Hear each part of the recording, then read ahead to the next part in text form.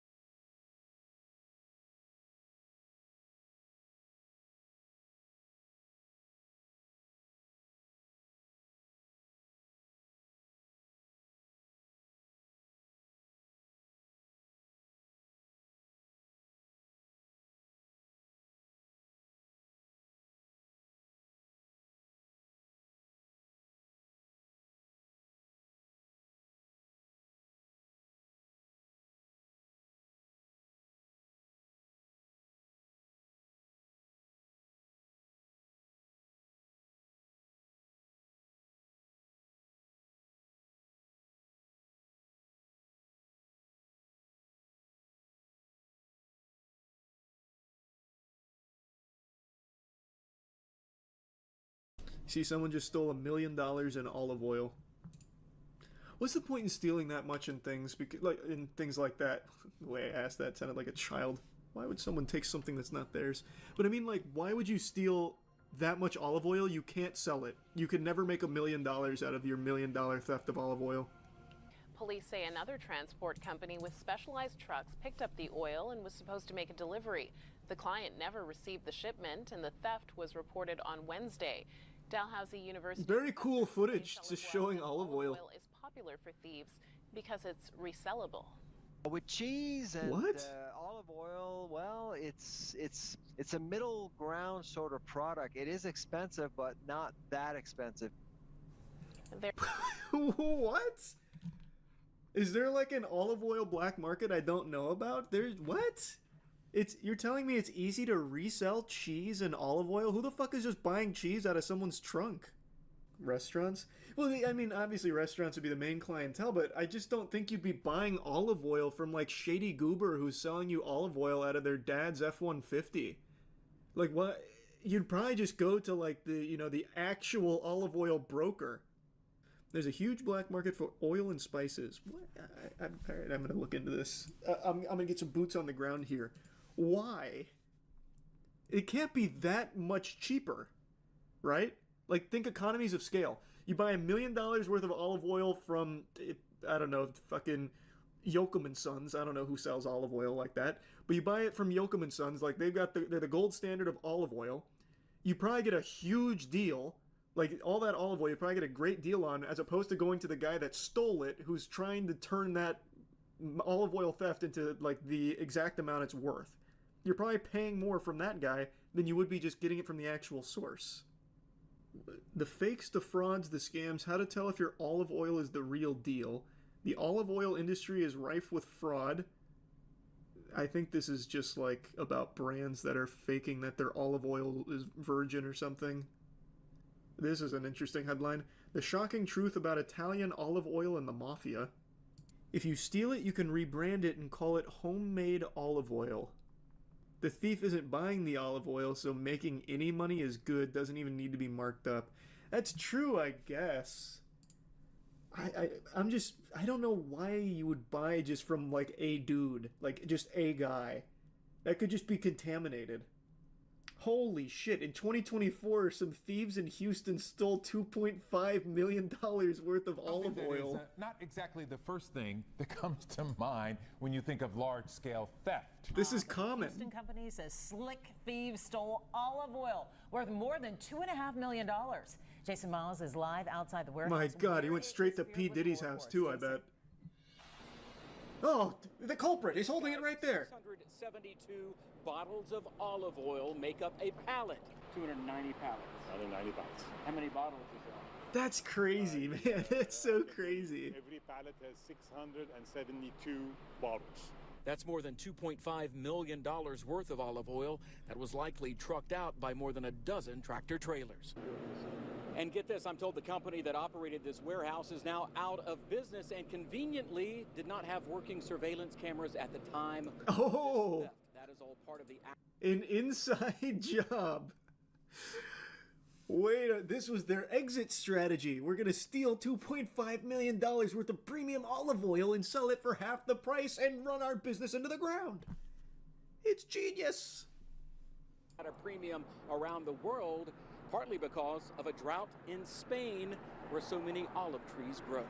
Reporting live on the east side, Jason Miles. What a fascinating market. Something of value, olive oil can become a target too. Jason, thank you. I don't know why he said it like that, but I guess so. Wait, man, if you got some olive oil in your house, it's sitting on gold, I guess. So the most recent one is the $1 million stolen from the trucking company. That's what started us down this path. Then there's the $2.5 million one last year. Some guy asked a question on Quora, why are thieves stealing olive oil instead of gold? Probably because it's easier to get your hands on some pallets of olive oil than it is to get your hands on fucking gold. Like, what are you gonna do, break into Fort Knox? Like, Jesus, Junior, get off the web. It's a stupid question. My question is, why olive oil over any other target? I bet at one point you've unknowingly bought stolen olive oil, and it's gonna keep me up at night knowing that. Also, you know what? Actually, I fucking doubt it. You think Publix is buying from the thieves? I don't think so. I got a lot of trust in Publix. Piggly Wiggly maybe, but not Publix. Thanks, Resubzoot. Hey, glad you're liking the soap, Zoot. Maybe at some point, but right now it's just the body soap. It's not just olive oil. Apparently someone stole 100,000 eggs, which are now considered a luxury due to bird flu. We did go over that one a little bit. See, that I can understand a little bit more. That one I do actually get to a certain extent. Egg thieves, like egg thievery, that's happened quite a bit. There was also like the 60-year-old dudes who made off with like 400 grand worth of eggs a few years ago. We talked about that on stream. So like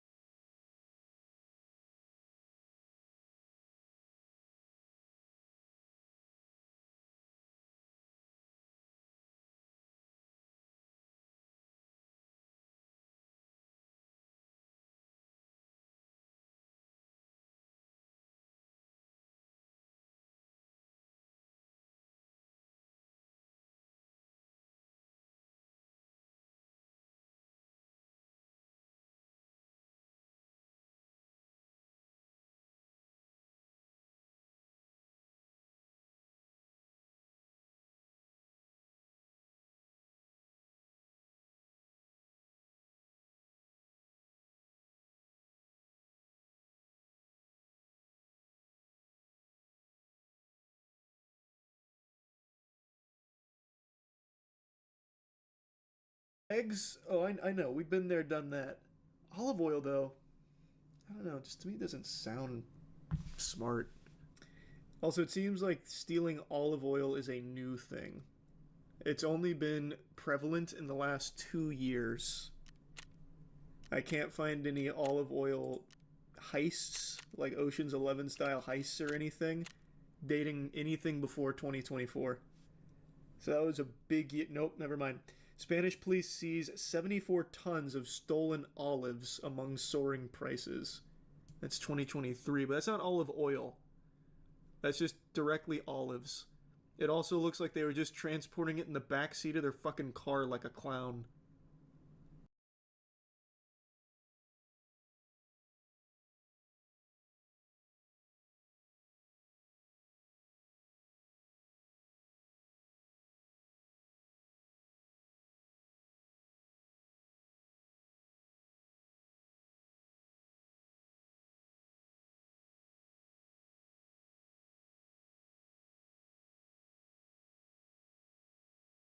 Welcome to China's most extreme breakfast. These are intestine noodles, and this is just one stop on our ultimate street food tour here in Sichuan. Today, I'm on a mission to see and taste what sets food in Chengdu apart from anywhere else in China. I'm smelling it. It's singeing my nostril hairs. After spending a week here, you'll be addicted to it. Oh, yeah? You can't eat without it. And by the end of this video, oh my god, I can't believe it, you'll witness street food delights that are both delicious, room temperature cow stomach, and daring. If I eat this, I will brain better. For sure. It'll be a whole different Sunny tomorrow. Okay, I can't wait. I need all the IQ I can get. But first, we start with a not-so-typical breakfast. Good morning from Chengdu, a quaint little town of only about 21 million people. Today, this is breakfast. This hearty cauldron of broth will be the highlight of our breakfast. A dish known as Fei Chang Fen. Huh? From bones to intestines. That is a long, uncut intestine. And even a few sets of lungs. Either this pig was an adolescent or perhaps they shrunk up a bit while it was boiling. By my side, we have the owner of this establishment. How do I know? Because he has his passport photo on the side of the building. Handsome. This restaurant is famous for its fatty intestine noodles. Trust me, it's better than it sounds. But they also serve a type of flatbread made with a special ingredient unique to the Sichuan region. Good morning. Morning. Anita is here to tell me more. We have quite the breakfast in front of us. This is kind of flatbread filled with spicy and numbing beef. And numbing beef? Yes. What is numbing beef? The bread starts with a simple wheat dough, kneaded and flattened into a long strip. A bit of ground pork is added to the dough, then it's rolled up and flattened again to evenly distribute the meat. Now comes the star ingredient, ground beef, marinated in chili powder and the iconic Sichuan peppercorns. Nami is the sensation that we get from Sichuan peppercorn, which is a very unique ingredient that we use a lot in Sichuan cuisine. So I've heard of this iconic peppercorn, and we're going to cover more about it later in our hot pot episode. But even in this, what looks to be some kind of a Sichuan pastry, there's peppercorn. Yeah, for sure. Once the dough is rolled up, it's dipped in black sesame seeds and flattened out again before being fried in a pan of rapeseed oil. The name of this is called guo kui. Literally, it means pot helmet. About 2,000 years ago, there's a general. He used to use the helmet to heat up the bread. That's what I love, is that there's so much history in every bite. Quote that. Finally, after frying, the bread is put by the fire, creating the perfect crispy exterior. All right, should we give it a shot? Oh, wow. Can I be honest? When I just looked at this bread, it looked dry. No, it's so flaky. It's not dry at all. Yeah. This is unbelievable. It's very satisfying. And then there's just layers of flavor. Now I'm getting a little bit more of that savory beef, black sesame seeds on the outside. You can feel the numminess now. It feels like when you put your tongue on a 9-volt battery. Exactly, that's what it is. Actually, they say it equals to 50 hertz of electricity shock. Really? Yes, the chemical inside of the peppercorn sends a message to your brain that your tongue is vibrating when it's actually not moving at all. But then we have this. Intestines noodles. Is this something people eat for breakfast? Yeah, we do, normally. This restaurant makes their own noodles in-house. In a mixing machine, flour is combined with starchy water. The noodle itself is pretty special. It's sweet potatoes. That would make it gluten-free, I guess? Yes. After some time, the mixture transforms into a silky smooth dough, ready to become noodles. The owner presses the dough through a strainer, creating strands that drop into a boiling cauldron where they quickly solidify. The noodles are then moved to another cauldron to cool, followed by a final rinse to ensure they're clean and ready. Time for the noodle bowl build. Green onions, cilantro,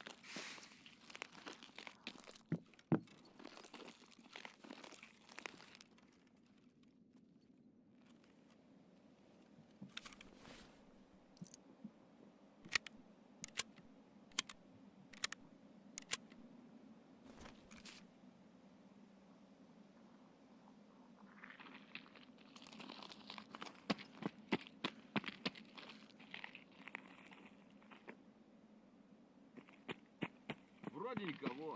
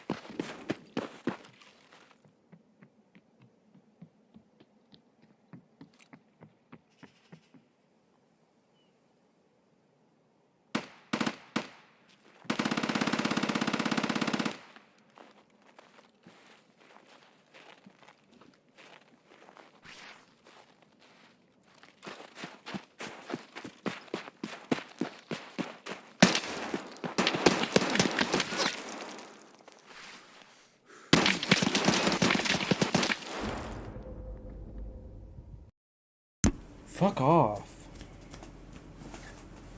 Motherfuckers.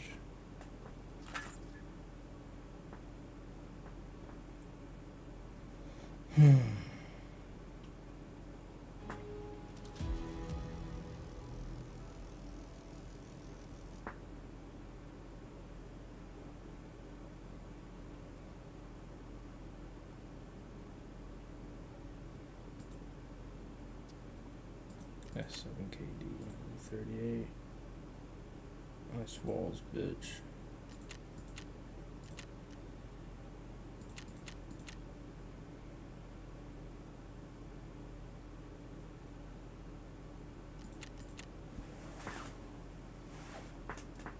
So stupid.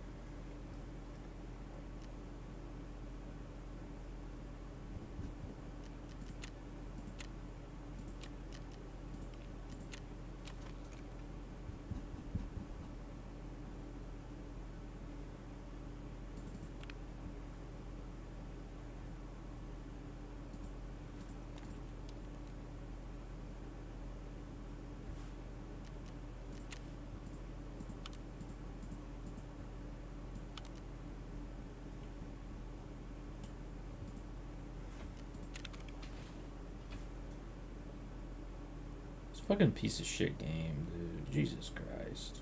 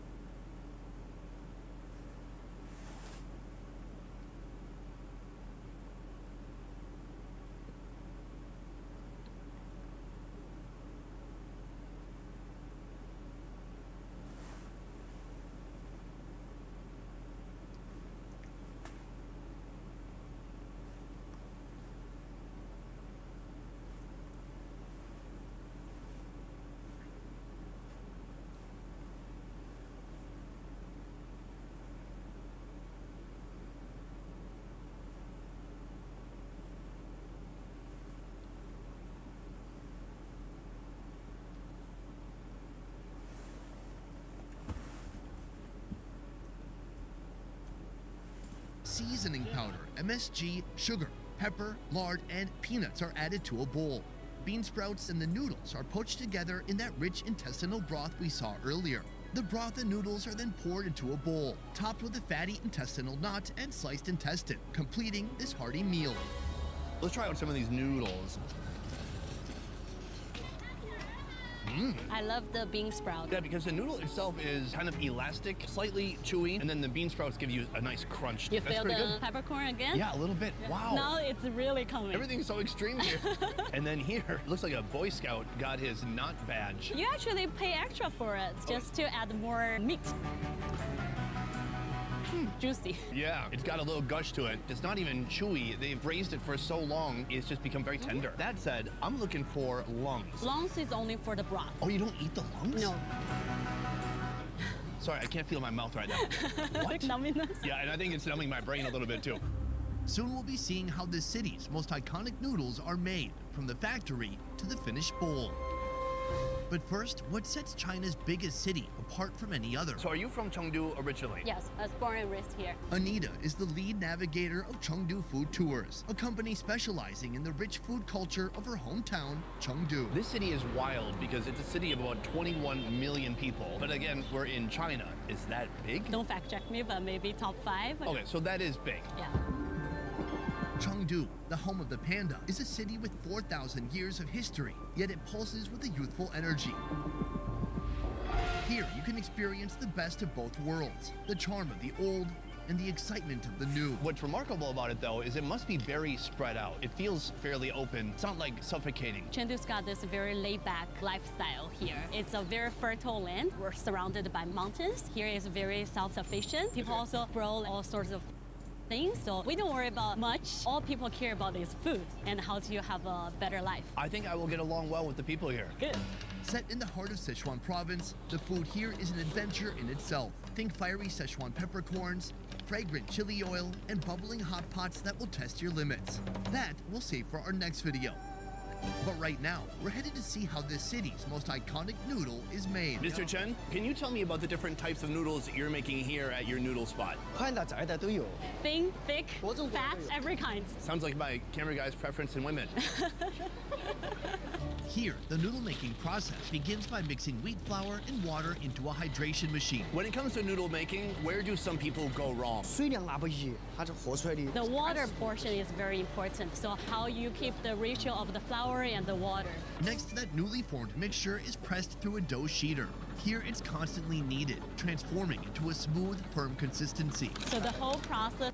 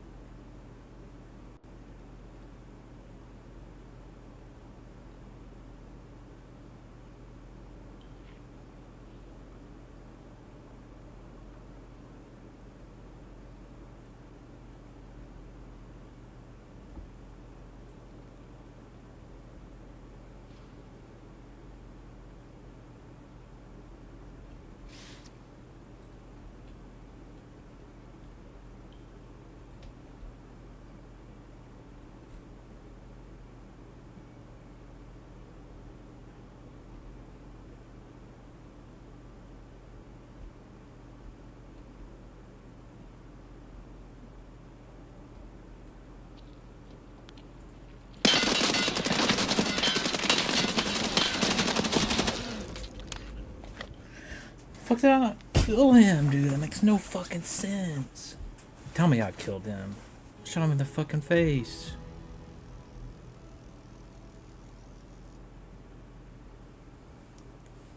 Tell me there were 2 of them.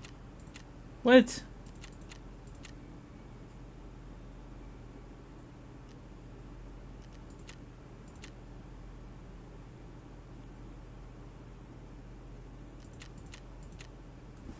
Okay, I'm fucking done with this game. I'm uninstalling this shit.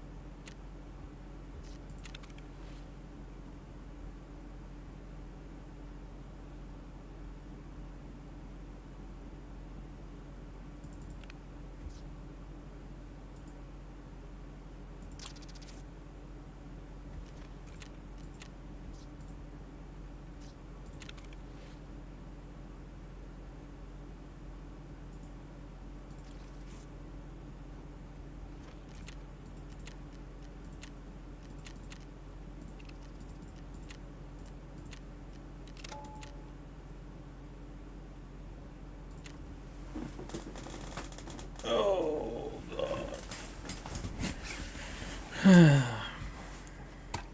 thinking lately. Had a crush on my friend Josh's sister in high school. Kind of curious what she's been up to. I haven't seen or heard anything about her in a long time. I don't know if he has a Facebook. I don't even see him.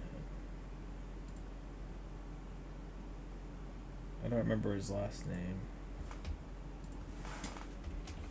Josh.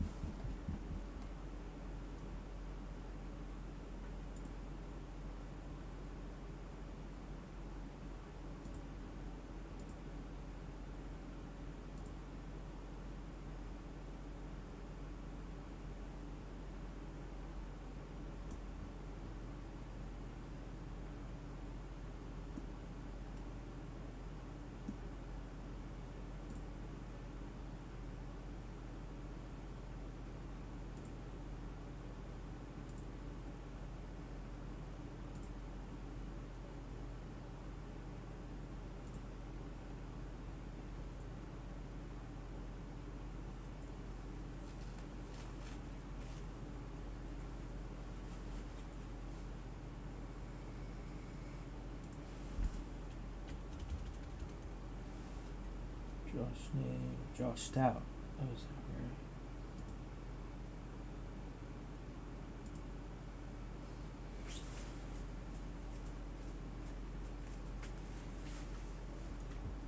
It's his sister.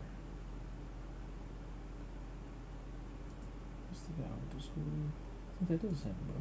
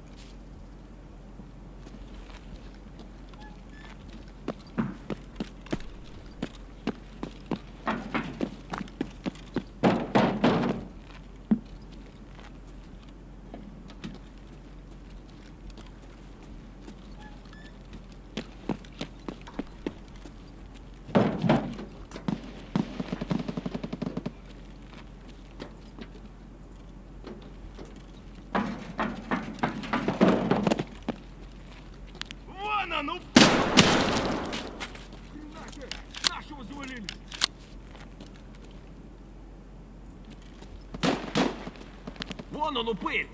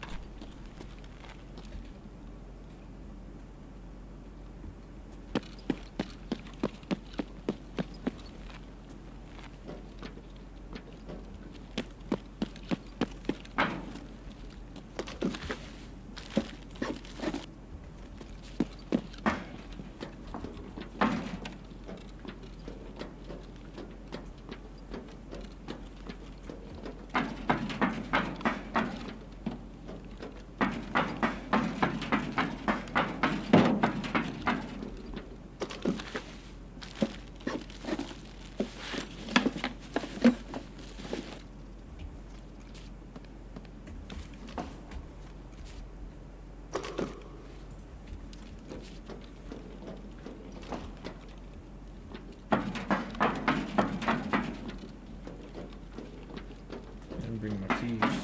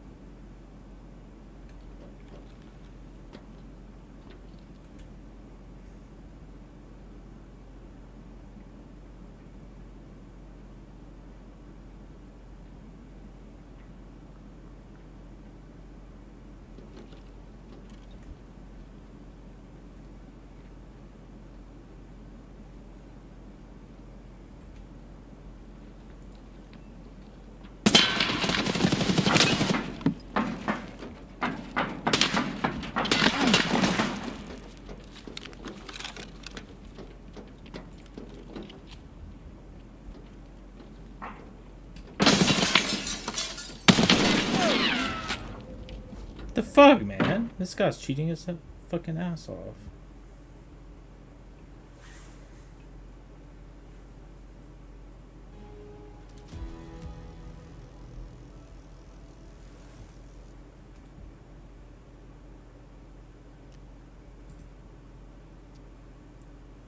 Okay, yeah. 30 KD.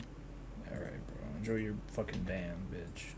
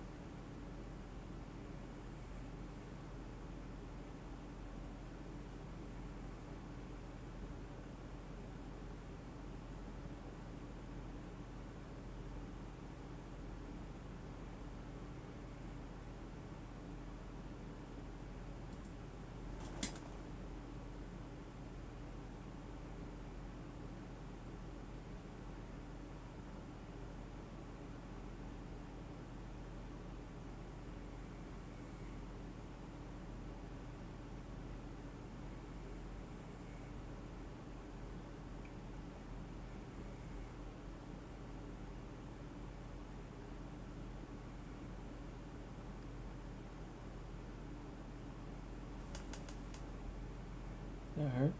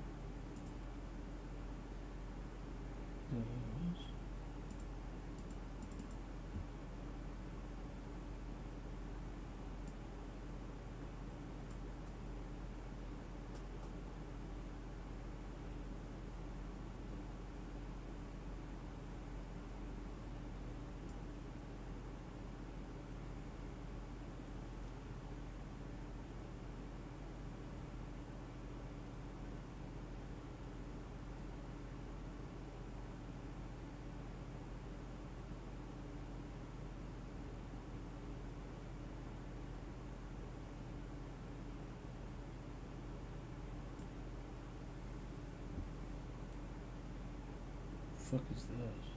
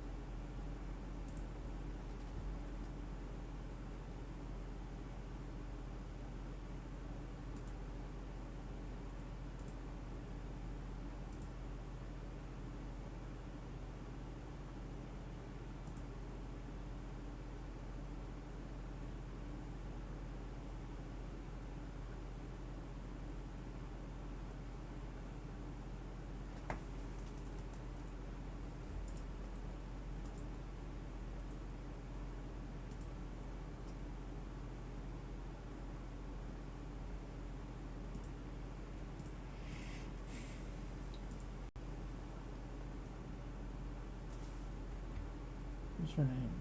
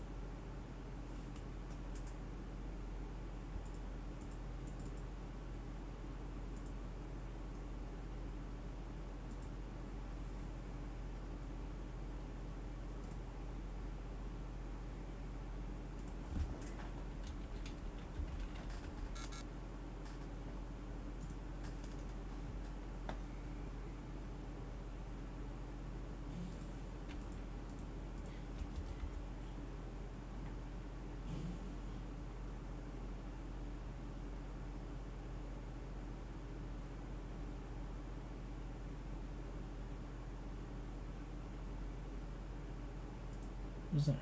Was that her?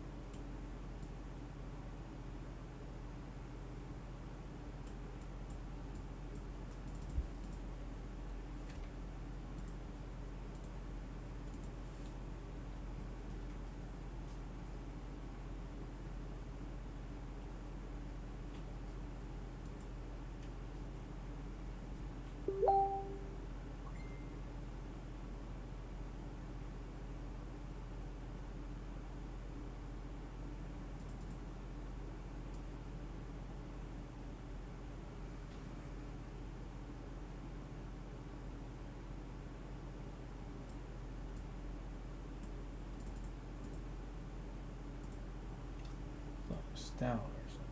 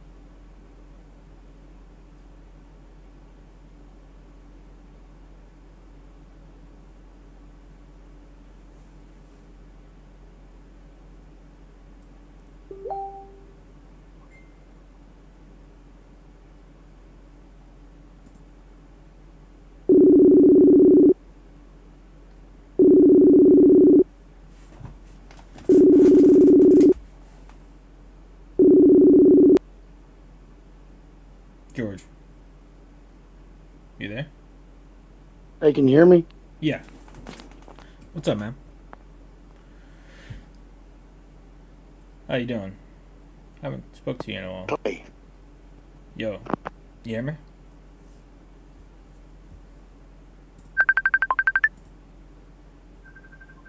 Hey. You hear me? Hey, now? what's up? Not much. Can you hear me? Can you hear me, Tommy? Yeah, I can hear you.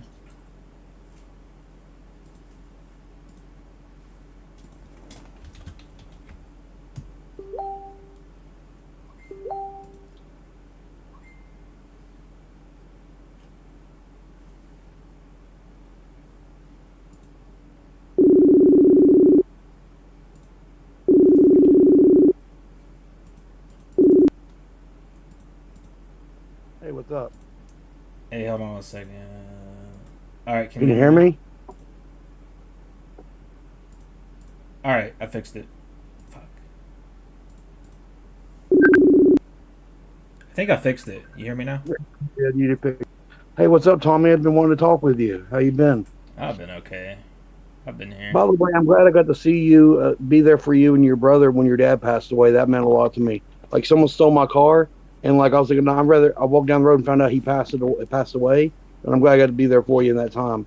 Because, like, you know what happened? Someone stole my car, and I had 3 or 4 pennies in my car that were in like a little metal tin with a little Lego piece or Lego Wizard Man. And the thing was, people made fun of it. I used to cast it for I-Ching coins, but they were silver and aluminum fucking pennies, and there was only like 10 of those made, and the other one only had like 50 to 100 made or so, or 1,000 copies. But the thing was, each one of those, if you find them that are in circulation, were worth over $200,000 to $400,000. I had 4 of them, but like someone stole my car, ran off with it, and me getting to hang out with you, I was like, look, hey, me hanging out with you and checking in, make sure your family's okay, meant more to me than that, because I didn't even think about it when I was hanging out with you. But the thing was, I was like, but here's the thing, where the fuck did my goddamn pennies go? Because like my mom didn't want to get the car back because it got ran off. She thought people did drugs or criminal activities in it, whatever. But the thing was, those pennies were in the car. They were worth several $1 million.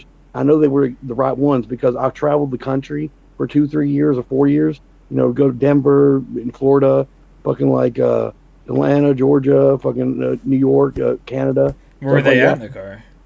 They were in the trunk, in the back seat, or just hanging out there with my clothes and all my gear. Cause see, like I had like a generator that my uncle built before he died, but he was really good, engineer. He made a generator that literally put out more energy than it then put into it. And it's really old. Like, it had a huge freaking alternator on it. And then it was like about 2-3 foot long. But see, like for every spin of that, it would spin 8 to 12 times for every spin that it would, that it'd do itself.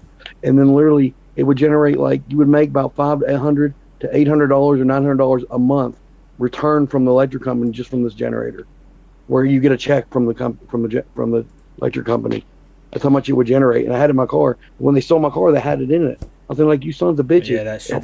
They probably don't even know. Remaking that is like I couldn't do. I don't think I have the ability to do that.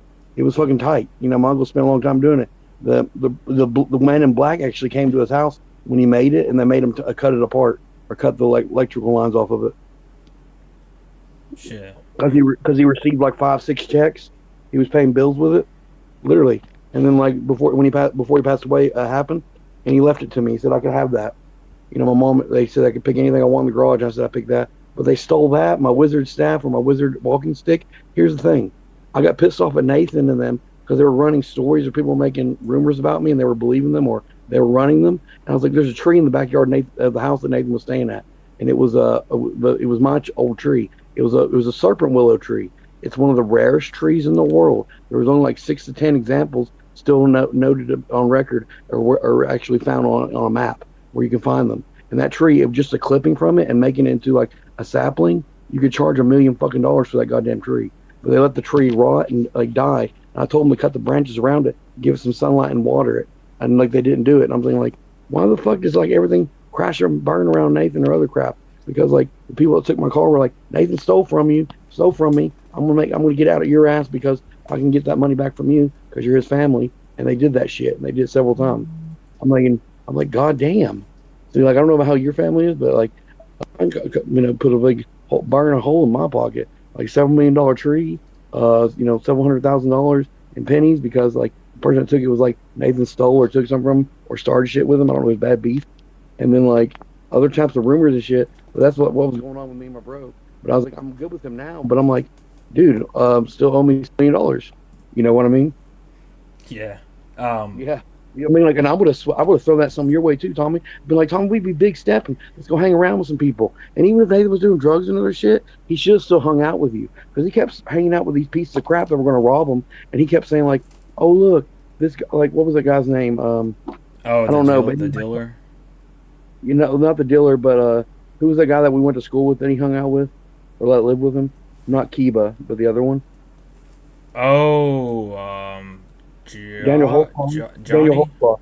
Daniel Holtzclaw. Oh, Daniel. Oh, fuck. I can't stand him. When Nathan would do this, he would get people on dope and then like fuck their women, and then like, when they were distracted and shit, and then like he would play the good boy game or whatever and weird shit like that. You know what I mean?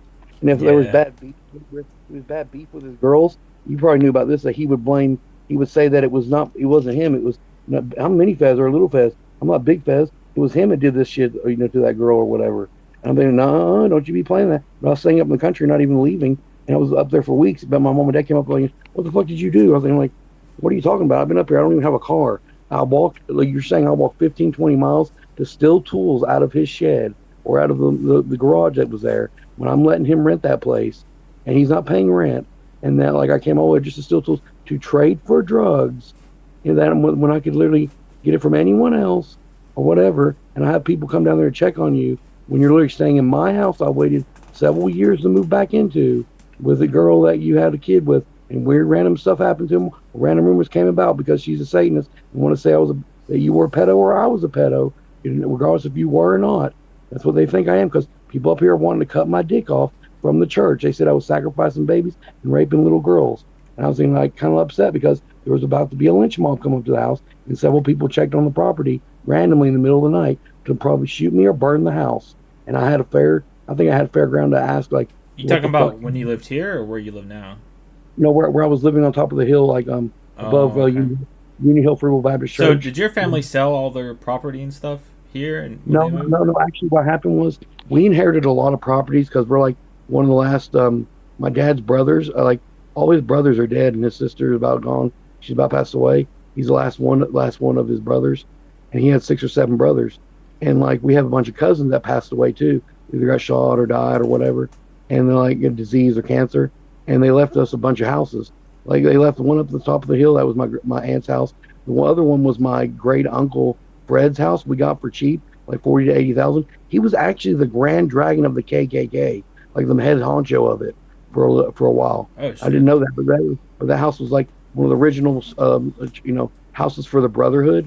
Where they would come and baptize people in the Brotherhood from that well. So if you got baptized in the well, it's cool. There's random cool stories about it. Like the waters from that well waters went to the oldest church in Tennessee because it was like the church, Union Hill Free Will Baptist Church is one of the oldest churches in Tennessee before they rebuilt it. It was like 100, 200 years old or so. And see, like the Brotherhood of the KKK was there, and they wear the white robes was originally like wearing your 90s. Like you wear your 90s, like walking around the house, yard or house, like your pajamas, and such. That's, honestly, truth be told, it was that, but also to the white, vestments of like, the church and also like, of like, the cavalry and everything. You're in the Philippines right now, right? Still. Yeah, he's in the Philippines, but here's the crazy thing. Like, yeah, but like when I don't know if you knew this, but me and Nathan, we're actually half breeds. When I was born over there, they called me mestizo, which meant forsaken by God. But their God they talk about is one where you cut your throat and jump into a hole with a bunch of golden pearls that you spend your whole life getting, and then you leave 30 naked women in a mud wrestling competition behind. And my family's been having to deal with this for 100 years. No, seriously, I went there when this happened. They explained to me that's what was going on. They've been literally dealing with that for 100 years. Like they leave behind like 30 lesbian or like random like mud wrestling women in the middle of a pit that were from like slaving or whatever tribes they claimed them from, and they would just leave them on our family land. And it's literally on an offshoot Blackwater site because it's like meant for like the natives or like kind of like a reserve. Where are you at right now? Where are you? I'm at Stony Creek. I'm at Stony Creek. You're in Stony Creek. I'm living with my parents. I didn't stay in the other houses because like I have schizophrenia and it's hard for me to remember my medicine. So I just stayed with my parents, and like my grandfather passed away a few years ago, but I stayed here until like he passed away when it was that time. So I helped him with during hospice. But like we've been fixing up the other house here on the property. Like you know how our yard has 2 houses? Yeah. Yeah. The other yard has 2 houses too. And there's another house or 2 houses that are literally down the road that are my cousins. But they said that that they're going to leave them to me and my brother, like me and Nathan are going to. After we see, there's 2 houses of the same size. So it was like, we could have one for me, one for him, or whatever. It's good so, that you're basically set. You don't really have. Yeah, to I mean, like, honestly, as soon as I get a job and work and get a woman, I mean, like I'm guaranteeing that if they liked her and it worked well, they'd probably set me up with one of the places to have a kid. I have no family left, man. I got my mom, and that's it. That's about it. I know. Like it was a big hit when like Maggie passed away because like I was like upset at the poor person she was with, and I was upset at Nathan, and I was upset like at you or whatever the fuck would happen because I wasn't sure like what was going on, but I felt bad for everyone involved. It was thinking like who put the needle and fucking shit in her arm and got her so doped out that she couldn't even be hydrated because she said she died from dehydration. But at least you could tell her like even when I'm doing like drugs and partying, I'd be like drink some water if you need it. Drink some fucking water. She died from her blood sugar because she was juvenile diabetic. Oh yeah, her blood sugar. I knew that was gonna hurt her, but being dehydrated so bad, it must have done something to her veins and shit. Well, she had went to insulin shock because she had no sugar in her system. No glucose. Wow, why'd she get to that state? Was she just being doped out for so many days? She just wasn't. Yeah, she wasn't eating and drinking and shit. And I mean, that's what I was. You know what happened? The person that she was with, he's in prison now, by the way, but. I heard he ran to Florida, and I thought someone killed him. I really did. He got caught with a gun and a bunch of meth. He got 15 years. Well, see that fucking retard. Here's the thing. Look, she has diabetes. She needs sugar and insulin every fucking day. I told him, dude. I was like, you gotta watch her because you know what he did? He was cheating on her. Tommy, if that ever happens again, just tell me. I'll go straight there and fucking shoot one in their fucking kneecap, and then I'll make them get shit done. Then like, here's the worst come worst. Oh no, you die, and then I sell your organs for several $100,000 and get paid. Boo hoo. Like seriously, I used to do that. When he gets out of prison, I didn't know if you knew that. I used to do that. I had like when I was younger, I had like 16, 19, or the 20s. I used to be like the main G for like. That would disperse like different organs or transplant surgeries. Like we would get people that got killed like doing dirty or working with the job because like they say like in the Bible, because they made it Christian as we could, best we could, and most we can, and so that most as possible. Because like look, if you die, so you another, or if you die. You heard about what happened with Nicole too, right? What? Nicole Minnick. Yeah, she died from like alcohol poisoning. Yeah, her liver. I mean, cirrhosis. Yeah. Yeah, I mean, like when she died from cirrhosis, I was like, what? I was like, I figured she would from drinking, but I didn't think it would be that bad, that young. I didn't think it would happen. Like, I knew she drank a lot, but like I didn't know she drank that much to get cirrhosis. And I was like, God damn, like that's like a 40 to 50-year-old person thing. She died at like 32 or 30. No, like she only died like years ago. 30 or so. Yeah, and so that's like you have to drink like. And she started drinking like around 20, and I'm thinking like you have to like drink a fucking lot to die in like 10 years from doing that shit. Her liver might have been bad already or something, No, I think honestly, I really think it's from where she drank that much because she would drink a shit ton of liquor every night. Would she? You just can't do that. I didn't know that. No, like she would drink. She would do like tattoos and she'd get straight wasted. I mean, she was a well-known person at the bar, but she would make like $1,000 tattooing because she was popular. And then she just get wasted at the bar every night. And like I was talking to her for a week before she died, and she was about to get married or do something with marriage or some stuff and clean up her life. But then like I didn't know that she had a bad liver like that. And the thing was, here's the thing: if she needed a liver, she should have told me. I could have got her one. No big. And a free surgery. Shit, yeah, if she needed it, I would too. Well, by the way, if you ever know anyone that needs that, just come in contact with me. I got to get in contact with my bros or my people that owe me favors because I used to be a G in several areas. All they do is just cut off like a portion of yours and yours will grow back, right? Oh, hell no. They're going to get it from the motherfucker that I find that's going to be donating it voluntarily to the cause to help someone and save someone's life. So that shows that he's a good-hearted Samaritan. And he's going to do it pro bono. Yeah, but I'm saying whenever you donate, they don't take your whole liver. They take I know that, but I'm just saying they're not going to be taking any of my damn liver because like my liver is stuck. Your because my liver liver might not is be, like I have bubonic plague, tuberculosis, leprosy, and 4 other viruses that are in my lungs that are dormant. That even the medical board from like Johnson City didn't even know what it was. They said we've been doing this for 60 years and we don't know what the diseases or viruses you have in your lungs that are dormant, like the 4 of them. They said it's not an unknown record, and they said that's creepy. And when you die, like 8 to 15 blocks around you, 8 to 15 blocks, have to be burned by a hazmat team with flamethrowers because, like they said, they don't want the disease or the plagues to spread. Because, like, honestly, they said they would be mutated by then and everything.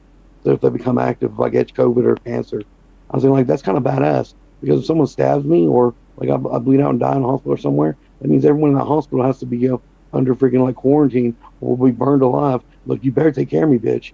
I swear to God, like you'll burn for this if you don't. And like other than that, even if I ever go, like you're all going with me, which I can actually say, which is pretty cool. What about people that are around you normally?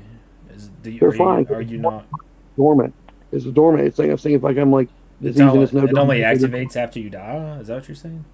It activates when you die, and it also activates if you have cancer or like an immune system disorder or immune system disease. So the reason like COVID that attacks your immune system. Okay, so your blood or like heavy cold. Your white blood cells are like fighting it off at the moment. Yeah, all the time. Like I mean, like that's why kind of why I smoke cigarettes. I thought about this before, like smoke cigarettes and smoke dope because it scars your lungs. So if it's scarred up, it makes the skin you don't breathe. Oxygen's not as easy to get to your blood.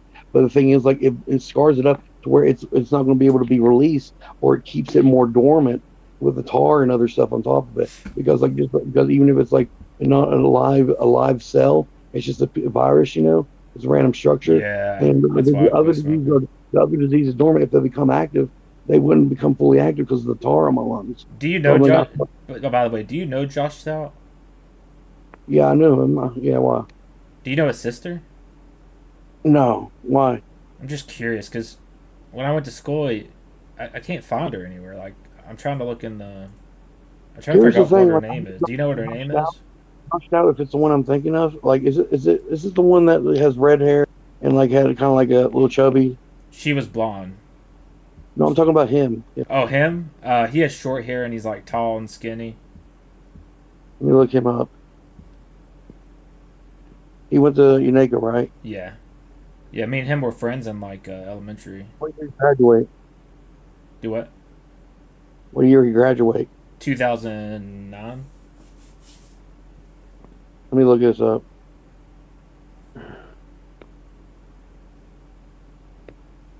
Should be able to find him on Facebook. And, yeah, I know Josh Stout. I know Josh Stout real well. Yeah, he always wore like baggy clothes and shit. Really slim guy. Yeah, I know Josh Stout. I haven't seen him forever though. Yeah, I haven't either. I messaged him on Facebook earlier. I said, "What's up? Are you the guy I went to school name? with?" Do what? What's his sister's name? I don't remember. I think it was like Andrea or something, or. Why don't you just ask him directly? Or ask his friends that know, or ask a girl he knows that knows his sister. Because the girls that he knows would know the girl know his sister by now. They've been around for a while. But see, I've been trying to find. You know who I was trying to? You know, I tried to find who? Amanda Lowe. Amanda Lowe. Yeah. She was a punk gothic girl that had short hair on the softball team a few years ahead of you. That had like huge double E or E sized tits, and then like a huge like rump or rounded ass. And she was like definitely Aryan or like the Bolts, you know what I mean? Or like the Swazi crew with big thick puffy lips. I was like fuck yeah. I don't think I mean like no dude, like she was definitely the hottest girl in our school by far I've ever seen. And like she had the short hair, the huge tits, and the big ass. And like she had huge nipples. Like she'd always wore freaking like wife beaters and like baggy pants, and, like boots. What? There was somebody in my class that was like that too. She was real slim, but she had like fucking double D's, like the hugest fucking tits. Is that who you're talking about? Yeah, well maybe because she went to different like medial classes to get a degree before. She didn't always have to do stuff the same grade as her though. Right. She did different for whatever reason. Because I tried to get the same classes as her. I really did. I looked her up and she actually just graduated Northeast State for interior design and such. But like she has the little wrinkles now. But literally, I was thinking like, damn, I want to reconnect with her, and like maybe I would go to Northeast State just to talk with her. But like she had a few kids and such since then. But literally, like she had the finest body. She'd always wear like the the wife beaters and the fucking the baggy shorts, and like I loved her on the football. I'm on the softball team. And I was thinking like if her and Ryan Music did something together, that'd be awesome. You know Ryan Music? No. You know her? She became a lawyer, and she was like the main she was the main pitcher for the softball team when we were younger.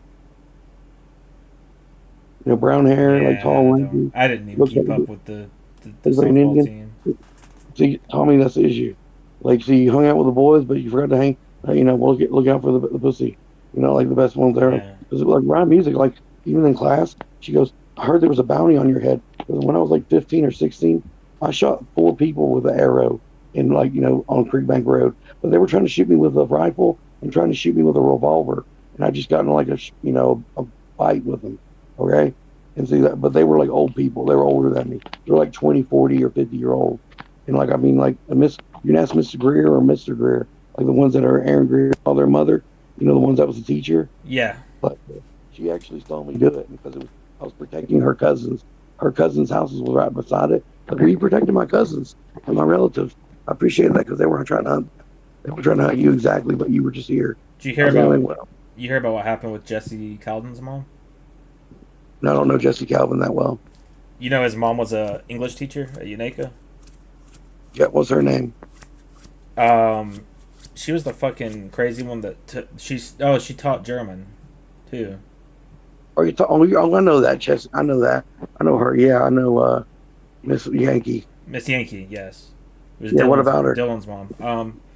She got caught. So there was a undercover girl that went to that UNACA with pills and everything. Yeah, apparently they caught her like selling drugs and shit to the students, and she got in huge fucking trouble for it. But here's the fucking thing. Look, like people that be doing fuck shit and crap with to the kids, they're coming off some hard crap. And here's the other possibility to really realizing something.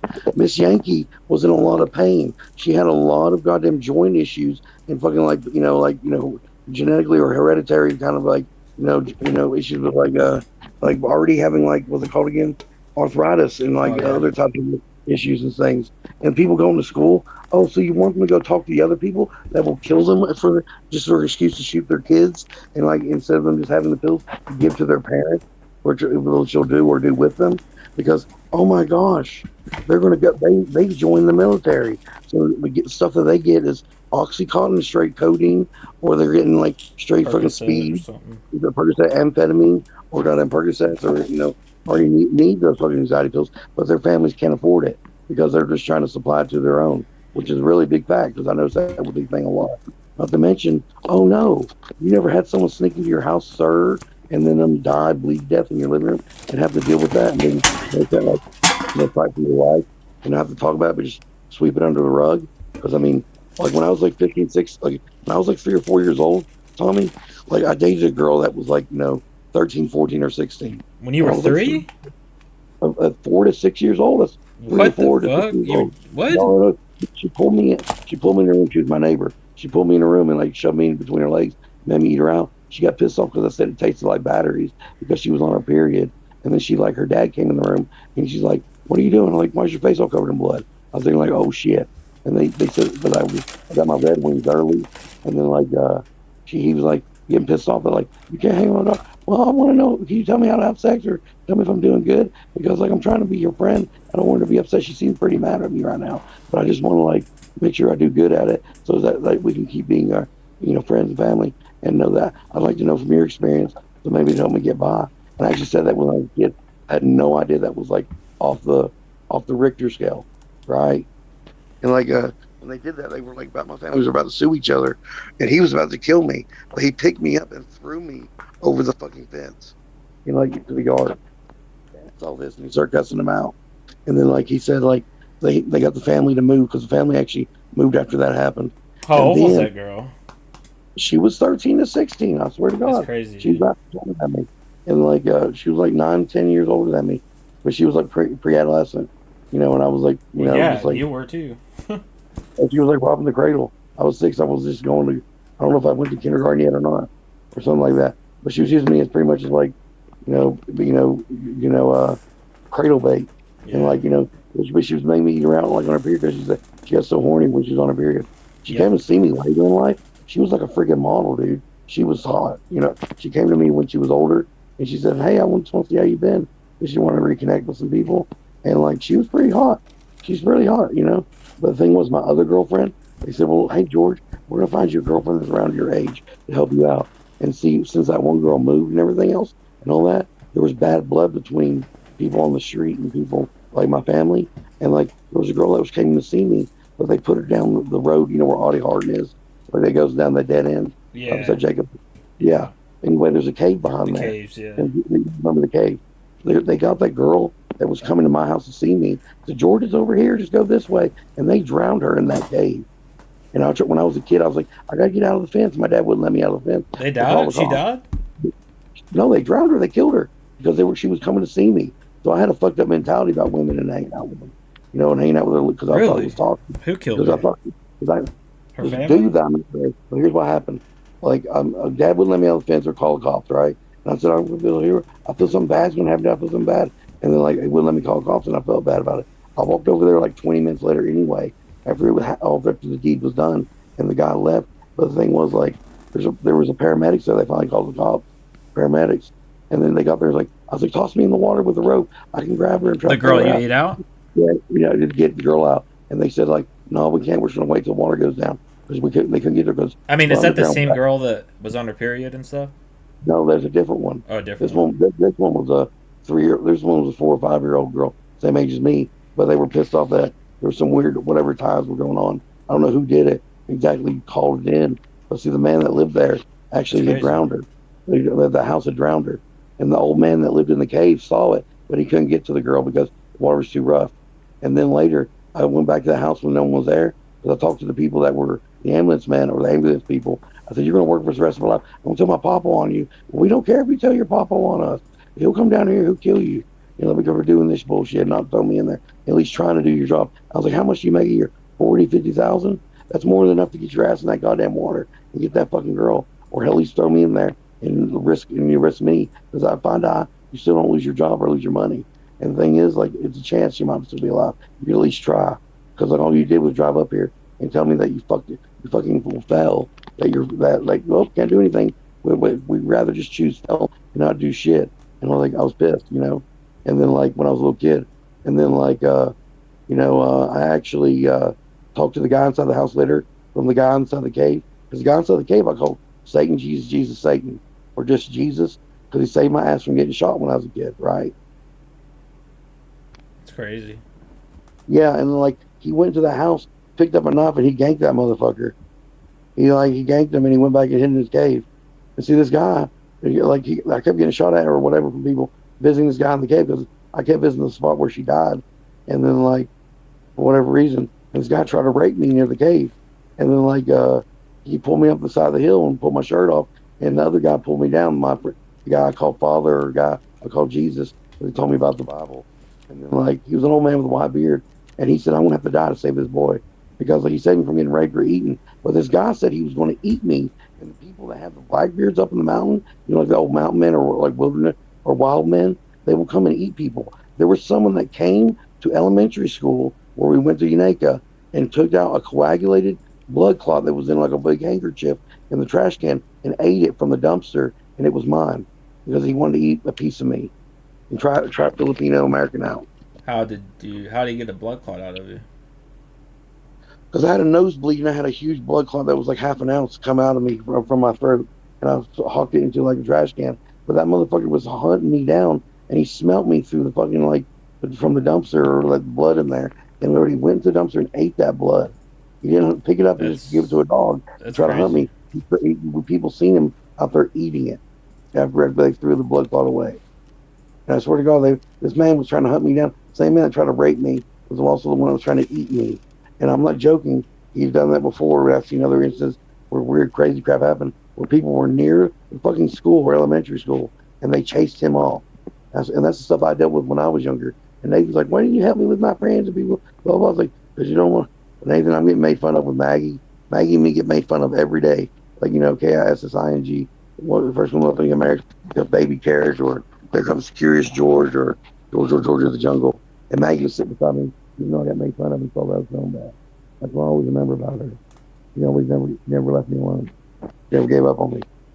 But the thing was, when Nathan laid with her, I was thinking, like, my mom asked me right afterward if I want to date her. I said, no, thank you. Because Nathan already laid with her.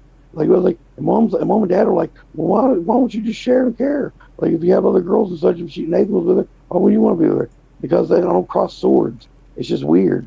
And if it didn't get with her before, maybe it probably would get with her now. It wouldn't make sense. But mom wanted me just to date someone that she could have a call over. She doesn't understand I have my own emotions and feelings about situations. You know, I can make my own call about who I date or marry or who I breed with. You know what I mean? Oh, yeah, of course. Yeah, I know, but she doesn't feel that way. She thinks that she has like a head case that can't pick the right person for himself. That's how every mom is. They want you to. They want to pick who you know. Right, I feel you. Okay, I didn't know if it was just me, but the thing was, I was like, Mom, this girl has double D's, blonde hair, blue eyes, really nice, sleek figure. She sparred with me in a fighting or sparring match. How much money does she make? She worked at schools and she does like cleanup service and such. And also we did like spanging or begging for cash on the side of the road. Like, well, what? Only begging for cash on the side of the road? Oh my gosh. But she also has a girlfriend, Mom, that has $7 million in the bank that she will inherit in 2 years. So that means I just got to wait 2 years so that she can get the money and I can be her baby bitch boy. And like she'd be my sugar mama. And that was a real story. But like my mom screwed it up with the way she made her feel. And I was like, fuck. Because like, I was like, but she's a blonde hair, blue eyed girl, but she was a Hindu witch. But she could sing a perfect angelic choir or angelic freaking like Sanskrit. Like, you know, the old language, the old little thousands of year old language. Yeah. She could sing in Sanskrit. She could sing in Sanskrit and it really did sound angelic. She could do it perfectly. She grew up at a Hindu church on the Hawaiian Islands where she grew up with nothing but women, and girls around her. Like, you know, all girls kind of thing. You know, insulin and taking insulin, like if you're a diabetic, if you take insulin a lot, it makes you gain weight. A lot of bodybuilders will take insulin to try and gain weight and get pumped up, you know? You ever heard of that? Here's the thing about bodybuilding. If you do the stuff where you're cut, like, and if you go to weightlifting competition and you're cut, that means that your body, like, is stretched to its limits because you're cutting down on body fat. But here's the thing. Unless you're going to, like, a modeling show or, like, you know, weightlifting modelers, you know, just to look good for his, like, physique or, like, you know, like, you know, not Aristotle, but, like, you know what I'm talking about, like, you know, Mr. Olympic, or Mr. Olympus or Mr. Universe competition. Unless you're going to something like that, there's no reason to be cut or like. Yeah, like what's his name, Ronnie something. Yeah, because if you're looking to work out and build muscle, that's really bad for you if you're low weight. Because if you start working out, it'll kill your muscle mass, it'll kill your strength, it'll kill your freaking your endorphins or your hormones, and you won't actually have mass amount of weight that you'll keep over time. Because Nathan got pissed off or jealous of me. He's like, George, you just do stuff and like you keep with it, and I'm pissed off that I just did it for a little bit and quit, and then like I should get the same amount of credit. I was like, Nathan, if you work out for several years every day for 5-6 hours, and then like you literally jog and run as much as I do, then you would catch up with me. And the thing is, like I told him, I'm always going to be bigger than you, which didn't mean like which meant like I don't know if he meant like propaganda or popularity or whatever. I don't know why he even cares, you know. I mean, like he would do that, but he quit the workout room after 2-3 weeks, and I kept with it for 6-7 years straight. And you know, like straight up every day. He's too competitive. He's competitive, but he doesn't actually work towards being, you know, that effort. I'm glad you noticed dedicated that. I'm glad you noticed that because like he would try to like, get attention from my parents every time like they came home, but he would hurt himself and say that I hurt him. And I'm thinking like, you know, I'm not a violent person, but he would do that every day. And my dad and mom always like ostracized me, and he would keep their attention every day just watching TV, talking with them, and I never talked with them for years, even though I lived in the same house. For years, I would never talk to them. Even when I was living on the hill, they wouldn't even invite me to funerals with family because they said they were embarrassed of me. I'm thinking like, look, Mom and Dad, if I have to wear this vest and these baggy pants and this necklace and these bracelets to pick up fucking pussy, because that type of pussy that comes along with this is fucking fine. They and shouldn't be. money. They shouldn't be embarrassed of their own song. No, but here's the thing. fucked up. I had a 3-piece fucking $1,000 suit in my car that was right beside it. But Nathan will be like, well, he's in the military. He knows stuff. He ain't medical. Or they try to play up like other crazy crap. Like my brother would try to play like, George keeps saying like he knows stuff because of this, and blah, blah, blah.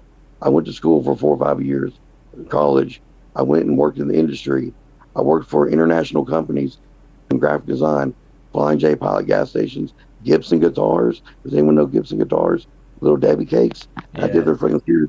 My stuff was seen on the TV at the X Games that's and cool. the fucking Olympics. I'm not even joking. My guitar was at the Olympics and the Hell X yeah. Games 1 year. 1 year. And it was by the women's gold team when they won gold. And it was also by the DeBello stand snowboarding team, the one that took the fucking medal for the X Games. Oh, I was like, fucking right. I was like, fucking right. These guitars were $15,000, $20,000 when they were made. But then, like, when you put them up for bid like that, they were worth about $50,000 to $100,000. You know, like those are the Damn. artworks. Yeah, those artworks I did. Yeah, I mean, like I did Flying J Pilot gas station for the eastern hemisphere of the United States. You know, like from here to like Florida to Canada, my stuff for what Flying J Pilot gas stations was done by me, and I did all the designs for them. So like in all the fine printing or the fine print that went on the signs, I did too. Or like redid some of the literature or the lithography. You know, like in other words, like the wording. And see, the thing is, they tried to say that I was working with the governor of Tennessee when he stole $1 billion from the trucking companies, because that was the campaign that I did. And then guess what? They promoted me to top graphic designer of the department, and then I got the promotion, and then the FBI were actually questioning me and shit. But the guy that was over the department, he got out scot free, even though he was doing this shit. But they were everyone tried to get pulled. Everyone tried to get pulled under. I was like, you sons of bitches. Yeah. I went to the goddamn fucking place to cash my check, and they literally called in a SWAT team on me, and this really happened. I was like trying to cash a check in a trench coat because I worked in a fucking office or like a warehouse room or like private digital, print room, like, huge machines, but like had to be run at a very cold temperature, like 30, 40 degrees all day, every day. And then I had a trench coat to keep warm that was covered in ink and shit because I didn't want to, my nice clothes, why would you wear nice button-up shirts and ties and also cycle work? Because I work in a goddamn ink room. Like, so you don't have to think about that. Does Nathan still gamble all his money? Other people gave me shit because I didn't dress up a certain way. I was thinking, like, look, I'm working in an ink room, and I'm not going to spend like my $700 suit or tie and also like button up. And when I have to go back and forth in there, it's going to be fucked up. I'm not going to deal with it, and I can't because like we had to climb like 50 foot in the air to take some of the material off a rack because there wasn't a machine to do it. We could use like a forklift, but it would take so long to get it. We would just climb the fucking racks to the top of the building, and it'd be like 50 foot up in the air to pick up these materials. Right. And then I would climb. I couldn't do that and fucking button up in the goddamn slacks. Yeah. I had to do it in my cargo shorts and shit and everything. But see, like, do you know if Nathan still gambles all his fucking money away? That he does. He lost 150 to 200,000 in the last 3 to 4 years. Oh my god! Like, every year he's spent over 50, all his whole check on it. He never breaks even. He loses. He's actually called my mom to get money for rent and also haircuts and shit because he lost it all to gambling. That's fucking sad. It is sad because like I let him stay at that fucking house in what's it called? Watauga. That was supposed to be $300 a month. And like my dad's like, well, you didn't pay rent up Stony Creek. Look, Dad, he took me out of that $700,000 worth of pennies, $1 million worth of that plant back there. And I was supposed to live in that house. I wanted to live there and die in that house. And I would have been fine with it. I wanted to fix it up. He went there with fucking dope. I think it was those people you were fucking hanging out with, dude. Try to fix up the house with that girl he was with, which I was fine with, but he did it shittily. And literally, he argued with me and this guy named, I think it was Leroy or Matt, like this black guy that was from like North Carolina, Virginia. Real recognizes real. He said that to me. Nathan yells at him because he says, hey, we need to fix the roof before we fix the ceiling. Because if you don't fix the roof, it's going to leak right back in here and fuck up right after you do it. I was thinking like, Nathan, I was like, I don't care. I told you to do that. You just fucking do that. He's playing his computer, playing a game for gambling, cussing him out. I'm like, Nathan, hey, just come in here, dude. Don't have to deal with that shit. And if he does do that, as long as he pays you, just get the fuck out of here afterward. It's not worth hearing that disrespectful shit. I told him that. And I was like, Nathan, you have to fix the roof before you fix the ceiling. It doesn't make any sense. And if you don't know what you're doing, like, and literally just let him do his job and let him explain that he needs this much money to fix and do it right, because this is our family home. I kept saying family home every time, but literally that was my home I lived in for 6 years. Literally, I had to deal with like, well, mom and dad paid for it. Oh, did they pay for all the 40, 60 some fucking people that were shot and died in the yard that had to deal with body pickup and literally blood and mess everywhere? And literally fucking news teams, other crap, and them saying, we're going to find your mom and your daddy. Nope, they sure didn't. They didn't find my little brother either. But my little brother told them where I was at and said that, if don't kill me, don't hurt me. And he told me, and like, literally ratted me out for whatever reason. And then said that I came down here to hurt and kill me. But these people came in there in like RVs and were trying to shoot me when they're saying that I was selling drugs. I never had drugs or even drank or smoked a cigarette ever, not even one time when I was like that age, you know, even though I was 19 or 20 or something. Yeah. Never one time. And they came there saying that, and I had to fight them off with no gun or anything. Like I jumped between these two people and jumped away, and they shot each other at the same time. This other guy, he gets shot by my girlfriend, and I flipped him over into the creek. The other one I shot when I was on top of the house because he was inside an RV and came and poked his head out. But he had a sniper rifle, just like I had a sniper rifle or a hunting rifle, and I shot his ass because my girlfriend was in the front yard. Then these people would come there and have like fucking, like, you know, Squid Game shit, or fucking like, what's it called again? Like, you know, Google Gobble, one of us kind of fucking bullshit going on. And like where they put a money down in the middle of the road, and then they would have a shootout with each other, like with guns and rifles and shotguns or pistols, and whoever survived got the cash payout. Every time they would normally kill each other off, all right? And I'd have friends and family, or, you know, my bros or people I hung with actually help end those motherfuckers with me, because I took out a few, but they took out the rest for me to help me out, because like they didn't want that shit in their neighborhood or near their families, because those people were starting to crap in their families. Because like, and they killed a bunch of other people, or got these other people, you know, killed off because like they, you know, said, if you don't do this, don't kill your kids, I'll kill you. This woman tried to kill her kids, and her husband had to kill her, and then like save the children, and then like, because she had a knife on their throat and everything else. You ever seen this game? But I'm not sure. But anyway, but sharing it on your screen. Share it to me on my Steam account. You got my Steam? Do you see your name? Look at your phone. It's you see that? Yeah, I see it. But can you share the game to my Steam account? It's not on Steam. What's it on? It's it has its own launcher. It's called Escape from Tarkov. Hey, well, send me the link. All right. You got a PC? Well, okay. By the way, maybe not. Yeah, I do. I just got a new laptop for my mom on Christmas to do digital stuff. Because like, because Nathan let her borrow him. She let Nathan borrow $7,000 or whatever for gambling and shit. And I just wanted a computer for the last year or so because mine got fucked up. And like, you know, I just wanted to do something, because when I was staying at the house on the hill, I didn't ask for anything other than the free food that I got, which is the food they got from like the homeless shelter or in like VA, Veteran Affairs area. And like they would give it to me. And Nathan, like, honestly, you gotta do drugs, you gotta hang out with my mom and dad and go to casinos all the time. Because I didn't get to go on those vacations they did. You get to go to the funeral. You get to be treated as a human. Well, the fact is that, like, why George hang out with these people, just be around drugs? I'm like, Nathan, when I moved drugs or had drugs around, they said I have an unlimited amount I can get. I don't have to pay for it. I can get anything I want. And that if I sell it to someone, that they will do security and get the money from them if they say they're not going to pay. So I could have literally said to anyone, if you're paying this and buying this, or you're going to fucking die, and they would fucking find the money. That's all there was to it. I just had to pick their fucking target. That's how it was with me. And he would stick his neck out and risk everything for being a little dick, trying to hide like, you know, like a little half a ball or a few little pinches of fucking dope and like hold out on me, like you're whatever. And I was thinking like, you're staying here for free. You know what I'm saying? Like you could at least kick me something as your bro or just chill or whatever. And he wanted something out of me. And I'm thinking like, what the fuck? He came up to the house on the hill with Rachel, and he was like, she said she liked me. Nathan got upset with me and talked to me. He's like, she acted like she liked you or sexually attracted to you, this and this.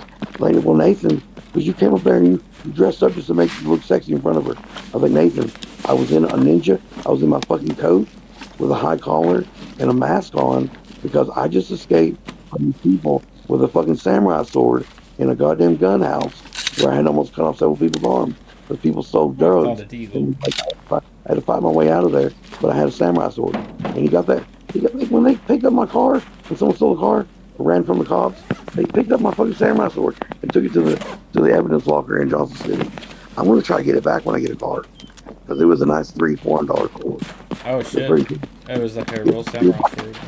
Yeah, but it was a $300-$400 sword that was gotten from a Indian resort. Sharp the thing as was, fuck, huh? but yeah, it actually had real what's it called again? Real stingray leather on it. You know, the leather they wrap the handle in. It was actual real stingray leather with an actual, gold cast dragon, not a fake dragon, but an actual golden dragon cast and put into the handle. And it was white stingray leather, and it was actually, the metal was just, it was fine. It was a 3-rivet freaking handle. It was I think it was Yakuzashi, and like, and it was perfect. It had the case for it was a little bit banged up, but I was gonna custom do it, and I was gonna practice with it. And other people were like, "What are you gonna do, samurai stuff? And why do you practice with that 20-30 pound sword? That's embarrassing." But look, if I picked up a big weight at the end of a dumbbell and carried it around because this thing doesn't have a counterweight, would you understand why I do this, or why I do that type of set? That those aerobics or anaerobic stuff. I was thinking like, oh, you never practiced doing that. Oh, so you just practice swinging that big sword thing, it's gonna work. I mean, like, if it was on my back or in front of me, it's wide enough to where, because the Buster Sword from Final Fantasy VII, I actually have a real version of it. It's like 20, 30 pound sword, and it's like 6 or 8 inches wide, and it's like 5-6 foot tall. But the thing is, I brought it to a gunfight before, where this person was about to shoot me. I picked it up and put it in front of me, and I was thinking, like, if I picked it up high enough, I could literally chuck this shit into their fucking car, or cut the C-pillar out of their fucking, the roof of their car, if I wanted to, after the guy runs out of bullets. But see, I could have done that, which I would have done it before, and I've done that in other instances too. When I was like rolling around with some people, I literally hit someone in the back of the head with it and tried to this one person was trying to shoot me with a sniper rifle, which is fine. It's like, you can shoot me in this hole or this hole, where the material slots are in the blade, and someone tried to aim at me, and someone took him out with a knife. It was pretty funny. It was in Chattanooga. But I had some good times with it. I even practiced martial arts with it. The Cloud Strife move where he swings the sword and he flips and does a flip in the air. Yeah. I actually pulled that off one time. I was doing a spiral thing where I kept striking 45-degree angle over and over and over as I went forward, but it looked like I was just spiraling with the blade going at a certain speed. Mm-hmm. And then I swung it midair as high as I could with one arm, and then when it swung up there, I let my right leg follow it. Then I picked up my left leg, did a spin kick in the air, and then literally landed, and did come down to it was called Braveheart or Braver, where he comes down straight down with the blade completely vertical, and then goes horizontal with that. Then I did it to a backstab, and then to a guard, and then a spiral, just like he does after the matches where he fights. I practiced doing that. I want to get back into it, but I need I had forearm, leg, and wrist freaking an elbow freaking braces, so that I could do that stuff. And I wore 20-pound. I wore 20-pound wrist weight and 20-pound ankle weights every day for several years, just so I could practice with that sword. But see, I used to be a boss like that. Now I'm kind of thick and fat, but I'm gonna lose some weight. I'm actually going to the weight loss clinic. Are you? You get a Phentermine? Getting shots. Oh, B12? No, Marijago or something, Marinjaba or something like that. Does it give you energy too? Manjamba. I don't know what it. Yeah, it gives you energy and everything, but I forget what it's called. It's the newest fad, but they say you're losing 10 to 15 pounds or so a month, and if you do in rare cases up to 20 pounds, if you do it good. So I mean, even if I lost 10 pounds a month, I'm oh look, lose 120 pounds in a year. That's not too bad, Yeah. I mean, that's not too bad. And I have to take one shot a week. Just control how much you eat. Quantity is the most important thing. No, it actually controls that. It controls how much you eat. And it helps just here's what's going on with my heart medicine, my bipolar, schizophrenic, and also what's it called, depression medicine. Yeah. And also the vitamin D. It increases appetite so much, right? So and also the first medicine. Do you have Discord? Yeah, I do. Do you? Can you just join my Discord, man? Because it's hard for me to do stuff on Facebook. I'll do Discord. I'll do Discord on here. All right. See, when I was doing it, let me get your name.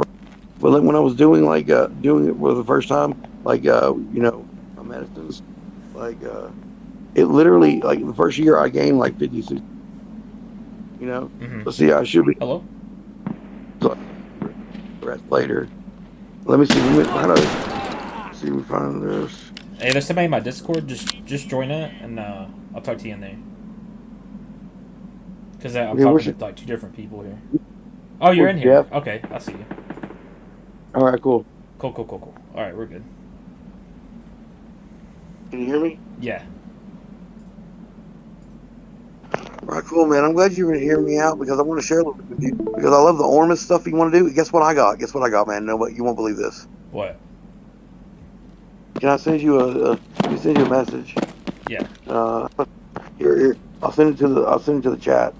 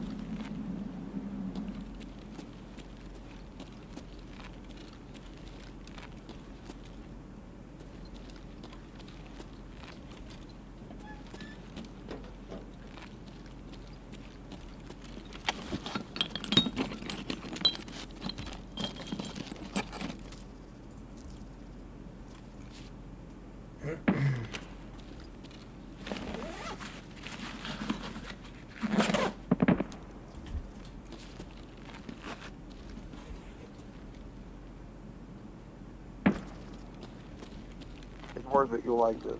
Okay.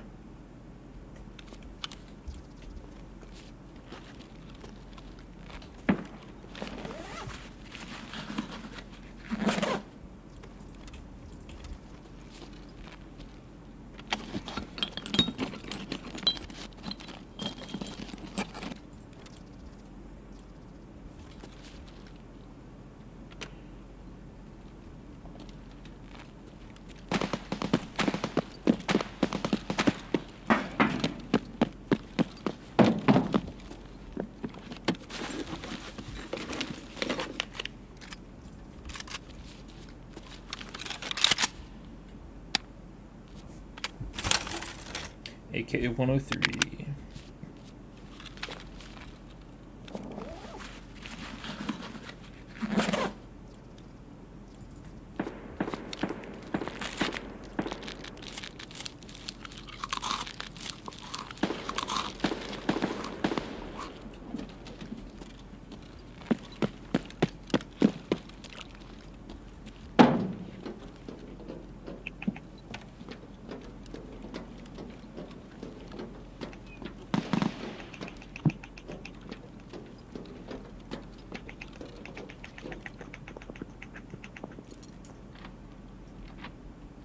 Oh, is that a Tesla?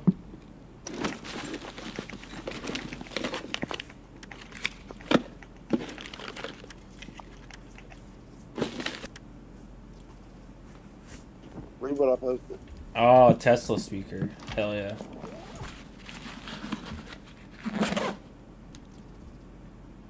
Does it sound pretty cool? Yeah, it's an acoustic Tesla cool speaker. So it makes so it does the like You shit. can do that, and also with this, if you put Ormus in it and put it to the right frequency, and it shocks the water with the Ormus, it'll actually get the right frequency you need. If you want to be specific on what type of synavic nerve cells or synergy kind of energy you want from it, or receptivity of it actually being added to your synavic nerve connections. Oh shit, that's pretty cool. Yeah, I got the equipment that goes along with the Ormus. I found it for $25. I was like, $25? This thing's made of gold. Really, that little disc below the sky is actually made of gold. I could sell that fucking shit and really probably make $20, $30. That's why it's expensive. Oh yeah. Just the gold itself would go for some money. Yeah, I could take the gold out and it would still work, but I want to keep it because it makes yeah. You can actually smell that air burning. That's wild. It's not the electronics burning. It's the air. Yeah, The it's air's actually burning up. I told my friend I'd stick my dick in it after I got drunk just for shits and giggles. I might actually do that just for shits and giggles. Because see if it works. See what it does. You know. You make you instantly orgasm. Here's what I want to do. Here's the fucking martial art feng shui, fucking hoodoo voodoo, like, you know, behind the master, like you were the apprentice kind of shit going on.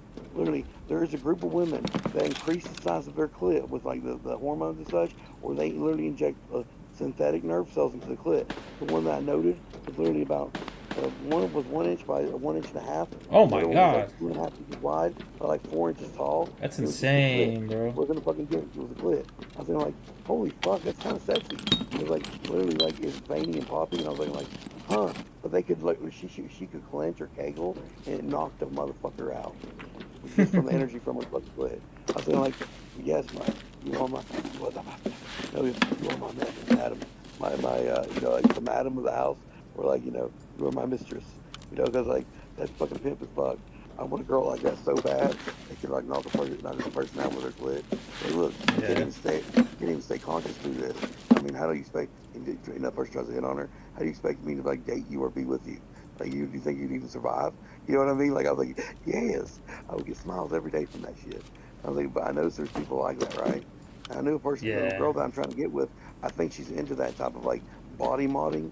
But like, you get synthetic nerve cells. You inject into your clit or head of your dick, and the synthetic nerve cells, if you've got the right frequency or electricity, or if you start pleasuring yourself, like if the, like, you know, the synthetic nerve cells become receptive, depending on what type of other cells or other nerve cells actually are receptive, so they have to work in coordination with them.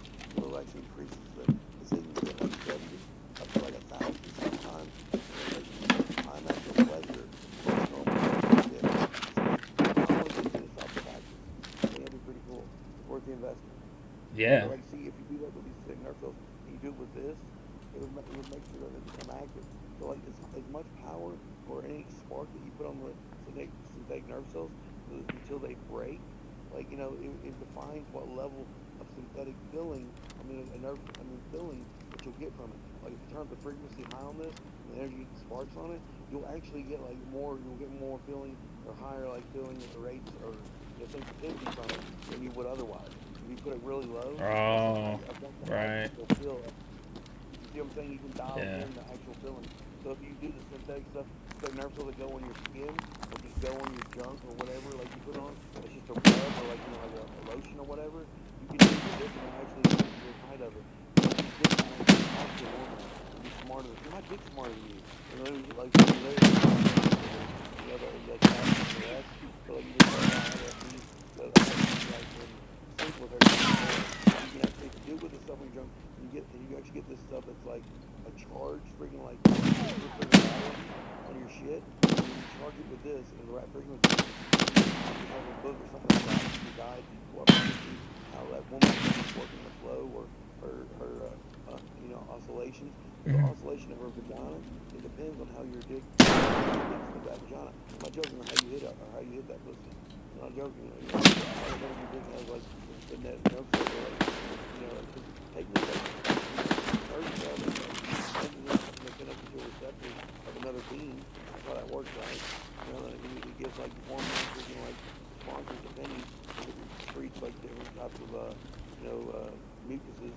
This is like a small cell, but with a person, with a dick, and then fucking another cell, and then it has a baby. Same difference, you know. But like, so if you do it with this, like there's talks about them doing that practice, underground kind of stuff. What the fuck, bro? You can put in like coral or fucking bone, fucking horns in your head, under your skin, and you can actually put like thing called what's called, oh my gosh, gluon batteries or gluon, like, you know, acidic load inside the horn. If it's like porous, and then charge it. Or like literally you can headbutt someone and fucking shock them. Or it actually helps with like, you know, different aspects of like the study of like Moses and Noah. Because like in the old statues of these prophets, they actually show that they have 3 horns. So they connect to like the mom, you know, Father, Son, Holy Spirit. And like, you know, Trinity of heaven. And see, like if you have it, and people would wear certain helmets or phone like air pieces or whatever.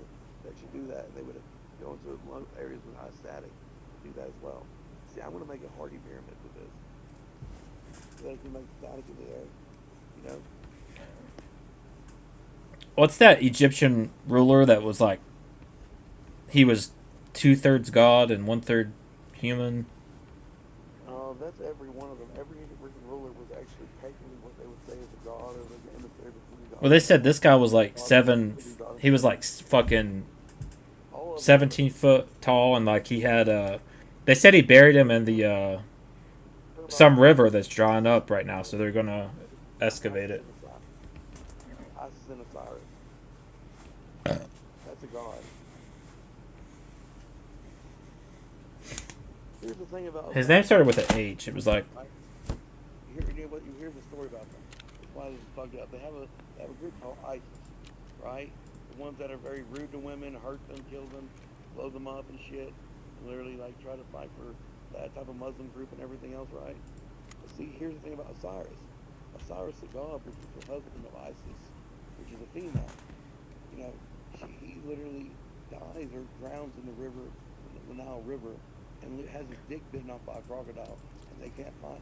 They put his body back together, but they can't find his dick. And they say that and here's the thing about legends: if that was a real legend, it makes sense that the crocodile would bite someone, kill them, he might lose his dick. But they would they put him up, made a mummy of him, and buried the original Osiris. But then guess what? Then the motherfucker lost his dick. What Isis did is got the gold and made him a golden dick. So Osiris has a golden dick. That's crazy. The thing was, in other words, she made a vibrator when vibrators weren't cool or new, but she made a golden dick for him, so she could fuck herself and say that he would please her, that the gods were pleased. But here's how she charged our vibrator. Inside the fucking pyramid, that's a hardy pyramid. It has burn marks inside of the fucking stonework. It's such a high amount of like static electricity, or like helix energy, that like she put the vibrator or the dildo in the middle of the fucking altar, and it charged it with the energy of all of the Egypt, freaking like static or like quartz bedstone that was below those pyramids, and charged it up so that way if she would fucking her oscillations of her body would actually speak to the land, people, and the air, or like and the animals and plants. That's a fact, because it would do that. If it oscillated with the gold, create a connection with the freaking pyramid, it would be static. It would be static for so long after a charge. It's just like charging a phone with a Bluetooth or whatever. Mm-hmm. It's like pushing your buttons, so it's still connected to the tower. But it's like a different, tower was pyramid instead, and like cell phone was actually dildo instead. That's the only difference. But see, that's what they do with that type of study of magic stuff. That's why I'm doing this testicle. I want to make a pyramid, do something similar. And I was thinking like, that's fucking dope. But the thing was like, when she did that, it said that people would become angry or hurt people, or there would be magic in the air, some stuff like that, or people would float just off into space and shit. So like her ethereal or like a heavenly vagina, it was presented in a static cloud or projection of herself into the sky, was literally engulfed freaking people, or like with magic carpets or other shit, or her magic carpets people flying around. It was like just people like working the tampon food. I don't know, but that's kind of like how I feel about it. It was like trippy as fuck. So they did find on record, they did find a 17-foot tall person that had red hair in the middle of the Egyptian sand dunes. He was found near Mecca, like it was Mecca, and like they actually found he was eating random sheep. They came there, and these several freaking American soldiers died trying to take him, but they unleashed like unholy hell and fire upon this giant, and he was trying to kill them with an old bronze shield and an old fucking spear. And they said they found a creature inside the cave that was covered in spikes, that shot spikes at people. That was like about 2.5 to 3 foot tall, about like 3 or 4 foot long. And that was this creature that was like its pet. Mm-hmm. It was like like kind of like like the creature that's half crocodile, half lion and shit, and everything else. Chimera. Oh, Chimera, yeah. Yeah. But they found that and it was on record. They said they flew off within a Black Hawk helicopter. I believe that because like literally motherfuckers there just like we're this tall, this big. And they're like, look, it makes sense. Someone that's big enough to pull that goddamn stone up that fucking place. Right. That makes sense. because like they said that in the fucking Bible they had giants, and there's examples there.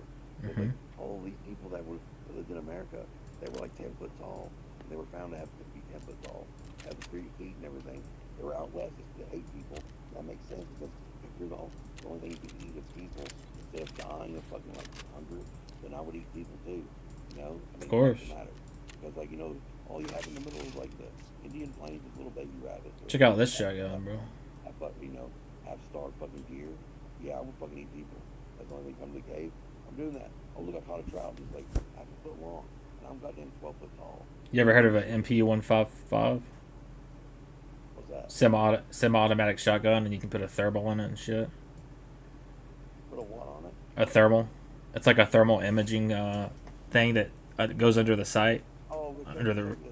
Like when I was in the ghetto, like this guy beside me was named Mac, and like he had a murderer going to his house, and like he was saying like you can't come in here. And he pulled out a Saga shotgun. A Saga shotgun is a shotgun that has. Yeah, it has clip. If you do a 100-round drum, he put double buckshot, and then he put dragon rounds. Dragon rounds that shoot like 8 foot wide, freaking like flamethrowers. Yeah. And there was literally 15 cops outside with assault rifles or like machine guns that were aiming at the house. I was like, this guy was down there, and I knew that for a fact that are these people with you? This guy that walked the train tracks was actually like a marshal that would check the train tracks and also like the equipment going in back and forth. And he'd watch over like the people and the communities that he would cross, right? Oh, okay, yeah. In there. It was a big job. He wasn't like working for the train company. He was a marshal. I could tell because he had a firearm, a rifle, everything else. He couldn't try to fuck with the places or whatever, you know. He was a trainee for like the, you know, kind of like for the cops as well. And like he's like, these aren't mine. And like he noticed these people aiming guns at houses weren't even fucking cops. They were dressed up fake motherfuckers. They were aiming because they weren't even like in correct freaking like SWAT team, you know, like standing or the way they stood. Like why would you want to be a part of a team of people that had like 15 people were in a line or several lines with people with the guns to the back of your head? I think that seemed kind of strange, right? But like anyway, they had the Saga shotgun. I was thinking like, go Mac, go Mac. I went to my window and they're like, you need to go back and be in the room and lay down on the floor and be protected. Like I'm gonna drink fucking beer, smoke this joint, and watch you all take out the house. Max got this shit. If you fuck with him, he'll fucking throw down every one of you. But just realize something. You're not, are you with him? He's like, no. We come to the back window talking to him. I don't know what's going on. This. But long story short, Saga shotgun like found out later like linked up like a few of those people before. Like where people started. Yeah. He's like 50 to 100 rounds, dragon rounds and double buck of unholy hell released upon a whole area. Anything that you touch will be fucking burnt and like, you know, gone. Like it was like it's hilarious. Like each house was set up a certain way. Like the one house beside me was Danny Ray's, and he left the roof like, you know, taken out from this one room with a bunch of tools in it. So when niggers trying to walk up at the top of his house, he's like, "There's a nigger on my roof, you know, like a black ninja, and he run outside with a fucking like, you know, like an old steel, you know, like old steel, you know, like a stilly freaking like beer, and he would chuck that 40-ounce bottle on top of his house and try to hit imaginary ninjas. But once in a while, he'd actually hit a ninja up there. You know, like it was kind of funny. Like every once in a while, he'd actually hit a motherfucker, and he would fall into that room and get knocked out. Then he would have like, oh look, now it's time to have a talk. Yeah. Like, you'd have a talk with him on the freaking like pool table with people, or they're fucking like, you know, strapped up. But you look at the motherfucker that got in the house that was up beside it. I just want to share something. I try to share with everybody here. Share with them. Like, if we would play dominoes or play dice or play bones, like they would do it for fucking keeps. Like 5 people would go in the house, and 1 person would leave. The other 4 would be fucking shot in the face with whatever amount of money they put in there. Or a person that was literally outside the house, shoot all 5 of the motherfuckers. He had a 6-shooter. He'd leave 1 for himself. Oh shit. In case he had to make 1 shot on the way home. But like, you know, it's pretty crazy. That was the Saga shotgun people I knew. Because like they would always be like that. But like, you know, because I make sure to be around good people. You know? But the thing is that it also came with these dogs that were across the street that were pedigree freaking bulldogs or Rottweilers. The thing was, like, these pit bull Rottweilers were about 300 pounds. Not even joking. 300 pounds fucking strong muscle. They've been steroided up. They were pups and they were huge. Damn. The most pedigree breed dog I've ever seen. Or they were dogs that had like gigantism or something in their fucking blood. Like, you know, like how a greyhound of gigantism would be like, you know, pretty much like Arnold Schwarzenegger. But, Yeah. They need football or something. I don't know how they do that. But like these dogs are huge. My dog Tango, when I had him, he was trying to have sex with him, and he was like, I'm pretty sure his dick was got squeezed off by this fucking mama. But that female dog, she liked him too. But like he was I got a Doberman. Australian Shepherd, but she was like the most pettiest fucking dog I've ever seen. One with a dragon around beside your shotgun, and those really like I've seen them like. My dog's over 100 pounds. They would be niggers come in there try to steal them or talk them, and they would rip off the shirt or the colors they wore.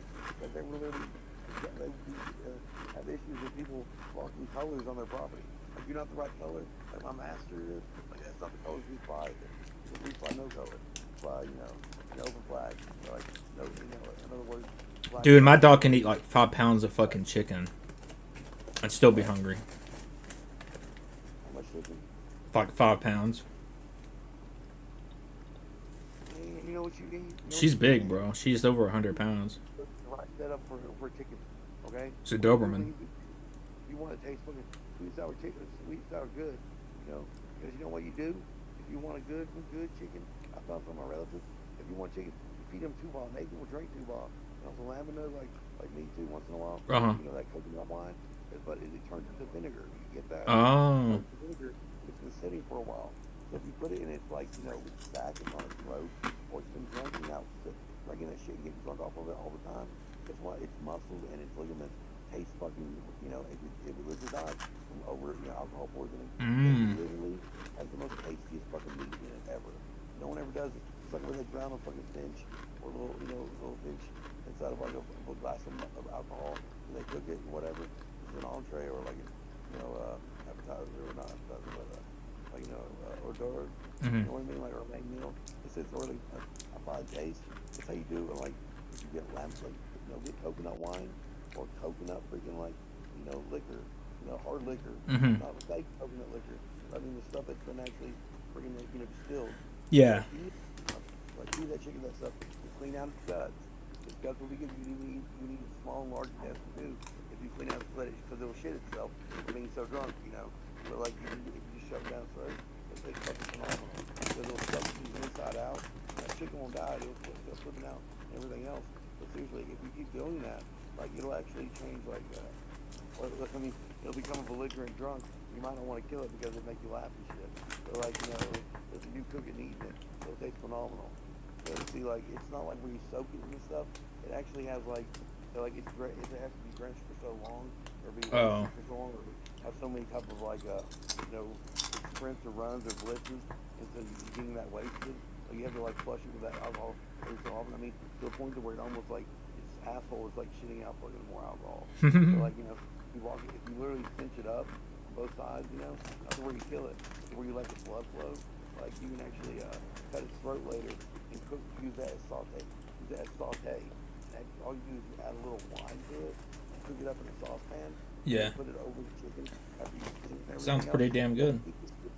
Don't keep the skin. What you do the skin with after you get the feathers off, you cut it into different types of squares, and then you straight fry with cornmeal or flour or whatever seasoning you have, and then use it like a cracker. Use it like a cracker, motherfucker.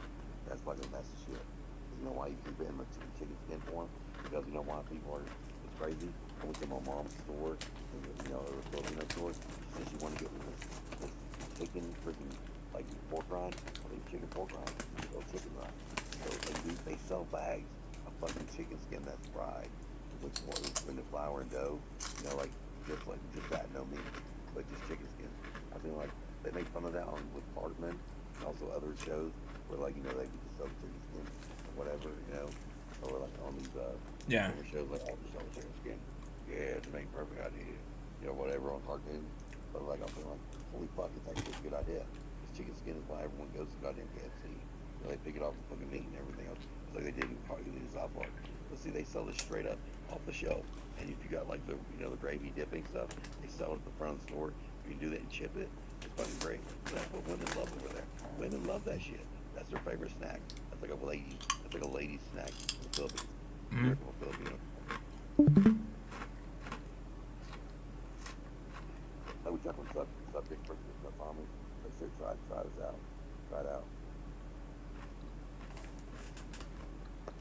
Oh, this game? try the game out. I'm saying like get fried chicken from the Filipino store. So like instead of like buying like KFC, like Yeah. people will just eat the skin and not eat the meat. Some people do that. Well, you can go to the store, pay $1 and get a whole bag of chicken with your chicken skin and stuff, and like pretty much you're doing gravy shit. But like that stuff is great for going hiking too. Because like if you need meat or protein or fat to keep hiking and shit, like just like this game, that stuff is primo. And it's easy to make, and you can literally break it down by crunching up one of the skins and make it into broth. It's like quick freaking like noodle meal. It's fucking dope. I mean, if you put it, you add it crunched up to your fucking like ramen noodles, it's fucking dope, dude. Right as a crunchy filler for a sandwich, it's fucking amazing. Try it out. What game is this called? Escape from Tarkov. What's it called again? I can't hear you. How's that turn the sound up on Discord? I'll put it in chat. I can't hear you. Hold on a second. Can you hear me now? I have the sound all the way up on my phone. So like I didn't know if there's one just for Hold on. Fuck. My volume's all the way up. Right click on my name in Discord and you can adjust the volume there.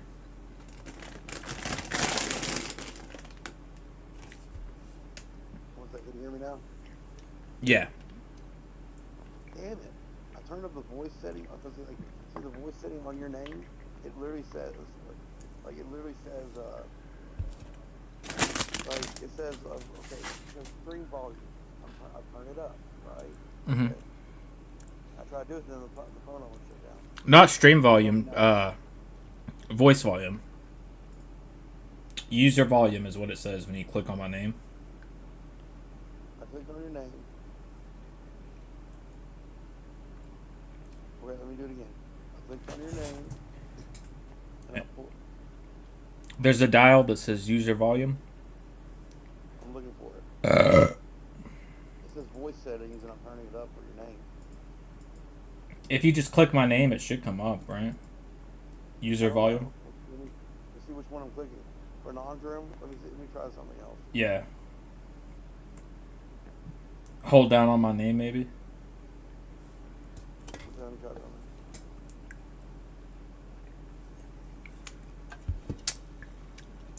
Woo! Those are some hot fucking potato chips. Holy shit. Hey, how do you feel about growing some plants this summer? About what? Grow some plants this summer, make your own tater chips. Growing my own potatoes? You know, we grow in tater chips. We have a garden here. Girls and stuff. So, you know, mom and dad want me to do it with them. But I want to bring girls that are do garden with me. Yeah. You know? But like, anyway, I was gonna like make some potatoes. But there's some seeds around this house that are actually snapdragon seeds. Those motherfucking things are hot as fuck. Like you put one chili pepper that's only like a quarter of an inch wide by like 2 inches long into a pot of chili. It's fucking hot to eat. But like if you chop it up and you like turn it to powder and like dry it out. Yeah. It's like it's phenomenal. Is it like 100,000 Scoville or something? I grew it in the garden, and I literally gave it to someone. He said he was shitting fucking like fire. Everything looked like, Yeah, fuck that. Animal or person in a piggy ditch. I can handle any heat. He almost died from. I don't. But you said that stuff's spicy. You make some bad spicy good food. I used to like spicy stuff, but not anymore. Dude, realize it's for the bitches. I have an ulcer, so I can't really handle it. What they're gonna do? Women can have a higher pain tolerance than men. They like spicy stuff. They like spicy stuff. Well, yeah. You want to help out the pregnant woman, or help out a girl that like the way you said you made it yourself? You're already in her pants.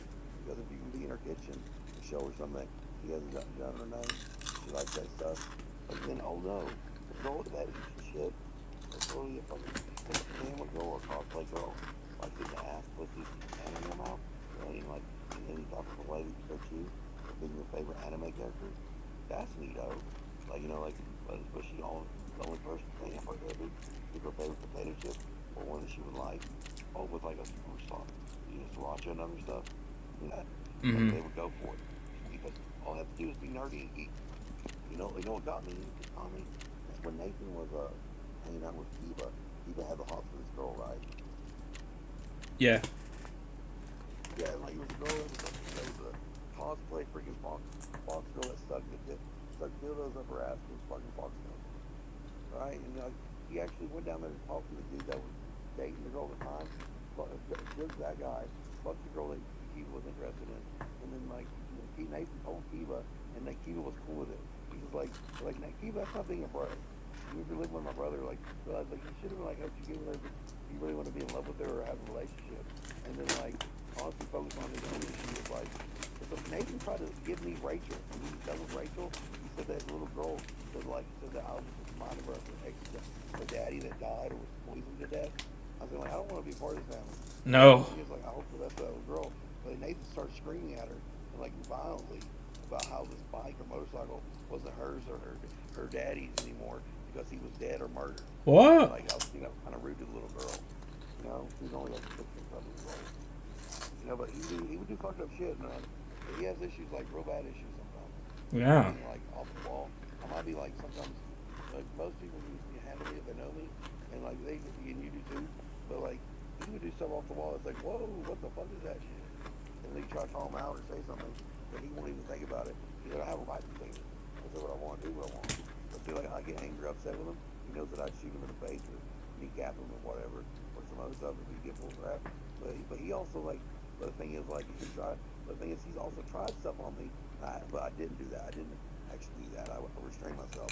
But he literally called the cops on me for having a knife on my side because I was doing leather work. It was a hunting knife. I was about to go hunting in the woods and also go do hikes. And he called the cops on me several times. And he said that I had schizophrenia, bipolar, or this, and this, and this, and this. He said he diagnosed me and that he believed and that he had gone home when I was afraid that swinging a knife around or some shit. He would do fucked up crap like that. He has psychotic breaks or anxiety breaks. Yeah. He invited me into his house, or not his house, but invited to my house down there. Then he would literally call the cops on me after I went to sleep on the couch or the bed that he said I could sleep on. You do fucked up weird shit like that. I like this game that you have though, dude. It's pretty cool. But one of my favorite weapons is honestly what was it called again? Explosive or what's it called again? What are those rounds called? It's tracer rounds. Yeah. Does this game have gasoline in it? This game? Does it have gasoline, flammable gasoline in it? No. It has tracer rounds. Flare and catch flammable gasoline on the ground. Catch multiple targets on fire. But see, the best thing you could ever have is a gun or a rifle with a tracer round. See, if you're trying to take out a motherfucker, get a tracer round into the gas tank or literally something a gas is nearby. Yeah. It's done. If you literally have a bullet, if you have a bullet with a tracer round in it, doesn't go through the target and just stops halfway through their skin. Guess what? That motherfucker, you don't want to kill them. You shot them in the leg or the arm or the body, just in a part that wouldn't kill them. They'd have to cut that out of themselves because it'll burn indefinitely for several minutes with that flare or that tannerite. Yep. Tannerite or you know what I mean? Tannerite that burns for several minutes. It can burn through metal and everything. I think that's pretty fun. Yeah, I think there's some games like that. You know when we should make, Tommy? Hey Tommy, you want to work on a game together? Fuck. It's a lot of work. It's not that hard. It's not that hard. All you do is get a single platform, style a game, and then make a mod for it where it's interesting and fun. Gary's mod is literally Half-Life 2. Yeah. I know Gary's mod.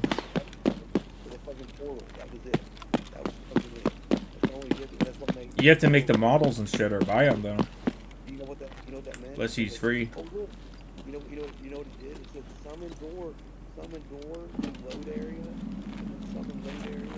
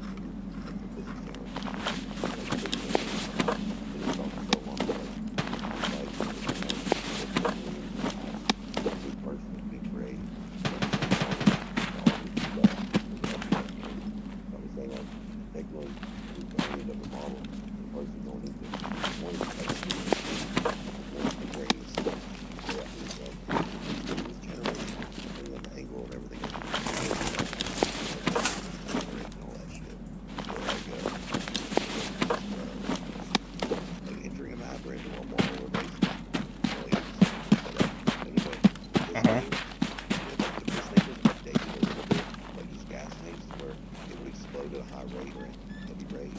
Like, you know, for instance, like better shatter rate for the fucking like cloud. Or like the class, like you build weapon or not. That'd be cool.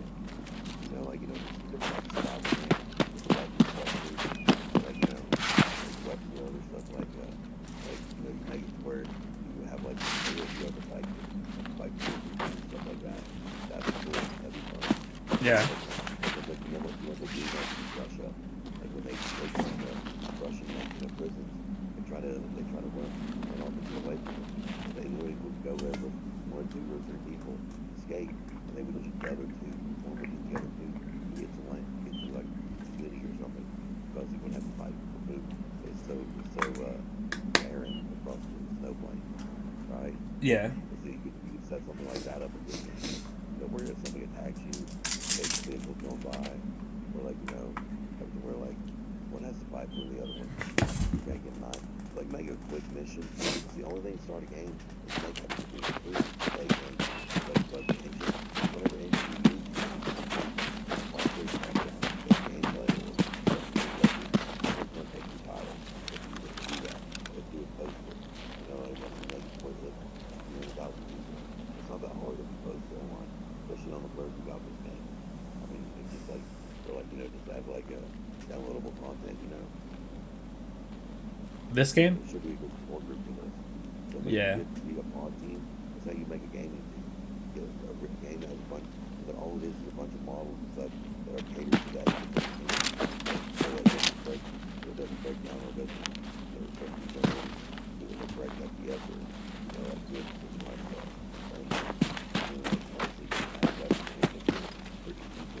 it's just like, it's doing something on, like this character,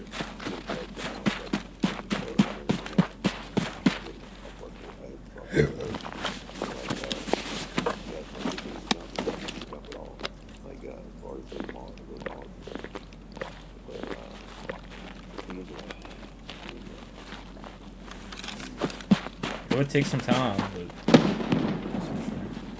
game's already set up. I'm set up off your head right now. What do you think about gameplay as far as like survival games going back to the survival of escape convicts prisoners for some of the people on the map, and like, you know, or some people on like the shell map. You get a random one that you are unlocked, and then like it's not a random freaking like bio or you know what's called background story you have to run with. And like you start a game, start getting this background story. Like an open game, like an open, you know, like an open sandbox game. Yeah. Unique freaking character loads. And like I think that's pretty neat. That's pretty cool.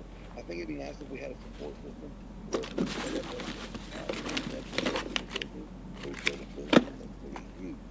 Where the map is like, you know, humongous, like a lot of people have made maps where you use it for large sandbox games, but they're just so large that people can't utilize the whole map. It's up to the pieces, and she but if we made it for the whole society, like an MMORPG, but like it had a bunch of NPCs and other things.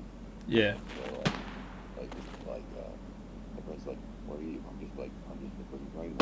All I do is go to work and wake up and eat, you know, do my job, right? Like, if you want to get done, do crazy shit and everything else, like, why not work the job for a check, right? You actually have to go to the job for 2 weeks for a certain amount of time, you know what I mean? A certain amount of time to, like, look for ways to increase your productivity, or other stuff, or yada, yada. Yeah. I'll make it like land. You actually read the script that you need to. Like, they can make it like more in depth. Kind of like, because they have these things called world games where you have to read the people go into the game. They actually meet you in real life.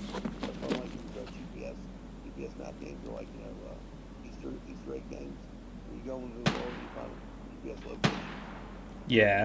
Like hidden caches. Or like the people that actually meet you there. Hey, I knew that you were supposed to be up with me. I'm looking for the code. We're looking for the diamond princess. Or hey, I'm the security head. This team. Yeah. Here's your bio card. And you actually get like spare rooms in the building. And like open up all offices or like take freaking like, you know, business fronts or conglomerates for people to take over. You know what I'm saying? Like stuff like that. feel like they're actually hired actors, which is kind of crazy. And you think if they give you access to these shows and everything else, they have as much money to actually do it, and to make it that much more real. They like, so you're an actor, huh?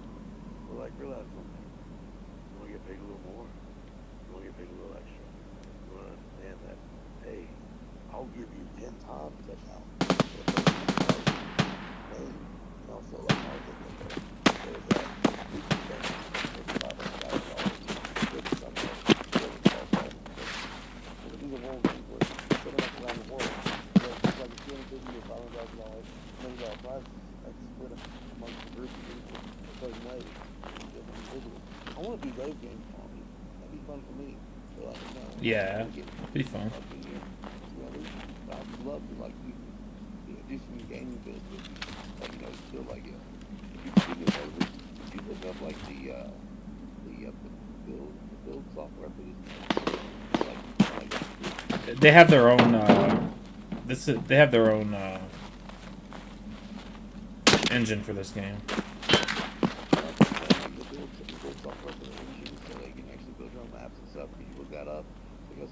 I have a great idea for a game. I mean, like, I haven't done it yet. It's a shooting game. I'd use Unreal 4, to be honest. No one's done it yet. Here's one thing about shooting games. All these genre, fucking body, whatever. No one does physics generators. Like, you know, you have to fly in the air or use Batman graphics or anything else. But what about physics generators? You're like playing, like, you know, like, what's it called again? You know, like the Endless Staircase. Yeah, yeah. Like on Super Mario 64.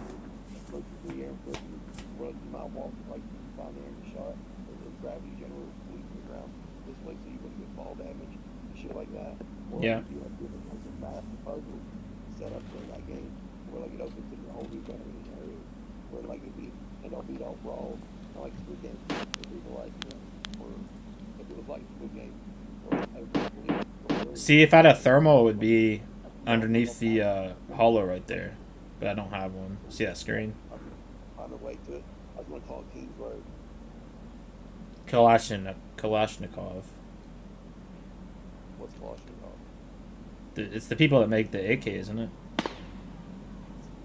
Kalashnikov, that's just people make the most long. Too long. See, that's the rifle I got before he died. It's 76 too long, like a bayonet on it. And it also, like, you can also have a seat-mounted scope. See, the same Russian company, like ones that go with firearms or small on fire. They would do like the subclass and submachine. They don't have a long rifle. The rifle have the longest deadly. Military rifle. Rifle in the war. Mini rifle, military, 75. Military, without change. So like, I mean, it's like most in the car. Also called, what does that word mean?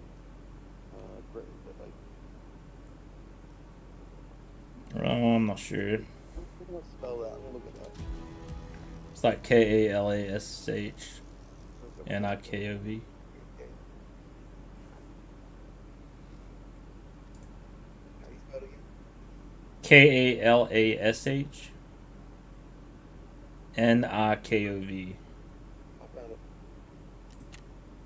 Universal Family Sorrow, Soviet designer who created Pride, AK-47, officially Audemars, Kalashnikov, original rifle of Kalashnikov band, AKM, A-74, RPK, light machine gun, PK, self-fed machine gun, Kalashnikov, merchant military. And they make the MP155, I think. Oh. Shotgun. See, I love, see, we had I think we had either a Chinese or like a Russian one. Oh yeah, I saw that. Nathan, it was in your house, right? Had a black stock. Yeah. Well, Nathan had one that was full wooden stock. It was like your grandpa's or something. A second, I'm trying to find some. Was it the rifle? Yeah. No, what happened was my uncle like went overseas and he got a bunch of guns like from people, right? And then when they were bringing them over, they stuck them into oil barrels, and then like they sneaky. Snuck them off the ship with that. He put them out of the oil barrel so they were actually still a lot of people that were doing that when he was confiscating rifles and stuff.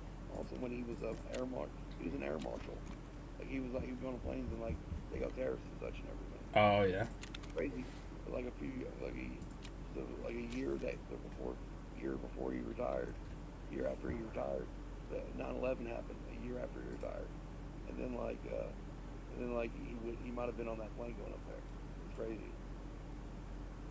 And the conclusions of the death, the Russian Army had to recognize their advanced design aspect of the Mosin and Nagant rifles.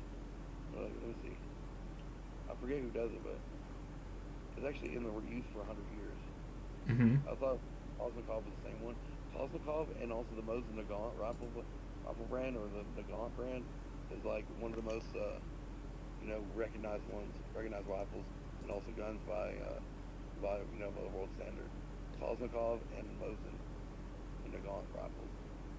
The U-764, it's like the most noted like sniper rifle, or like tank killers, Mm-hmm. or Yeah. not killers, because I think it's a game with iridium laced or iridium headed fucking bullets.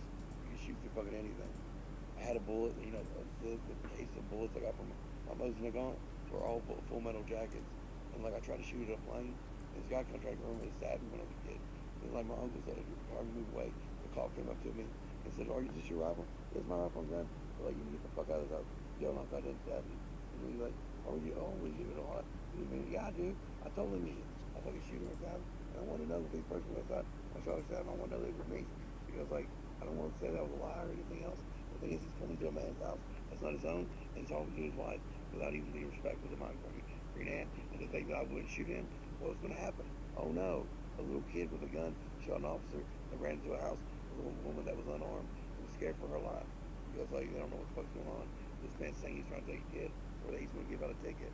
And I know for a fact that I know he's not going to give a ticket out. I realize there's no way he can get out of here with giving me a ticket, without me putting a bullet through the block of that car or his fucking head. I was a little shit, dude. Nathan was maybe been in the other room or not there. But I did that when I was a kid with my Mosin Nagant. When I was younger. Yeah. Those things are awesome though. The bullets in there could go through anything. Like I shot through 6 trees with a gun, and I heard a person inside the hill say, "How'd you know I was here? I was hiding. If you just went to one way or the other, I would have shot you and your brother." But he had 2 revolvers in his hand. He was like under the brush. And I think there was literally someone under the brush on the hillside that was going to shoot us. And I think I shot him through the heart. He was hiding inside the fucking mountain, or the hill of the mountain. Fucking crazy. Or if I just heard the voices because schizophrenia. I don't really know either or. But I mean, like, I really remember that happening. But it was up in my Papa land. It's a fucking badass gun though. But like the Kalashnikov, a well-known brand. I'd like to have one. You know what I'm trying to get? Let me show you something. When I get some money, first thing I'm getting.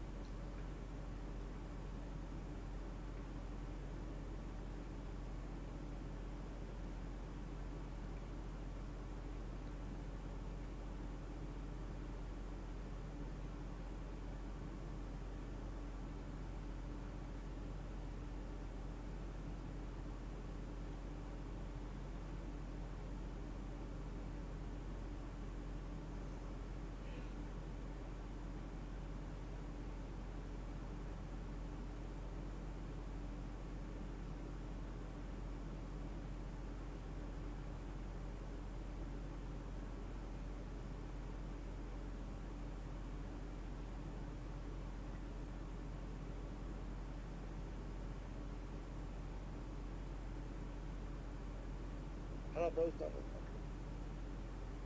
You tell me. Oh yeah. How do I post? I'm gonna post it to your general page. Okay. So check this out. This is what I'm getting when I get my job. It's $800 to $1,000, but I want a gun to go with my new car in my place. Because I want to practice to be. Oh, Rhino. I'm getting a chopper gun. It shoots from a 6 o'clock position of Yeah. 12 o'clock. You know, the one that's like, everyone like in the auto. The Rhinos are good. They're good revolvers. Japan stuff, China stuff has like the gun that shoots from a 6 o'clock position. Well, they make a bunch of like, with fantasy guns after this one. They really do. It's like one of the most popular ones. Yep. Hell, even that shotgun. Chiappa. Yeah, the Chiappa. Yep. The other one come with T-bomb. That's in this game. This game I'm playing too. They have that gun. 357. You know why I like these? They come with 354 magnums, and they also come with 454 cases. 454 cases is stronger than a 50 cal rifle bullet or a gun bullet. You know why? They have so much of a powder load in this gun, in the bullet, that 6 inches around a 454 casel will literally kill a target. Like if I miss a target or a person or an animal, it would destroy internal organs and kill the target, even if I missed. With so 6 inches around the animal, if I shoot, I still fucking will kill it. But these guns come with 454 cases.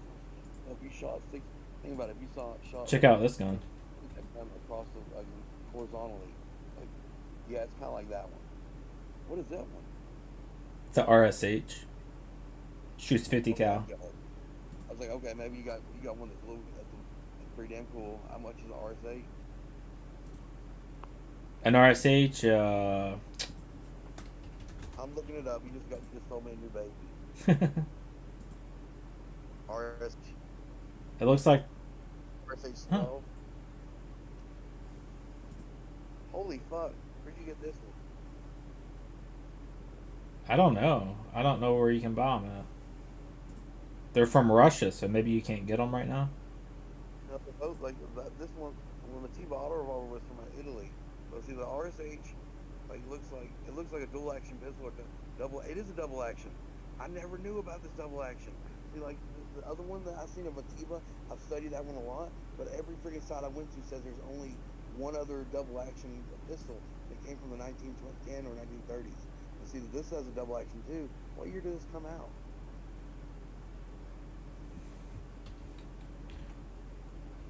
It came out in.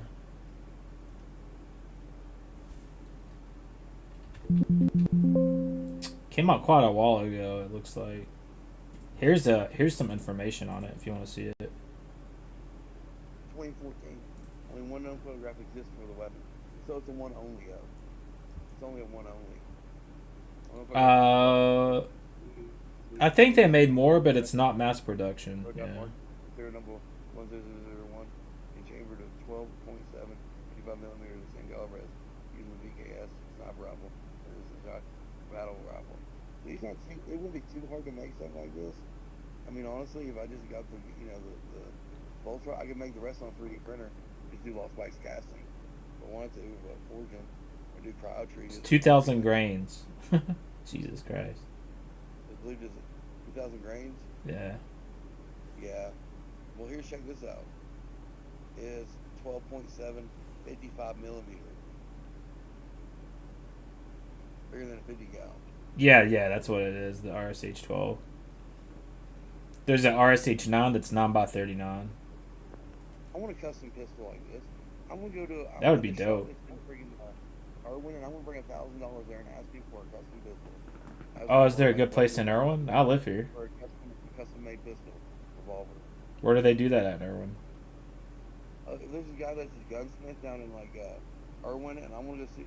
I went to. I live there. With Randy Baldwin, but he taught inlay work and also like Dremel work for the handles and also for the metal. So like I can Dremel work. I can Dremel a gun and make it. You know the what's it called again? Like the Glock gun on what's it called again? Oh my gosh, I can't really Is it like a Glock 17 or something? Camera strike, CS. Oh yeah, CS, yeah. Yeah, you know the Glock that has like a floral design on it. Floral design, Glock. No. You can see through the pistol. This looks like a bunch of vines for the Glock. Oh, that sounds pretty cool though. I'll get a picture for you. Oh shit. You know, like I can do this stuff. I can. I know how to.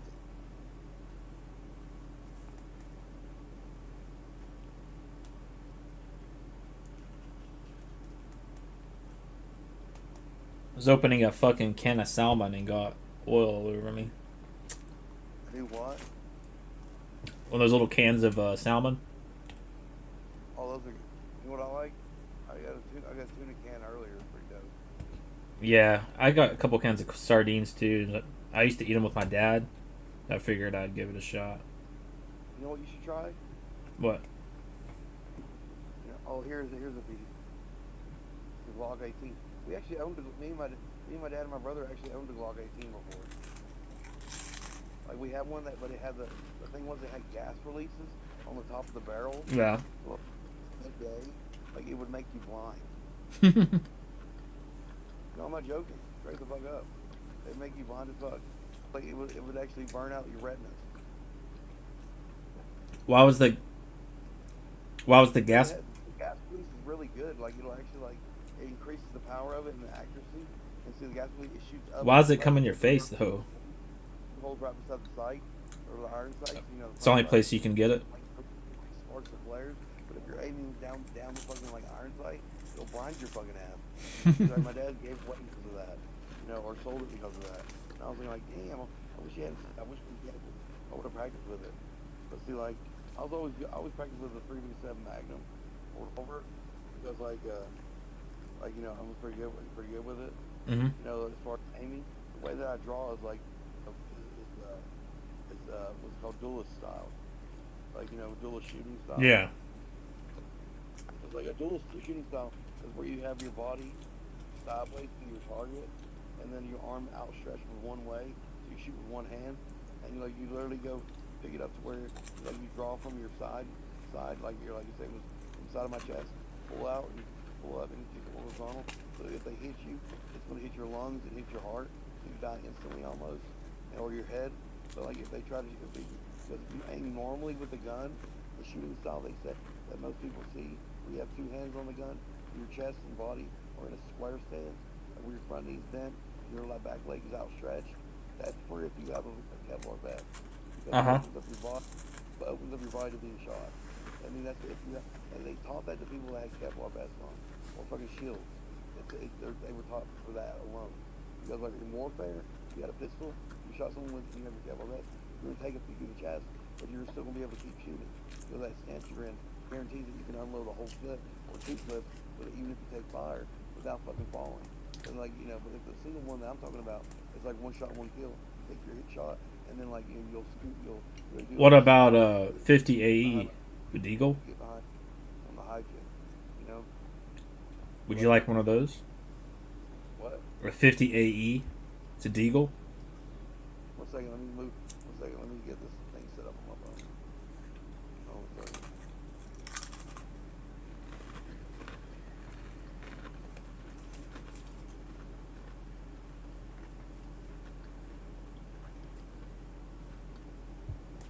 See, I can do this to guns. You know, inlay work, I can know how to do that.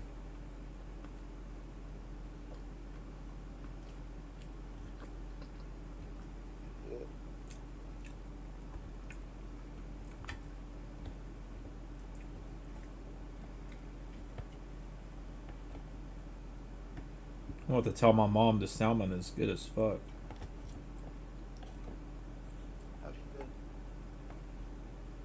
She's been kind of going through a rough time too. Right. I'm gonna try to get my disability. I want to try to get my disability too, but it's hard as fuck, dude. Uh-huh. And they said that I couldn't get it because my schizophrenia is not the right type of disability. I was like, motherfucker, I don't want to knock back my work hours or anything else. I guess I did get a job. Realize something.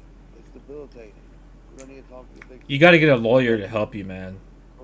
Company. So you help me get a job, and like there's a service for people with disabilities to help me get a job. And they said they couldn't find something for me, whether they would help me out just because my disability wasn't a disability they would help for. I mean, like I guarantee you, if you get a lawyer, they'll get you your disability. Because I was honestly, if I heard that, I'm gonna record the next time I talk to them. Because I want to sue their ass if I get money. You should, yeah. Doing that shit because like it's the government and like look they like so my disability is my disability that need help like because they know my disability so well. You know what I mean? Like yeah, you need to keep going to the doctor. That'll help. So here's the thing: I have to go to the doctor all the time. I go to psychiatrist, Uh-huh. and also too, I see different stuff. Like Tommy, if you see demons and devils or angels fly out of your head and other things all the time, every day, you hear voices, you know, in your head, how hunky dory. Which is funny, Tom, because the voices can be sexy women and everything else too. I mean, like, then I'm like, well, imaginary friends and people make sexy women and also imaginary voices of ladies, and then let me have sex with them and stuff. And then actually, my imagination land or my you know, what's it called again? My spank bank, you know, it actually increased because like I have like a mental spank bank, like a psychosocial spank bank. I mean, like, this is fucking dope. I got my freaking hallucinations actually. You know, it's actually change to do that. Yeah, that's a good thing. Damn. It's like become realistic. So the intensity of my, you know, hallucinations like that. But the thing is, like hallucinations I see and everything else, I think it's caused by family and everyone else, like stress and such. I came from that because like hallucinations, like mental, physical. Because I get auditory, visual, and like also like you know, verbal. I mean auditory. Yeah. Physical. And also vision. So I mean, I see shit, I hear shit, but I even feel it. So like when like these things, when these imaginary or my hallucinations come about, like I can have like a freaking like it's almost like a succubus. I mean a succubus, but like they can have sex with me. Isn't that crazy? Hell yeah. Pretty crazy. I'd be into that. I mean, that's what I've been dealing with. I think my hallucinations are pretty cool. You know why it's debilitating? Because it can happen all the time, every day. So I've had it before where like people were doing that, like that and everything else. Like, you know, I had an hallucination where Shay Butchanan, you know, the one that was dating Johnny. Yeah. Like literally her clit literally turned into like a baseball bat sized clit, where it was like, coming out of her pants. And I was driving down the road, and then she was getting me to fucking wank it for her.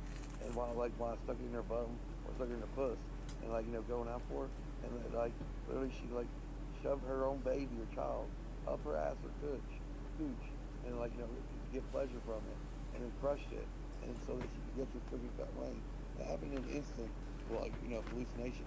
I was driving down the road, and then I kind of like, I got into it because she started going at it, at herself with it, you know, like, is that how it makes you feel? I started talking to myself in my car. Is that how it makes you feel? And she's like, you know, like, you know, like, yeah, that one. You know, like that, like they would turn into a huge song, or like full, like, you know. That's crazy. Herb cells and everything else, and that you get off that much harder, and like I was like, neato, but like, you know, but like the thing was, it made me wreck my car. You know, like it made me wreck my car once, and I'm a delivery person. I was a delivery person, so it's kind of because it is debilitating with my, you know, with my work. See, like when I was driving around, I had a schizophrenic attack and thought people were chasing me, and a panic attack with it.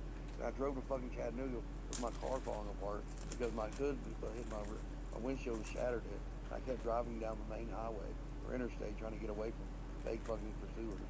You know, because but like the thing was, I had a panic attack or schizophrenic attack with verbal vision and like I was, you know, feeling hallucinations. It just hit me real hard because I had to take my medicine for 2-3 days because I was sleeping in my car working, doing delivery. I would do deliveries, sleep in my car, do some more deliveries, sleep in my car, you know, and just do like 2-3 days of it. So like I would save gas money, you know? So I mean, like, but if you get with your disability, who's your case officer?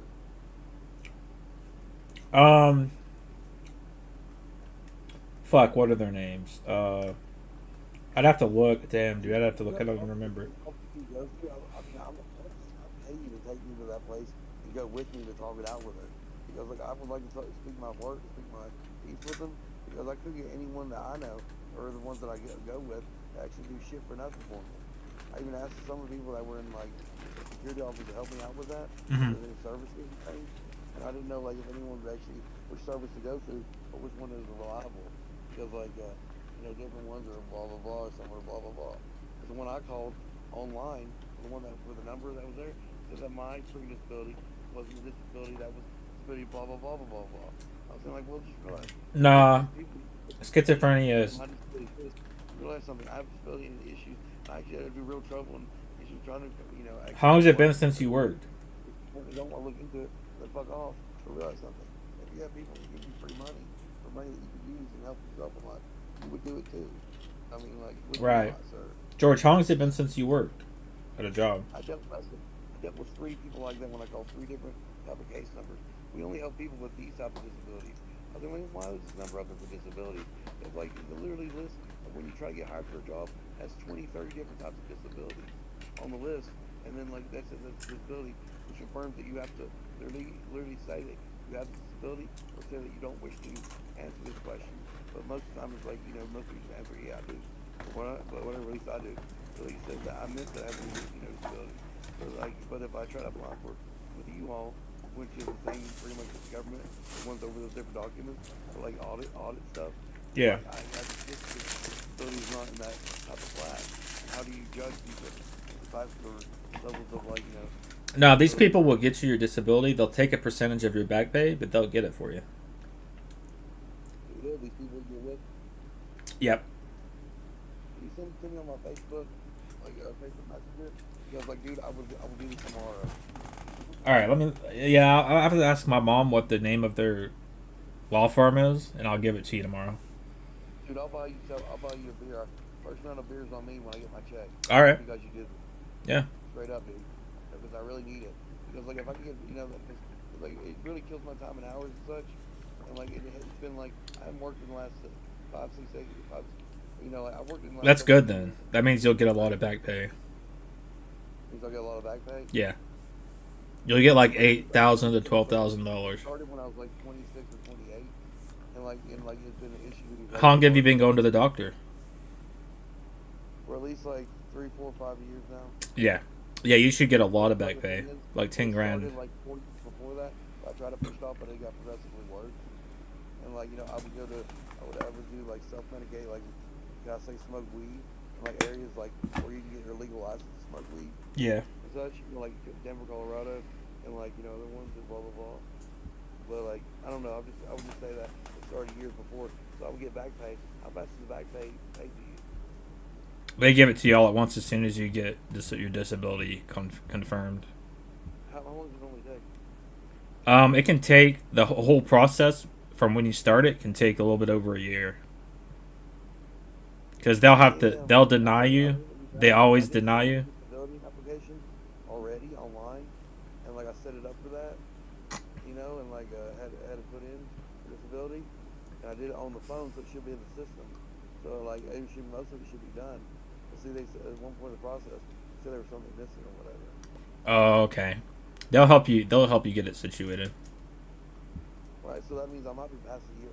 They're not having to wait a year mark. So like it's like. Maybe. Yeah. That might make it a little bit quicker. Right. Well, because I tried to apply for it before, it didn't work out. People were being rude and shit. Yeah. Well, they deny you. They always deny you. Like, and you have to reapply after that. Here's the thing, like you know, it's like you know when I talk to people, I always something when I talk to people about it. I'll run my mouth, say some stuff, or I'll be quiet and reserved and everything. And like you know, when I get excited to talk to family and loved ones, like you know, it's like Nathan would do stuff like really disrespectful, like look, like when these girls are here, I just turn away and ignore them, and I get more attention. Like he knows well. I'm like, look, I want to actually work with them on this project. I know these women personally. If you take them down or not, regardless, I want to work in these projects, talk to them that way. I enjoy conversation. You know, if you go fuck up, get out. Like, guess what? Different. Doesn't mean it's better or not. It's just another different way. I do that too when I'm around bitches or when I'm fucking women that I want to be with. Not say a thing or just enjoy the moment. Or if I do that, I'll talk with them. But like he was like saying that to me, like you know, you know, you need to quiet down and not speak so much randomly because like this is a return or like it's disability or like you know issue at hand. Yeah, it might not be your fault. It might just be a part of your psyche. Like you're disrespecting people and taking grounds that you're not supposed to, and you live in this place that was literally not mad at him anymore, but upset with him anymore. Like still upset with him actually. Totally upset with him. I forgive him, but still upset with him. But like he was in a place and for years not paying rent. And I was supposed to get me personally, $300 a month to help me get a place outside my parents' homes and get my own place because he was staying in the house I was supposed to stay in. When I stayed in 6 years before, and then he never paid for the whole 6 years. He just got borrowed money from mom and dad, even though he's getting $50,000 a year from fucking like you know the work, military, and he doesn't admit. When I was younger, I called him the person that was above him on the fucking like roster when he was ROTC, and also did the test. I called my friend Billy Daniels, we called the ranking officer, at that facility to give him a job instead of being a gunman on a fucking like a helicopter, to be an intelligence worker, to be a desk worker, intelligent, and make more money. I actually called that in for him because they splurged. Oh shit! So nice. He got the lowest grades in the class. He still got a fucking intelligence job. I talked to him into taking him because I talked to my friend and told him to take him. Because I said, you got a shitty job? And I was like, my brother, like, Bill, he's going to kill him. He's going to die.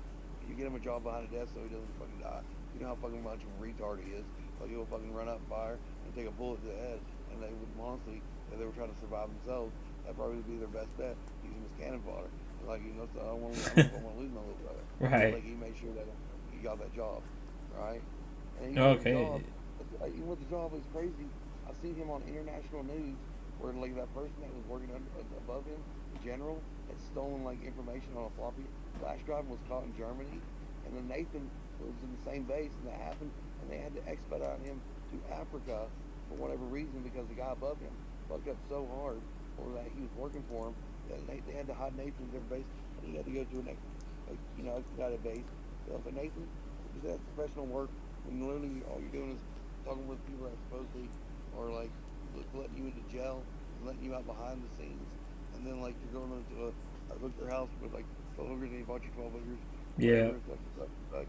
And like, you know. Didn't he pretend to rape somebody and get put in jail? Like what the fuck? Like I mean, and like you're selling drugs and shit.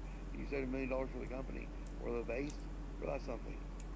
Literally, me got $700,000 million. When I was 16, 19. I had $170 million, and I put it towards Johnson City and Elizabeth, and I paid all people to be judges and pay all people to be officers. Because I shot like a bunch, you know, like 8 or 9 officers or more, something like that, and like also a bunch of other people. And see, like I had to pay that off, but also I was saving town, helping people because these people coming to town were being fake officers.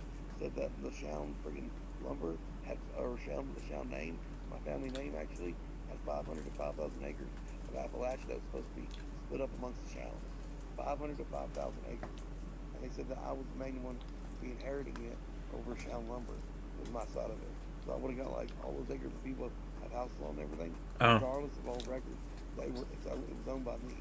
So technically said it was in my name when I was that young. Damn. Like, holy fuck.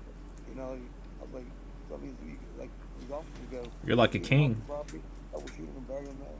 And like we'll pay you $15,000 to $20,000 an acre for the land or you this and this. Or did you just say you want to kill my family, friends, and community? You know, murder them and execute them. They're saying to pay me $20,000 an acre. But I damn well know that they're the #1 terrorist group in the country. I shot all 8 officers. I shot 1 bullet in the side of one guy's head. And then went through 7 other people's heads because they were in a fucking line. But they were trying to draw a pistol on me. And I went up to him to look at him and talk to him. And he started drawing a pistol and aiming at me. So I could tell it was like murderous intent. I shot through all 8 of their heads. I took them out, and these other people coming up. And all, he kind of got a big hoopla about that. But then, like, these other people behind me were like, are you with the Bennington Outlaws? Or are you with the cops? And so they told me, like, well, I guess you with us. I didn't say I was with anyone. I'm by myself. I'm with my own self. But if you're there with me, that's fine and dandy. But I just want you to make sure everyone else knows that I didn't handle this bullshit. Because they said, you got me working. The workers never went there in the country. There was a bunch of 8 fucking random randos that come up here saying that they know something about some things and that they know these people are, you know, terrorist groups and this and that, but not realizing that, hey, why wouldn't I want to be with the #1 terrorist group in the country? So I can be with you all and be an officer and be, you know, shot a dog or whatever, or just shot in the head for my stuff. So you pay me for all these people getting died and murdered, and I'll be a fall man for you? That's fucking retarded. That's fucking stupid. Yeah. You know, or the other way, or you kidnap kids and women, and these people here on the outskirts of what's going on, are scared as fuck, because you have people out there that have a gun on their head, that, you know, and they're trying to find their own family members and loved ones, instead of telling it. And I was like, fuck off, like, that's what happened when I was 69. It's a little different than when Nathan, Nathan was, that's why I had this one. I thought there was like so many bodies, like 60 to 100 bodies. Jesus. Shot. You know, like, and like even when I went to John City, there's people getting shot there too. And we went to the mall, and there was literally like 10 bags of fucking money just sitting in a goddamn, and like the guy was just sitting there. I mean, they were like 3-4 foot tall bags of cash. So we're about 2 or 3 foot wide. Big duffel bags worth of straight fucking money. and also like cryptocurrency and other shit. I think there's people in the other room that were stabbing each other to death over this one because I bet it's hidden inside the states or like the 5 free states. They went to that store. They started stabbing each other. I just walked to the food court and I see the guy right beside me fucking pick up line. They're literally like, hey, if you pick this up with your fucking girlfriend, I'll let you keep it if she helps you carry it. And like, I think we have a care. That bitch goes, I fucking know I won't have to carry it. I'm like, you're the goddamn money. I was like, I'm still upset with these women because like I'm like, goddamn you stupid bitch.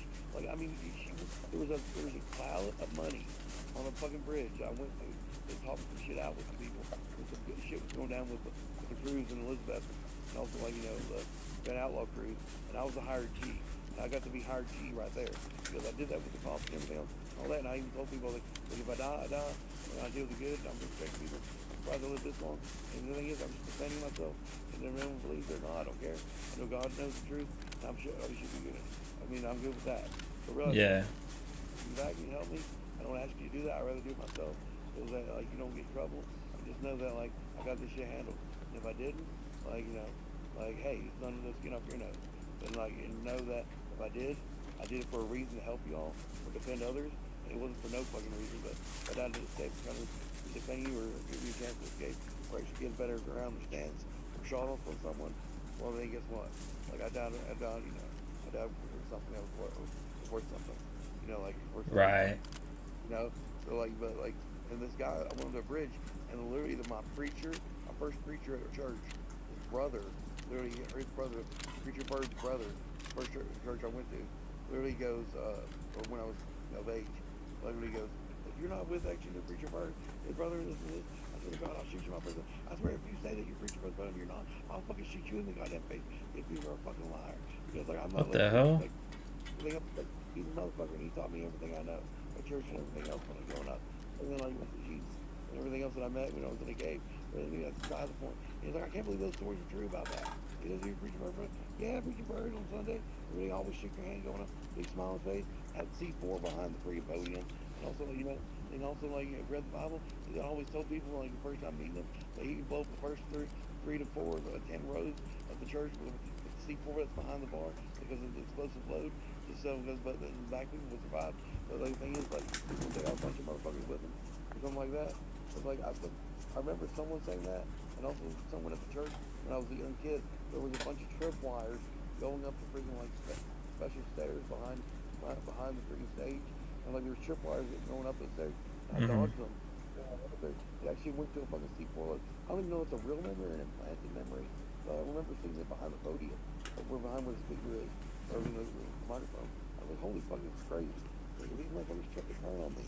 I'm gonna blow up everyone in the whole goddamn building. You know what I'm saying? Like, That's crazy. Like that. You know what I'm saying? Like, holy shit. And like when my I had a girlfriend when I was that age, but I could see when I like fucked up shit with the girls and the other one's drowning and getting killed, and one moving away happened. This one woman came up and said, I'll be your girlfriend, I'll be your wife. And it was a girl named Amanda Lowe. And like she was really good to me. She would watch over me and protect me, make sure nothing bad happened to me. We got rid of all the bad people. And I love her for that. She saved me. And then like, but the thing is, I said, you're my wife. You're my wife. And this other person got stabbed at church and everything else. But like, she's like, you're my wife. But she came into the church one day with a person's dick in her hand on the shifter of her car on the freaking the freaking neck of the steering wheel and like steering column. And yeah. So she pulled it over the freaking shifter. I was like, is that a fucking dick? And they're like, you probably think up here. There's that, if you want to dick so bad, you couldn't wait for me. And he's like, don't worry, that's my wife. Let me go talk to her. And everyone at the church was like, okay, blah blah blah blah blah blah. But she held like, what's the Bible so good for? What's it good for? I said, well look, like she held it up and she got, or I held up 3 Bibles or she held 3 Bibles. I think it was one or the other. But like when I did that, someone did that. I called him Frank Sheriff. He held them up. Like she shot through the 2 of the Bibles and 1/3 of the way through the other one, and it actually stopped on a parable in the Bible that was actually like exactly in the moment what needed to be said or needed to be like thought about. It was fucking crazy. It was like something about with spear of love or something like that, or do good and good deed and have the shield of God or something. I was like I was like, holy fuck, this is awesome. Like it saved my life. It's a good book. after you do it 3 times, for the Father, Son, Holy Spirit, or the Trinity, three's the magic number, it'll come to this page. And she did something in her head that she was kind of like serial, or a person that's serial killer, but actually in the serial number. They're studying angel numbers. Studying like the meanings of like number systems, or understanding word numbered organization systems, or pages or other things, and how it reveals to angelic numbers, because like the numbers of verses and everything else reference like angelic angels or angelic forces or like frequencies or tones. She would study stuff like that. But the good book. But anyway, on the bridge with all that stuff happening, like literally there was $1 million on that bridge, dude. And I swear to God, $1 million on the bridge on a pallet, and they said, the guy goes, if she picks it up, you help her carry it. Like she said, hey, let me do this twice. Let me go carry it. You have as much as you want, or as much as you want. I was like, but if she has to pick it up, I was like, okay. I was like, well, honey, pick some of that. She goes, fuck, and she goes, she's like, fuck no. And I was like, the stupid bitch getting that. I was like, what the fuck? And she goes, she turned around and started walking towards it. I was thinking she's a stupid bitch, because I literally got this cop on the bridge, and this one guy goes, I'll use the gasoline. I'll throw this cop car. This fake cop. But do you mind lighting it? And light this cop car on fire, and he cracks the preacher's freaking friend, or the deacon, goes there and shoots the guy. And then like the person over that helped me, that was an officer, that was a good officer, actually. Like, so my girlfriend didn't pick up the cash. I was like, I didn't call her stupid bitch. I was like, I don't want to call her that, but I don't know if it is. I would never say this, but like, I mean, like, oh my God, like, just pick up the money, woman. Right? Or just pick up the money. She didn't pick it up. She walked back towards it, and then a lightning bolt from heaven hit between her and the fucking money. Like literally on the bridge. It's like, even God says you're a stupid bitch, and that you don't need to be touching that. Get the fucking car, you stupid bitch. Get in the fucking car. Even God says you're a stupid bitch. Get in the fucking car. God damn. Like that. And like, the whole right? So like, that's what happened to me when I was a little girl once. Like, a lightning bolt from heaven hit between her and the money. And I swear to God, the people on the bridge like, holy fuck, it was a lightning bolt. That was straight from heaven. I was like, oh shit. God is, God is fucking, right? And there was a white spirit on the bridge. This guy comes up and said he always wanted to do drugs with God. And there was a white spirit on the bridge. And he got like a heroin or speed and put it into this ghost, or like this white spirit face. And then he did a took with him. Like, why did he come with the spirit, white spirit? Welcome to the KKK. Welcome to Appalachia. Welcome to the family. You're part of us now. First time, like, or one of the first times that any type of like Mexican or Spaniard has been accepted family, and like we accepted him into that. And like he said, he would join up with them, but he gave away all the heroin fields and all the freaking like coca or like speed fields to like the KKK or the freaking like the churches in the area, and they sent them to Eastman to be turned into pharmaceuticals. So actual grade, like, because like the stuff they do, all they do is like refine like freaking like dope and opioids and stuff in like Eastman and press them into pills, and also other places, plants and such. But they have to go through a process. But if they're approved through this area and then there, then they would be good to go to like those areas. I was like, just use it for cancers and like people with cancers and also heavy pain who really need it, or people that need to have an amount where they keep in check with what they need to get done, just in case something happens. Because like I don't need it one day too. So like we do other stuff. Never know. We use it other stuff. But like this, Tommy, in this area, we were one of the first people to actually, the first regions to actually have the Superman suit and also the Super Soldier program. The government? Yeah, like the North American Rayon of Denver. Yeah. Was actually the original Superman suit, the Super Soldier suit, was made of rayon. Oh, that's where it was made. The rayon was made. That's pretty cool. Like not ricochet, but like redirect bullet fire. Like if you shoot, like if you get a piece of rayon cloth, and you shoot a bullet at it, it actually curves with the cloth. We did that. That's crazy. It actually worked. It was only like 3 shoots worked. So they like go curve with the curvature of the cloth. So if you had a Superman clothes, you know, like I said, like Superman in his cape would protect him from bullets and other stuff, and like, you know, like his suit was that way. That was the first like, you know, you could be shot with the rayon on, he would ricochet, and just curve around it.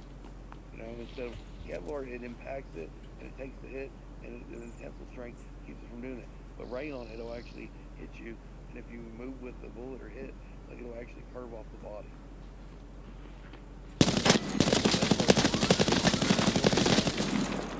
Other places around here, they were getting adrenochrome, which is taken from little kids or dying people or hospitals.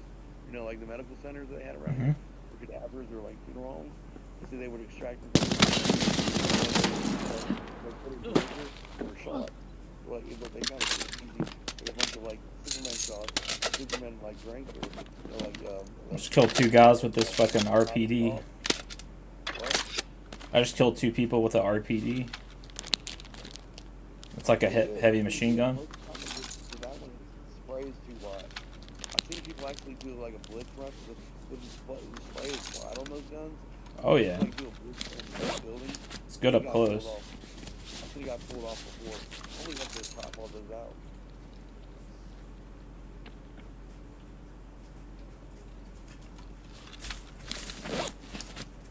This game deserves like a revamp. Just a little bit of a revamp. You know, like it wouldn't take much to actually kick it up a notch. It was a few years behind, but most of the new games that are like high end, like they're so high end, they're fun and all, and the shooting and everything else, and AI. But like, you know, like I'm just saying, like we could make this one our own, and it would be with a platform or, you know, an engine that like be easy to buy or get a license for.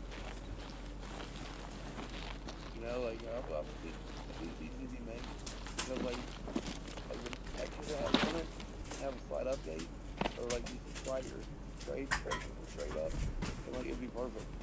Like especially for like what I'm planning on doing, because like I want to do like a Neo world, where, like it has kind of like, you know,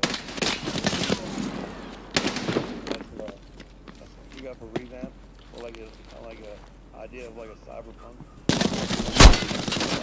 Bitch.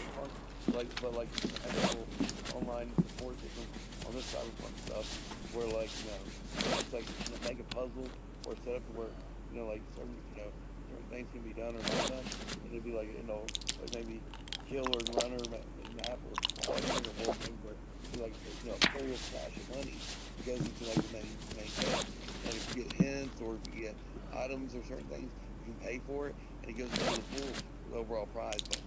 You know, we take like 10% or for our funds, or like, you know how they have gambles online for like CS:GO guns and everything all the time. Yeah. I think that we should do it with certain items that you would get for the game, like to upgrade your stock. Actually study the large sandbox, like seeing how you can get around the map or jump from different maps to the others, with like like world codes or secret, like, you know, control panel options. You know, like for instance, like you fly this up to here, go into here, just like they're doing like you know, Call of Duty Black Ops. You know, where like, you know, you got to crawl on your stomach, you kill the ghost, or run around over here, hit a bullseye, play the piano, and other random stuff. You get a special weapon or a special gun or something like that. You know what I'm talking about? Yeah. Zombies. I mean, like, you know, Call of Duty Zombies. Yeah, something like that. Or like, you know, actually our own. So like when you get to these certain other areas and regions, you'll be defined as like, you read the information or tag in the game, it defines you as like a, you know, like a what's it called again when you're over server? You're doing it for the person that owns the server. Dedicated admin. Admin, yeah, you're an admin. Like if they make it to a certain part of the game, it could be an admin, or it could be this, or they can pass it off. So they have to do it for like trade information and everything, like whisper it over to someone else. So like if they know, they go in these scenes like for certain aspects, like they kill off other people, like so they wouldn't have to be hurt or everything else. But no, they would utilize blue bullets, and they'd actually not be able to make it through like a certain zone. That'd be like literally like, you know, like end all beat all, like kind of like all hell out with, you know, war or hell war. or like they go to a custom map where you have to hit like 100 targets, or like a special target for bullets, or like define that.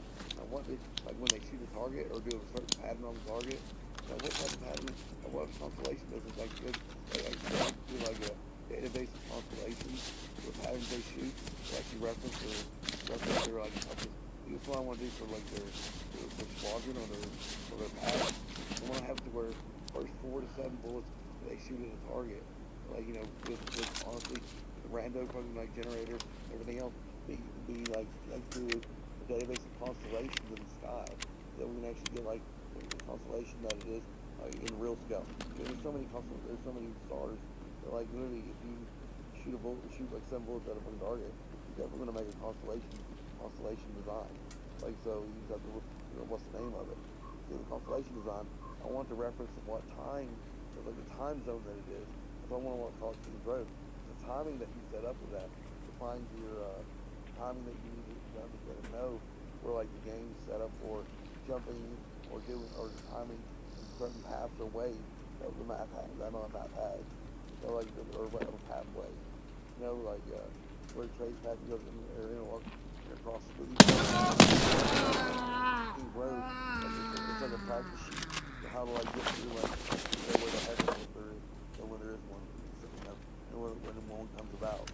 So like here's the thing, doing VR or altered reality, but it's crazy.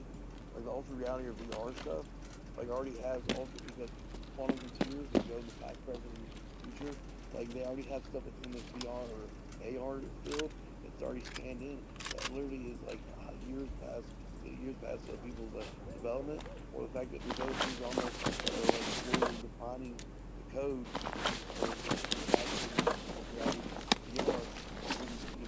that are like kind of like sure because it wasn't created by anyone specific. It was just it was already been generated beforehand. So if you edit this stuff, you can find that stuff that's in AR or VR that's generated already like that. Other people can see this stuff. People up there saw I saw a dragon on the hill. People thought I was summoning dragons in the church. They thought I was sacrificing bacon. Swear to God. And I was like, so if they saw a dragon, I saw a dragon too. First Nation. And they're like, huh. And it was like in AR or VR or whatever, electronically or whatever, Like it kind of looked like electronically made or 3D made or creature. It didn't look like it was like an actual monster or demon or devil or whatever. It was just like a creature made from like 3D space with a certain shape or whatever, Mm-hmm. But like it's just like a 3D model, like a low fucking poly 3D model. That's all I'm saying. But like anyway, like I was seeing it and you can edit it and it was the past, present, or future. Like I was like, huh. That means like then you can edit the future or the past or the present, depending like where it is in there or what actions it takes going during that. So like if you VR AR in quantum, if you have anything that was set up in quantum field or works with like meta, in other words meta, because they work with like states or like like what's it called again? Like you have hard processors or like physical drives. You have like ghost drive. You know what I mean? Like ghost processing units or like virtual units, virtual processors. And see, it's kind of like that. Or like or I'm just saying you're working quantum, past, present, future, and then working quantum, but like with meta and also these other ones, like it would happen like that. See, like if you edit the stuff beforehand, you can actually like even when it comes about afterwards, it'll be like, oh look, this cryptocurrency or this crypto freaking animal or creature or like AR VR creature is definitely something that has to have value, right? Even if an AR or VR doesn't have value, if it reacts to people in a 3D state. Because here's the thing about value. Anything that's 3D has value. Anything that's 2D is considered concept or thoughts. Anything that's 1D is considered like a point, where it's an all-around perfect circle, and in other words, a trinity, a perfect shape or perfect structure. Okay. So like a thought process, right? So if you have one, it's a thought process. It's a point, no matter. Strong structure, nothing can be broken down from it. It's the base piece they go from, start from. Otherwise, any shape or degree go from there, it would only expand. And if you got 2D, you can understand the concept and also thought of it, so that you can view it and understand like 3D space, where it's not 2.5D, but it's literally like an understanding of like conceptualized, vision of like angle degrees and also shadow, and also like thoughts and language and communication, and also different stuff in coding.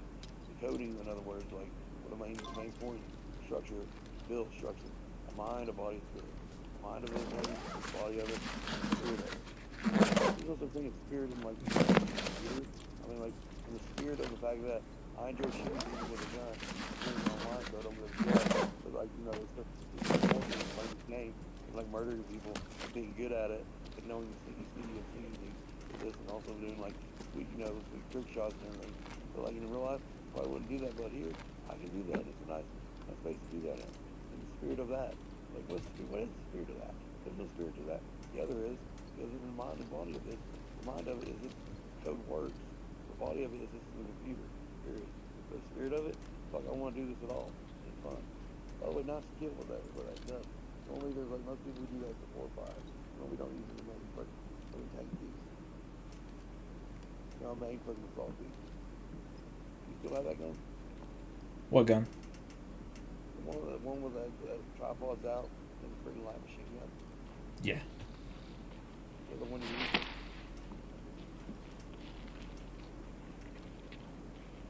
I mean, like if they have a freaking small freaking tank or a small freaking armored car come by, got their ass. And like if you like if they almost shoot like 35 or 45.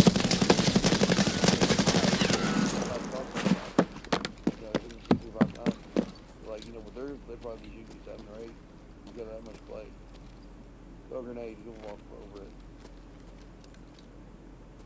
Check his path. I'll shoot him through this. Throw a grenade, because most of the time they'll either run towards it or run away from it. Now, what are they going to do? Is that him? If they think you're on that side of the building, are they going to try to counter walk it, or what?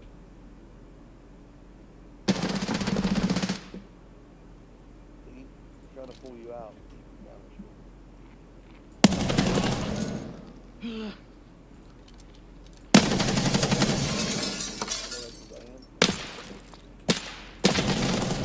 Bitch. Those motherfuckers were hunting you. Oh! There was a fucking another one. It's in a 3-man team on you. Yeah. That's pretty good. That's why I told you to throw the grenade, because that guy was on the outside watching that side of it, the north. Then on the door, there was probably someone on one side and one side on the other. I think the other one came from the basement. MP7. If you throw it at the door and it blows up, normally they're in they do a mad sprint to take the shot because they heard the explosion, or they'll think that they're running dirt that way. You know what I mean? And they'll hunker down. That's why I said pick a grenade, throw it. When you pick a grenade and throw it, either they're going to try to know your position, and they'll reposition so that you'll know their movement. The other guy's going to run back a little few feet into the well, so he can get behind cover if he hears explosion, so that he can wait for someone to sprint into his line of vision. That means that he's off the map or off the charts for a minute, so that you don't have to worry about him sneaking up on you. I heard that last guy last fucking second. Only 7 to 17, maybe 7 to 17 seconds, depending on who it is. And if you listen quietly when you hear the explosion happen, you'll either run through the flame or will chuck something back, or you'll hear the position. They'll out themselves. Because when you kill those 2 people, they heard the fire, and he shot that one. He literally waited over the body. He knew that you were going to raid it. This gun shoots the same round as that pistol I showed you, 12.7 by 55. It's a 50 cal rifle. It's a Russian rifle. What is it called? Ash 12. Is it an AUG? No, it's an Ash 12. ASH-12.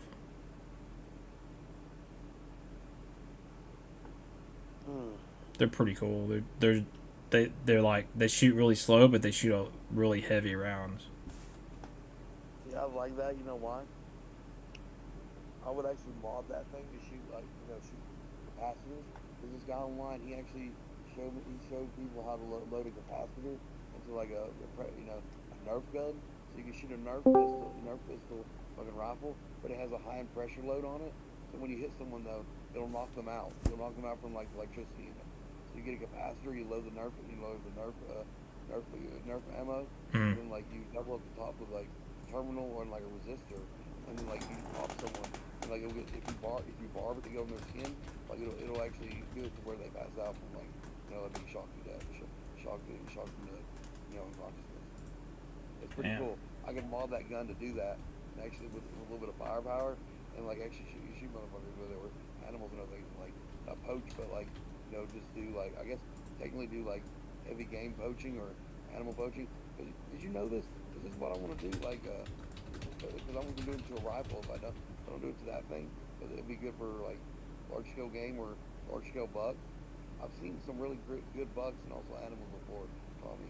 But see, there's this bug that I've seen that like or animals I've seen where I would have done it to like keep them from hurting things or keep them from like large scale like game or livestock that don't need to be killed. This person killed a black. This person is a black horse that my friend had, and it was a perfect stallion.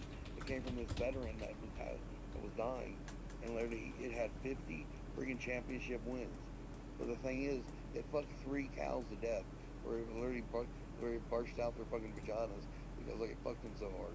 I was like, goddamn, it killed my cows. I had to kill it because it kept doing that, and it had dick rot. I was like, but it had 50 championship wins.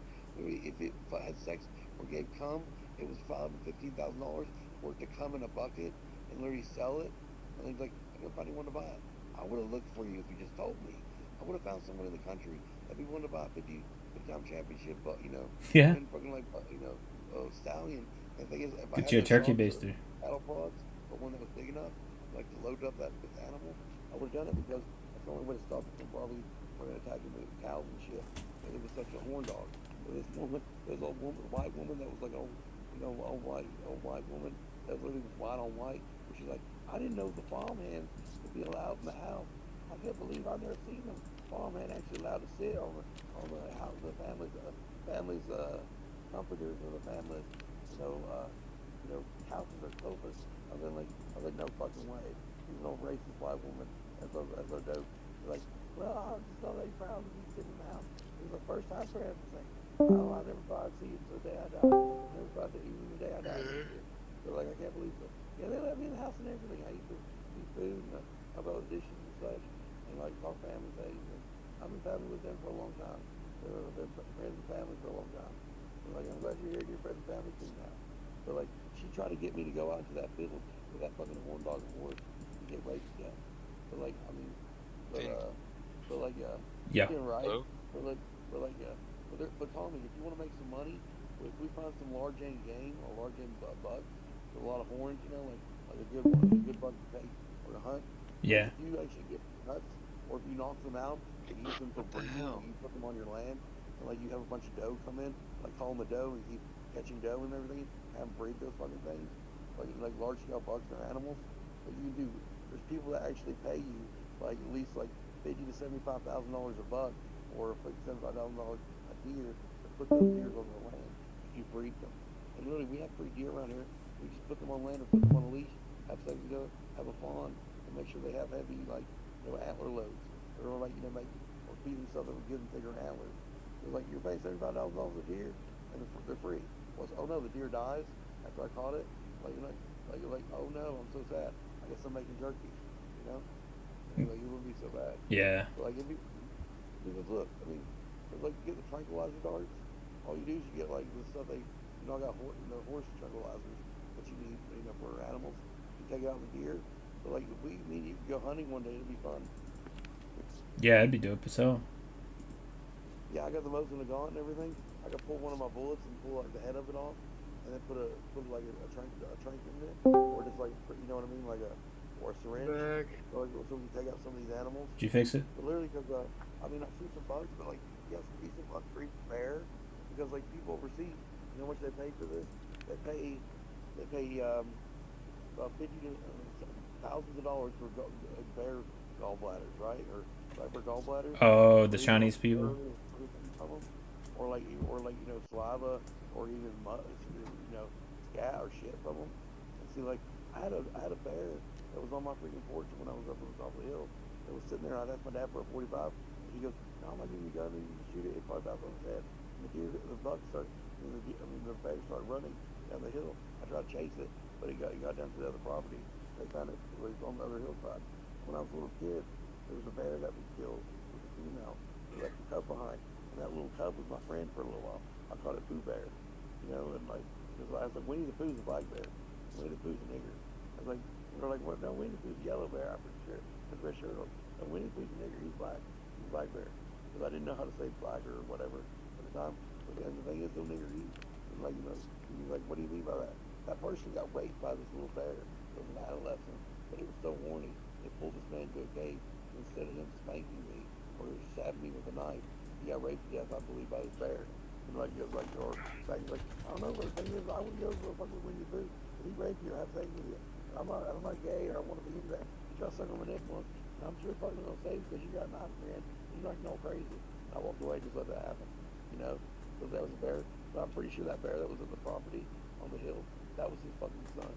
I swear to God, it was. The son of a Pooh Bear. They relocated from there because he was getting drunk off the old Gators Hall Road, Apple Orchard.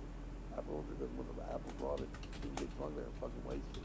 So I watched my friend Pooh Bear get wasted every day, roll around in the fucking mud. And people will go there and fuck with him. Like people that just visiting with a truck or car, or they bring a boyfriend or girlfriend, fuck with the bear. And he fucked up with a few people. When they came there, people try to fuck with him and he was laying down, don't get trust. So like, I don't know. I'd like to catch a bear and have fun with him, chill with him. I always like those. Really awesome. But I know people that know people that will pay a lot of money for deer, like good deer with good sized, thick bodies, or even like mountain cats or things we do calls and such. And here's the thing. I know. Goatman. His cousin actually does injured fucking like predatorial bird sanctuary. But like we could do some, we could get, I know some people that could probably help get us to do what's it called again, like do raptor school. Have you heard of raptor school, Tommy? What is it? Raptor School.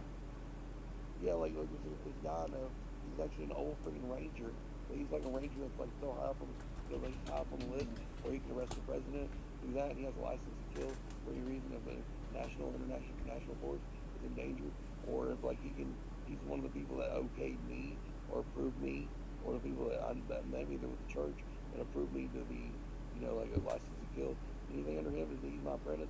If he does anything ill or bad, then I would die for him instead. He said that, and I was like, what the fuck? Then, like, You want to do some games, homie? A raptor or like a hawk or an eagle and actually own it or use it as I guess they say not as a pet, but as a partner. What are you doing? Actually bring it to life. Like you can release the keep it. But like you can actually get approved licensing for it. They say they charge so much, but I think the guy that I know can actually get supersedes the cost.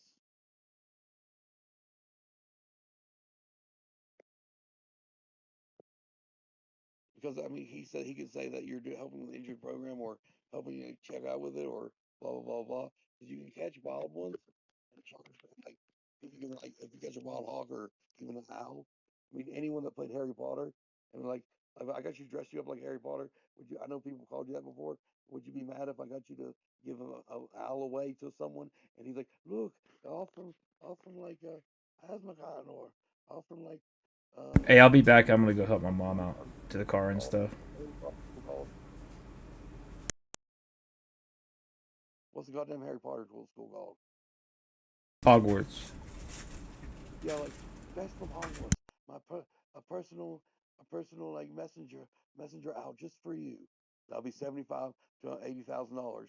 Because like catching a wild one, even if it's young, like you can charge whatever. But them getting the licensing or whatever, that's on them. But if you capture one and it's like you capture one and they say they're licensed, they still be paying that amount. But like we could do it like under the table. We just like have a meetup or whatever. So because everyone has to dress up as something. Because like if you do like a trade like that without full licensing, if you're selling animals like that, well, I mean, not because like if they're paying 75 to 80,000 for a deer for relocating to help with the numbers, help with the breeding program, that's fine as long as it's in Tennessee and such. Because like if it's in Tennessee, it's in Tennessee, you know. And like because it's still the same deer, but it's not like trading or invasive species. Just like if we had an owl or something or other thing that messed around here and they were from here or they yada yada quote unquote, they'd still pay the prices. But the thing is, you're not poaching. You're just like you were just saying that someone or the ranger was certified and everything else. They said they were good. We'd be covered, but we still get paid. And catching a raptor is pretty easy. You just put like a rabbit trap out, and then it looks like a snare, but like it throws up a big freaking net around the freaking around the hawk or the eagle, and like we can actually, you know, the guy I'm talking about could give us approved for raptor training or raptor licensing, or you know, like to be a falconeer. Just because like, I mean, I had this one guy I met that was a ranger. He had the coolest fucking falcon. He called it Ellen. This thing Ellen was a breeding program, and this person went up the tree that was a drunk fucking college kid and broke the eggs. This fucking bird found him a month later after he killed her chicklets, her eggs, and then literally clawed his face off. And I seen him in the street with his face ripped off or whatever. I was like, oh, so you didn't fuck with those birds, huh? You didn't fuck with her nest or her little hatchlings. You didn't think she wouldn't find you. And then, like, her dad was attacked by a wild fucking strider or wild, like, fucking, like, large. It was a fish that's like 8 or 9 foot long. But there's literally, hey, check, they told me. Ever tell you that I found, like, there was a wild legendary fish in Chattanooga? The Ogie Poggie monster, whatever. You ever heard of those things? With, like, Indian legend of, like, great, like, water spirits. Tommy.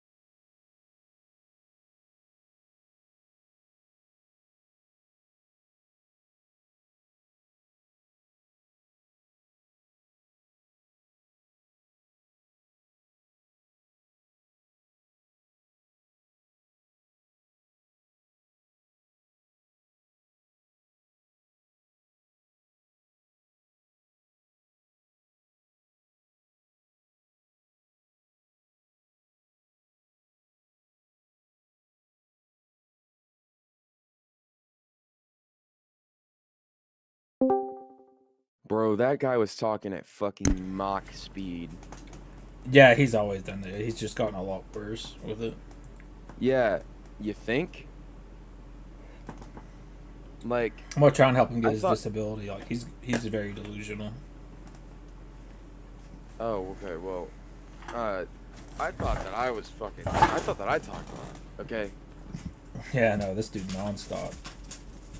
Like he used to be kind of bad, but now he's just full of nonsense.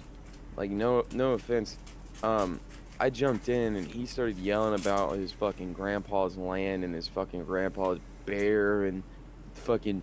I think they called this bear Pooh Bear or whatever the fuck. I wasn't some paying river. attention to that shit. Or, to the shit. He's been talking nonstop for like 2 hours, bro. I've been in here and I've had him really low volume, just basically just saying yeah every 5 seconds. I was like, oh cool, oh cool. Like I literally Like, I jumped in there, I heard the bro yapping his ass off. You want to play Arena, by the way? Yeah. I need to get some shit done on Arena, probably. I need to play, like, I need to win 7 more matches of Blast Gang or Team Fight. And then I think that I have 2 checkpoint matches, and then I'm done.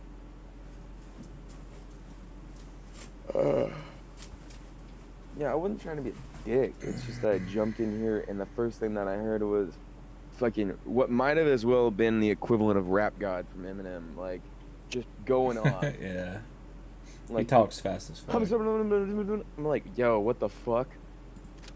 Yo, or nah, dude. You know what that guy reminds me a little bit more of? No offense, he's like that one girl from Rugrats. You know what I'm saying?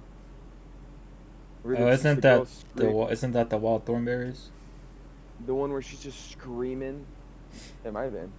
You talking about the little kid on the Wild Thornberries? Yeah, it could be where she just like the girl's little brother that it's always like yeah. He's got spiky hair. Yeah, and she's like yells like gibberish all the time. Mhm. Yeah. Exactly what I'm talking about. Oh, yo. You'll never guess what I was able to do. Did you get the bloody rusty key? No, I was able to get I loaded on today. My first game I loaded into factory, right? I was going for my last bolt action kill. And so I don't know why I thought this was smart. So I brought a Keter and a bolt action just in case I ran into like a bunch of scavs. And I just killed like 5 players on reserve with the RPD. The gun kicks ass. I actually was thinking about getting onto like factory with just an RPD and 2 mags. That's what I did on reserve. Well, you're never gonna fucking repack your mags. If you think about it. I did. I repacked them. Oh my god, dude. It doesn't really take too long. Unless you use a whole fucking mag, and then it's gonna probably take a while.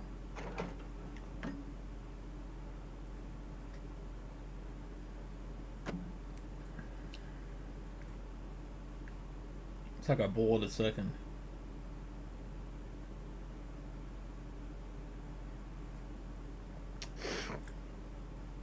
I had so much gear, man. It was insane. And then somebody came up the stairs and headshot me. Oh my god. Do you want to do normal EFT? Or are you still on it right now?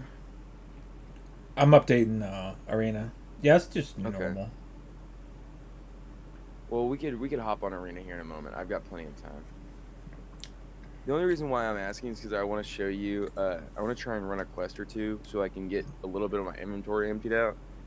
Because if I get my weekly before we get off of Arena tonight, then I could transfer over like 800K and then have like 1.4 mil in my bank. I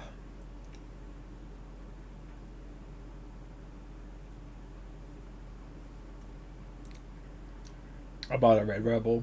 I think I have like close to 5 mil right now.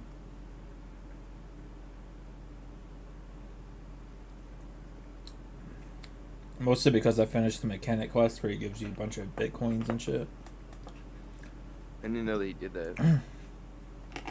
Yeah, the one where you gotta turn in 3 GPUs. And then after that you gotta turn in some random electronics. And he gives you like 5 bitcoins and 4 Tetrises all together. I do not think that I've gotten that quest yet.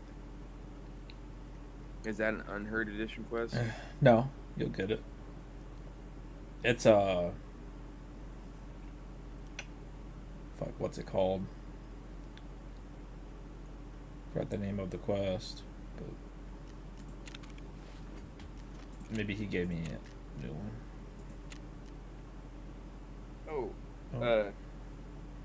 If you don't want to run customs with me, we should run woods and try to go for the BTR. Yeah, I'd rather do woods because I've used all my insurance returns for customs already.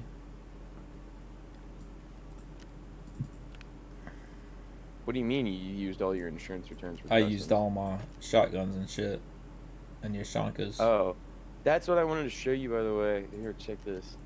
This is fucking hilarious to me. It's fucking beautiful in my eyes. So, as you can see, my stash is pretty damn full. Hold on.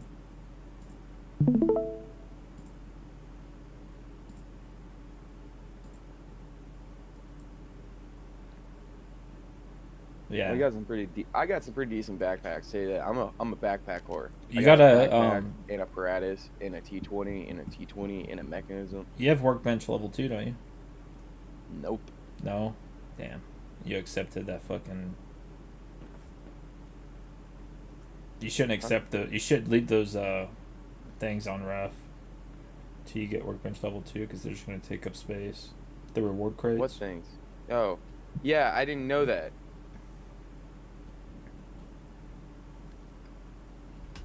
Would have been good to know. Yeah. Yeah. Or at least you only got one, and then you figured it out. Fair enough, I guess. You could have accepted like 3 or 4, and then you'd been kind of fucked.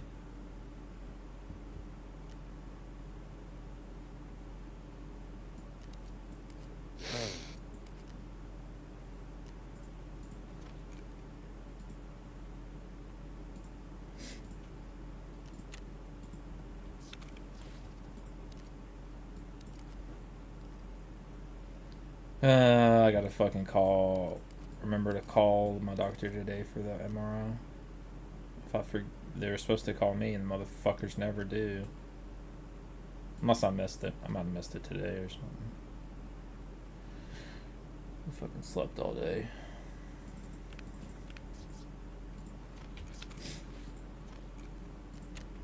Yeah. Collab. I deal with that too. I have a Labs key card I was thinking about selling. I'm also thinking about keeping it. Yeah, we can go a lot. You need 10 of those found in raid for a quest later on, so you might want to keep the found in raid ones as much as you can.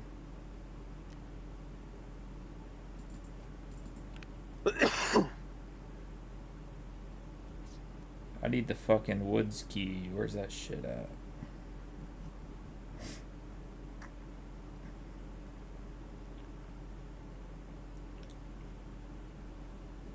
Is it in this docs case? There it is. Bring money for the BTR. Don't forget that.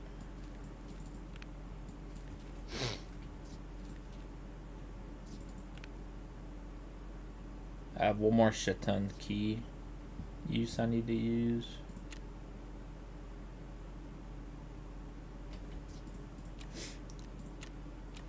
I don't know what to bring. I have an SVD. Fuck it. Bring that shit.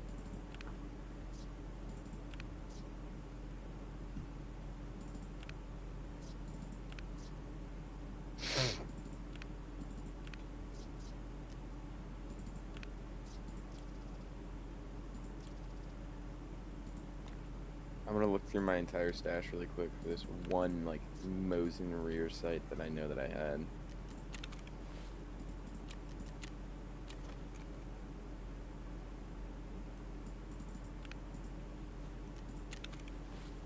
I didn't even realize I had a fucking M4 in here.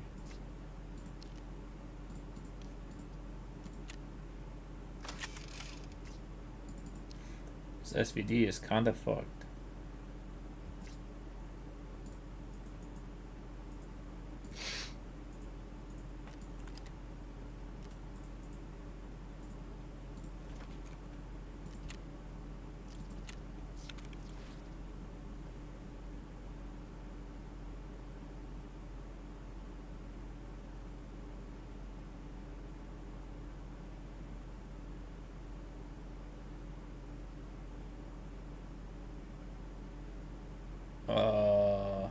There's one.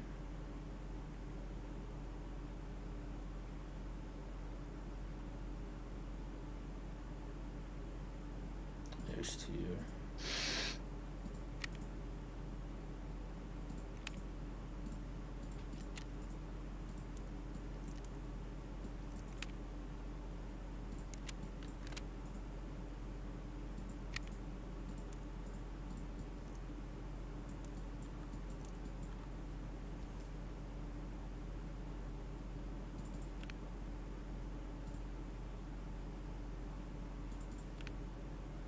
Actually, I only have 4 mil left now.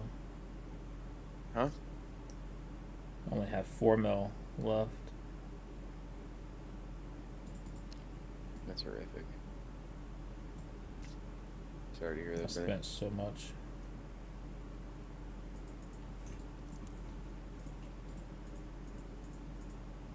At least I got a Red Rebel, I guess, out of it. I don't have to worry about that ever again.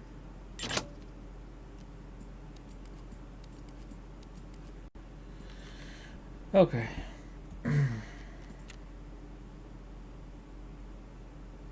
You almost ready? I'm gonna go ahead and invite you. Yeah.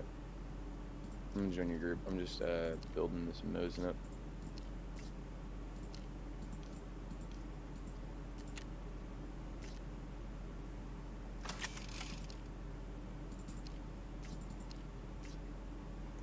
Got this gazelle. Some water. Bottle of water. Bottle of water.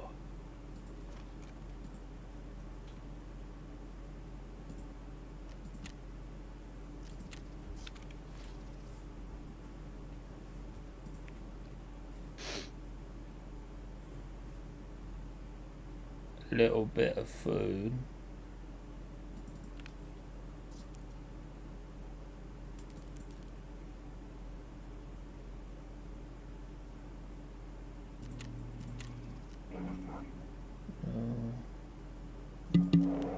There we go. My girlfriend put my dog in the kennel for me, and I turned around because I thought, like, I started looking for him because I thought that I heard the dog, like, standing behind me going, and I was like, so I flipped around, and I didn't see a dog, so I started getting fucking worried. I thought I was tripping balls.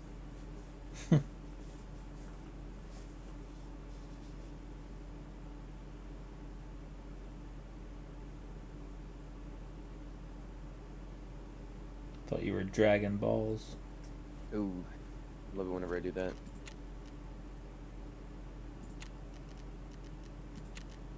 What, 8 a.m.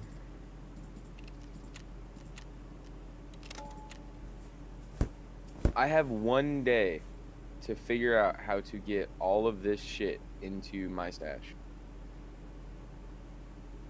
You might have to sell it.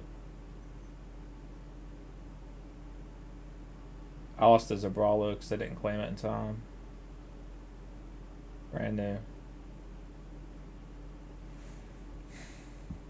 It's kind of sad.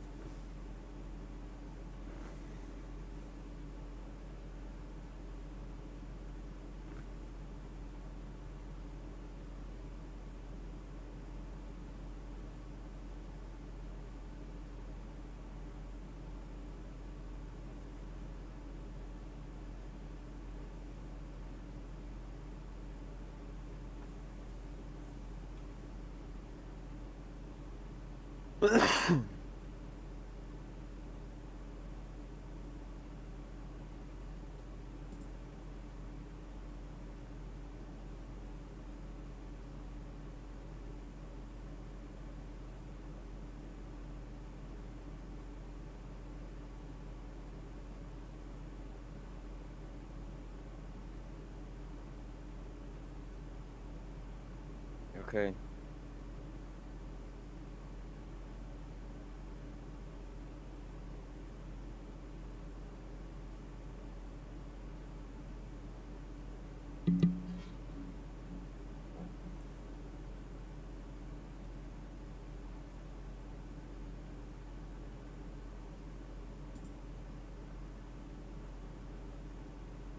Oh, thought you were ready to.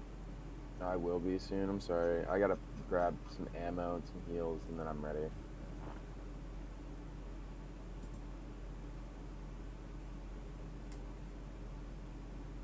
Okay. It's loaded with T46, so it should be alright.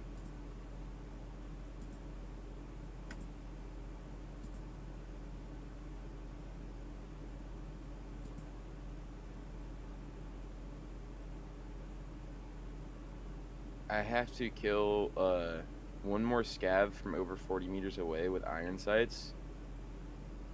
Okay. Can you put a PU scope on a Mosin sniper in the middle of a match? That I don't know. I don't think you can.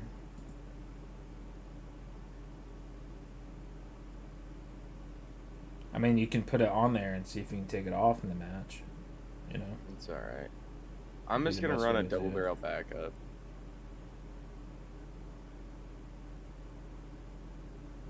You never know whenever you might need it.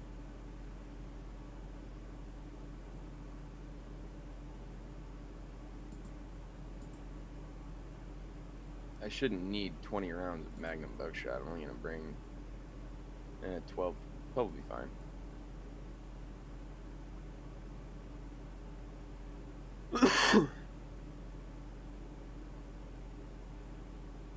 Ew. I'll hurry it up.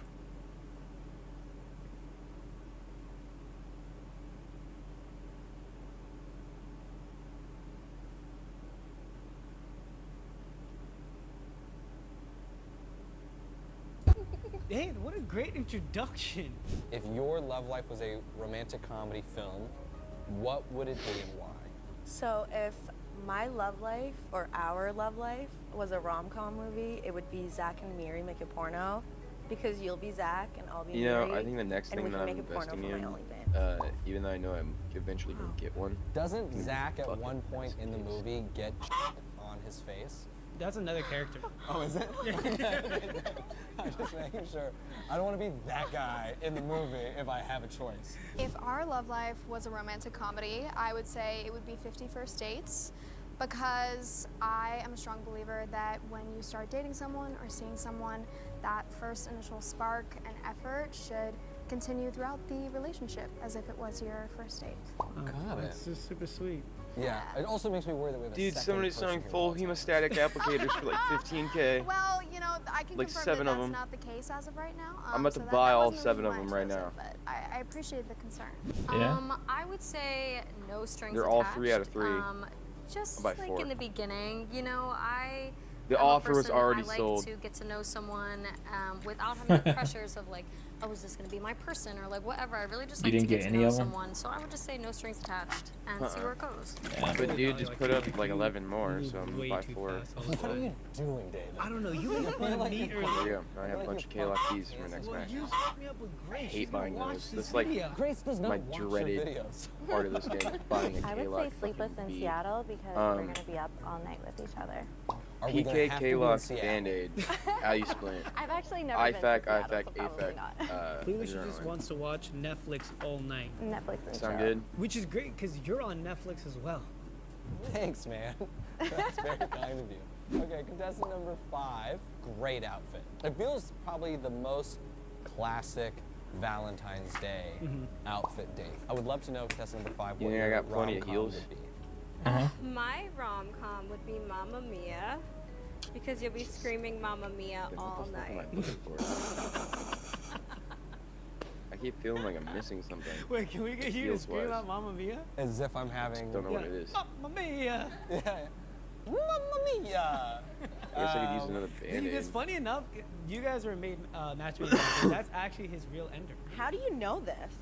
All right, moving on. That's not my real... That's not... Ladies, that's not my real ender. I'm a gentleman. Usually for me it's... I'm gonna call you an Uber. Where do you live? Yeah, Ladies, while I loved all of your answers with every ounce of love I have in my body, there was one answer that I couldn't seem to muster up the same affection for, and it's because I don't have any Oedipus issues. It's Mamma Mia. I'm so sorry. I can't seem to imagine screaming that in bed. So I'm gonna have to eliminate you. I'm so sorry, contestant number 5. Oh my God. Hi, I'm Hunter. Nice to meet you. Wow, the rest of the outfit was unreal. Yeah, it was great. It's great. Thanks. I feel like David should be warning me not to eliminate certain people. Well, I think they're all beautiful, so it's gonna be Yeah. fun. What was They your are. name? Raquel. Raquel Hunter. Nice to meet you. Nice to meet you as well, Raquel. Hi, Raquel. Thank you so Bye. much. All right, Hunter. Well, I just want to say this is going to be a great round. I feel like I didn't really class it up on the last reveal, so this time I'm going real gentlemanly. Yeah, you got this. And turn around.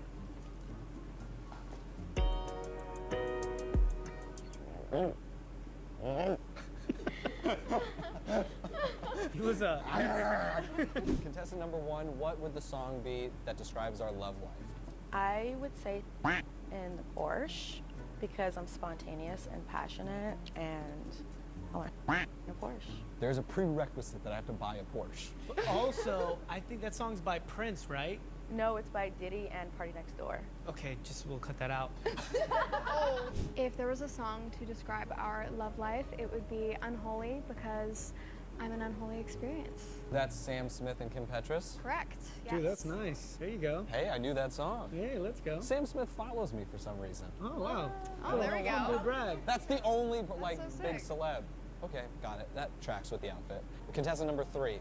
I'm really glad the tattoos didn't just stop at the legs. I like the tattoos a lot. She's tattooed, very tattooed, yeah. Are you getting more, or do you feel like... Yeah, I only have a few more spots that I have left. Now it's more so like looking at what open gaps I have versus like what I like already have. So I Sure. really only have like the tops of my hands, the tops of my feet, and the back of like one of my thighs, and that's really it. Might be the tops of something else available as well. Yes, yeah. Just, I saw it. I didn't mean to make it weird. So, would you still want to take this to mom right here, this outfit? Right. You know, I used to Dad date a would love girl it. that Okay, talked faster love than it. that I think guy. my mom, I think anyone with tattoos usually has a That's level hard to of, believe. especially when it's worn proudly and out. There's like a level of I don't know. self-confidence. See how anybody can talk faster than that. Our love life is a song, contestant number 3. If I had to pick a I song, mean, I would if you had choose met her, you would have Loco believed it. by Kim Petras, and I feel like that's kind of self-explanatory. So I'll just leave that with you. She's not the most fun to be Dumb around. guy here. Can you explain? But then again, I was a young ass kid. That is Like, a song. young That answer is fuck. goated. I'm I would talking say like, Nasty Girl this was by like Ludacris third because grade I'm level. a lady in the streets, but a freak in the fucking cutesy Wow, that bullshit. does track with the for outfit. dating. That really does make You know, That sense. answer was ludicrous. Yeah. Like literally, it was just, oh, we're third graders. It's tough. I guess the we're outfits are all really gonna great, but the fucking only be dating thing now. that is throwing me, I want the date to be really light and I airy, dated that bitch with until I very was in dark outfits, fucking kind of throw me a 7th little bit. grade, So actually. unfortunately, I'm contestant not gonna number lie. 2, for Valentine's Day, I'm gonna have to say this is not my You outfit. crazy. That's alright. I get it. Oh, bro, no, the funniest part was whenever she broke up with me, and I didn't give a fuck. Like, we hadn't talked in like a couple of months. And she was like, yeah, I gotta move away, so I guess I'm gonna have to break up with you. And I was like, okay. And then I closed my locker, grabbed my shit, and walked away, and had nothing more to say to her. She was so pissed. She went around telling the whole school that I fucking cried or some shit. Bye. Yeah. All right, Hunter. Okay. Shit, I gotta pause this shit. Come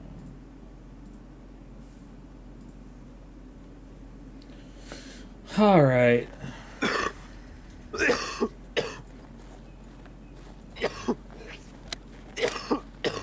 Oh, we're at the fucking. What? We're at the sunken village. Someone hit a landmine. Already? You okay? Sound like you're fucking choking to death.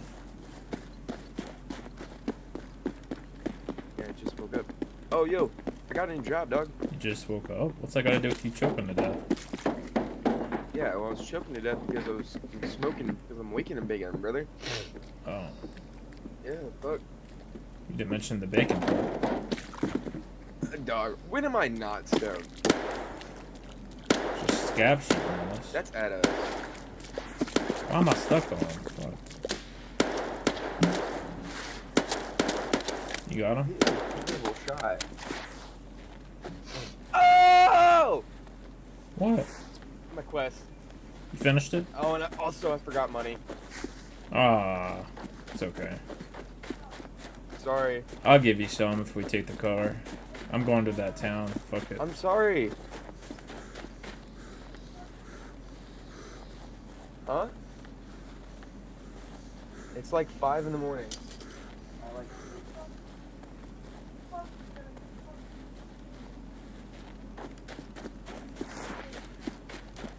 sorry. What happened? Oh, you're coughing. Woke her No, up. I got excited and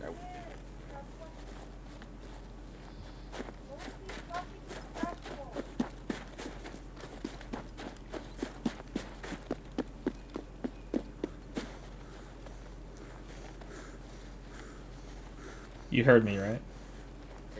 I can't really hear you. There's like two people talking to me at the same time, so I can't really pay attention. A minute ago, I said I'm heading towards the other town. Like toward our UAF. Where the car is. Oh, it's toward Scav Extract. Like, Mhm. no, it's Scav Extract. It's toward car extract. Right.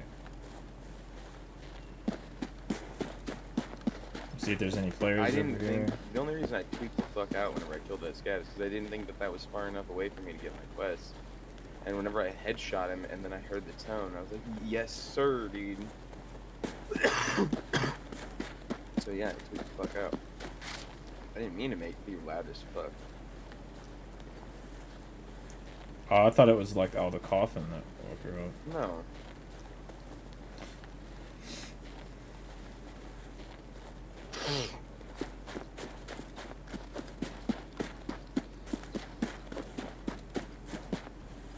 Car's not here.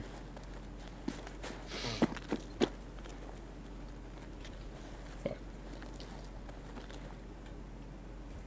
Are you running up on me? No. I'm not there. Probably a scav. It is.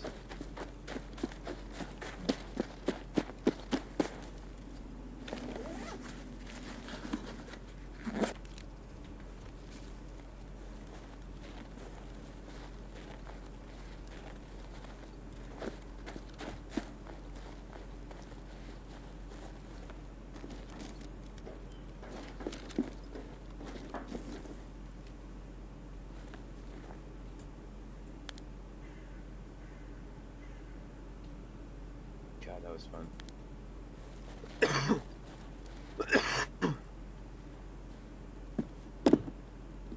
Excuse you? What? Oh, nice. I think that key's like 100K. Am I streaming? Yeah. Shit.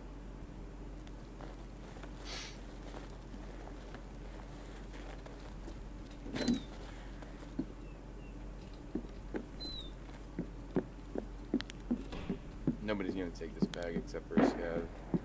Even the scav doesn't mean that much to me. I hear losing shots over here. Yeah, that's actually right here, like on top of me.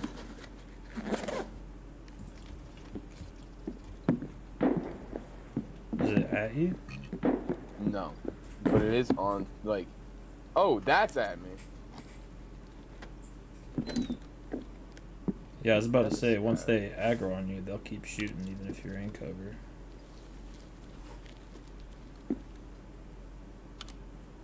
What is this trash, man?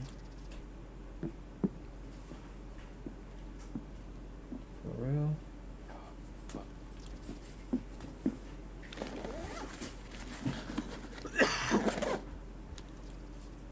God, real.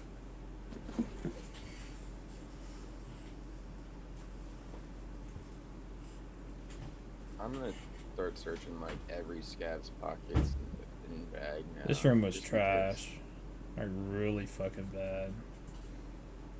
What the hell?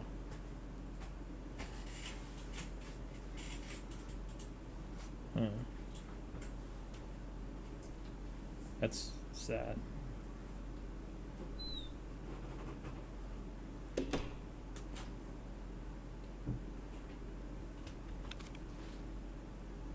I got a Trihawk and a extension cord, and that was it.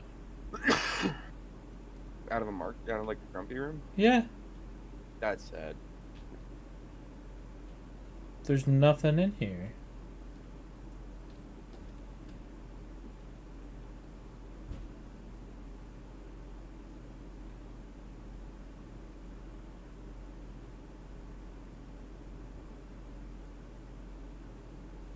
Now there's somebody here. Are you still down there toward the car? Yep.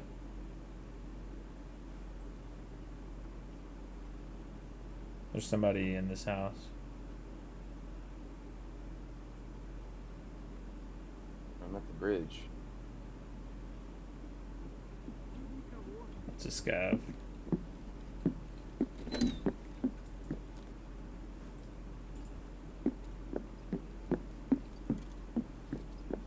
Yeah, I'm at the vehicle extract bridge. Okay. Are you up the hill just opposite of it? I'm not on the hill. I'm in the house with where the key is. Just killed a scav.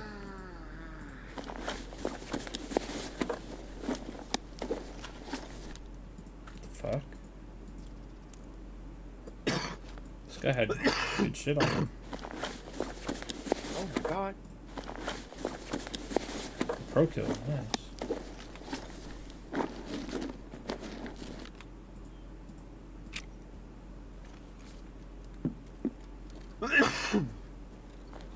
FMJ43s. TT ammo. Actually, wait, I've never heard of that ammo. That might be really good ammo. TT? FMJ43.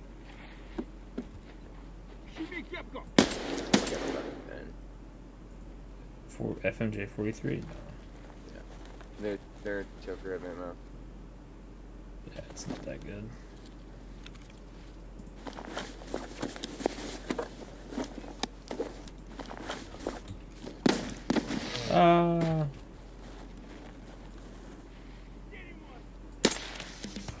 Well, I just finished the Oh, this is quest. Friendship Bridge. That's where I'm at. You hear me? Oh yeah, you're.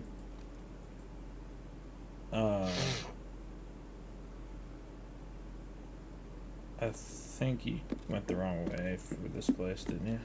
I went north. Was it supposed to go south? No, you're supposed to go east. So follow the river to your left is where you were supposed to go. I want the water in my left? The river, yeah. Oh my Christ.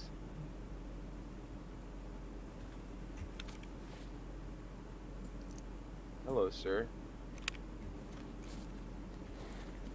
The bush. What the?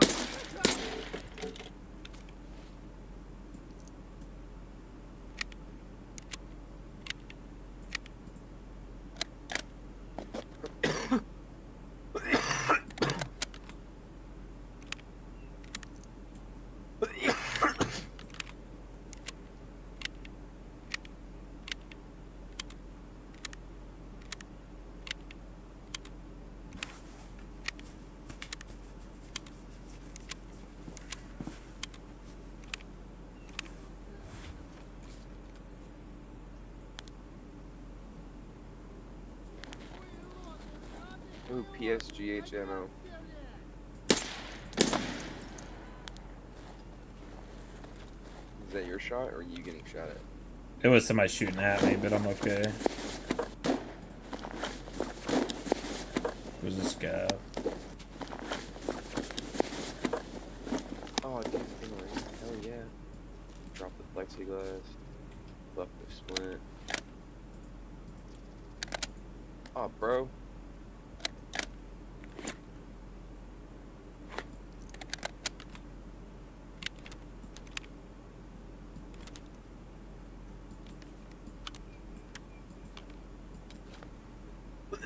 I know I really don't need the TSAP ammo. They're like, yeah, like 20 gauges, so gonna leave them behind.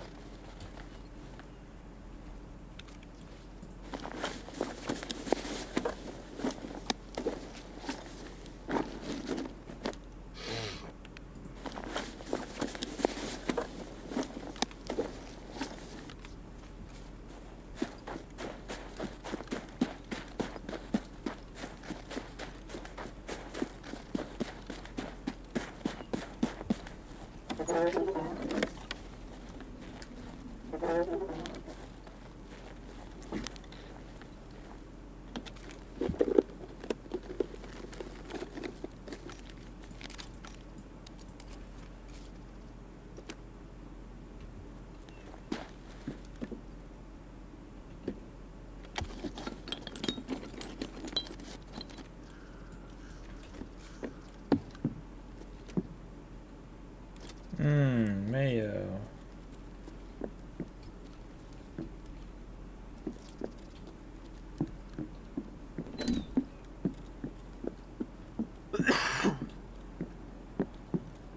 There's an airdrop. You gonna go towards it? Sure. Alright, let me eat this.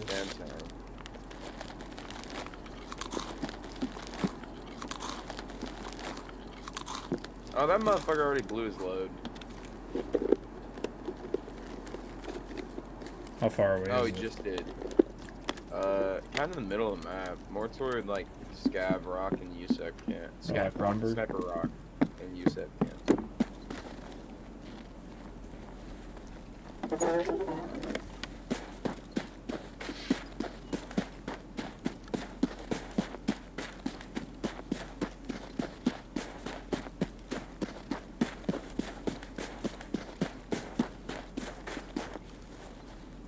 Yeah. Yeah, it looks a little far away.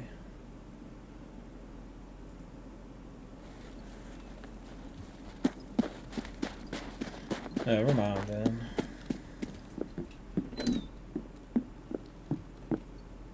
Should have brought a fucking red flare. That's what those are used for? Yes. You don't know that? No, I didn't know that. Yeah, red flares calling airdrops. Wherever you shoot them at. I've got one. Not on me, but... Yeah, in your stash. Got green ones, too. Green ones are just used to extract with. Well, I wish that you could pay to, like, put, like, a certain item on your scav. Not, like, a weapon or anything, but, like, say you had, like, a red flare and you wanted to use it on your scav run. oh, yeah. That would be cool. Or you were willing to risk a scav run for, like, a marked room?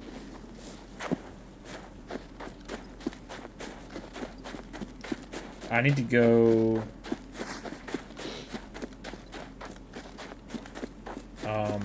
to the lumber mill.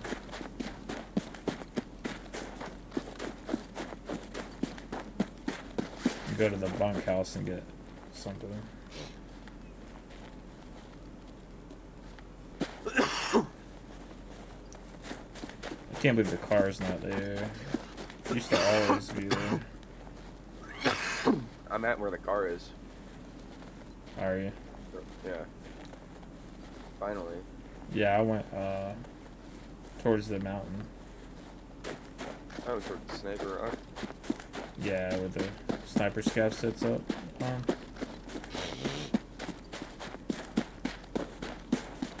I think that's why I called it Scav Mountain. Scav Rock.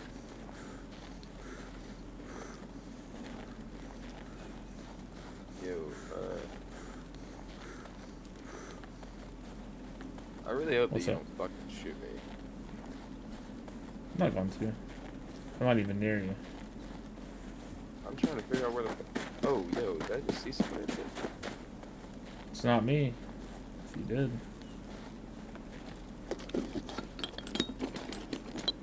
Am I getting shot at?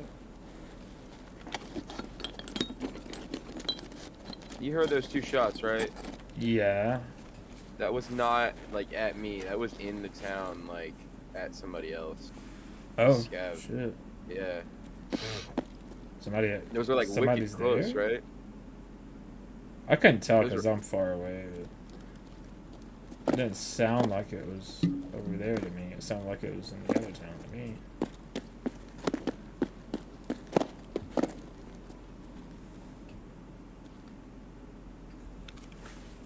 Dude, I tell you what, I'm the type of motherfucker where, like, if I'm playing this game and somebody was to be in the same room as me and they just go up to like a table, drop fucking stack of books on it, dude, I might actually jump.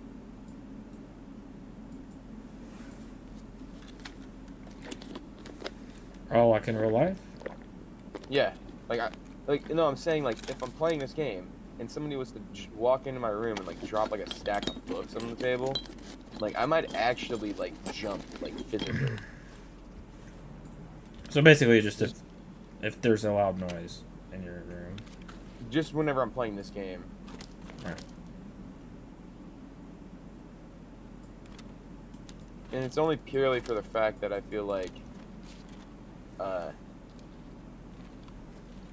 whenever I play this fucking game, I literally sound whore like all the damn time. Like there have been moments where Woo will join the call, and I fucking hate Woo for this sometimes. Like no offense, but Woo will join the fucking call, and then he'll sit here and start immediately talking about something or other that is going on with him today, and like Yeah, it's cool that you want to have a conversation and whatnot, but like dude, I'm just fucking told you that I'm in the middle of a scav raid, and then I just told you clear comms because there's something going on, and you continue to fucking talk. Yeah, it's almost like he's that day done I it was screaming multiple comms occasions. and nobody would shut the fuck up. Like, yeah, whenever you were screaming comms, I had to say something for everybody to shut the fuck up. Can you find me, please? I hate this. Can we not do this shit where I get ditched? Hold on. Because I don't know where I'm at, where I'm going, and what I'm doing.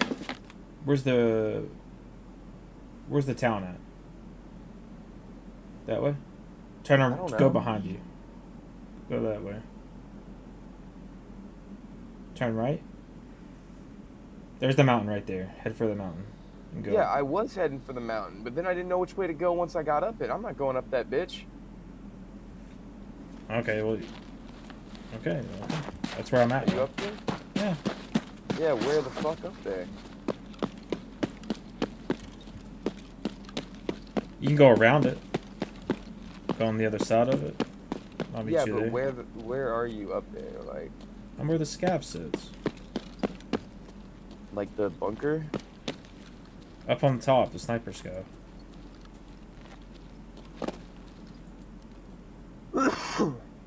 Like where that bunker's at up there? Yes, that little Okay. bunker, yeah.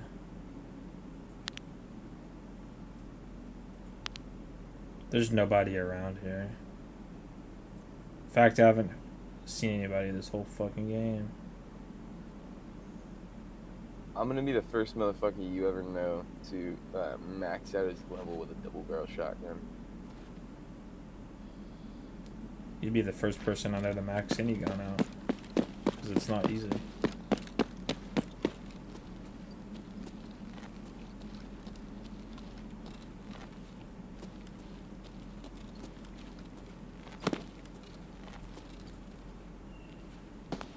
Dude, I'm about to actually like just throw my nicotine across the room. Yo, can I get some solid cover here? Solid cover. I can't even see where you're at. Where are you at? No, I'm gonna come up there to you, and then Oh. I won't. Yeah. There's nothing up here, man. Like, you don't need cover. No, I need like a good 10 or 15 seconds to just smoke it out. You should be good. I hear you. I'm good. Yeah, I'm right here to your left. Yo, instead of going all the way up here, because I get an advantage from being in close quarters, I'm gonna hide in this tree. Yeah, that's fine. Because then if somebody comes up here and they happen to not see me, I get the drop on them.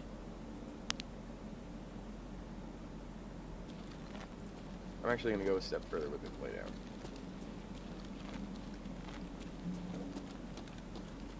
Yeah, my girlfriend was pissed because I woke her up because I started yelling and screaming, and I was like I only yelled and screamed because I hate these fucking quests in this fucking. Like, I think that they should have done the quests in this game, like, a little bit differently. Like, I don't know how so, but I feel like they could have done better. Fuck it. I'm not able to mount here for some reason. What the fuck? Whatever.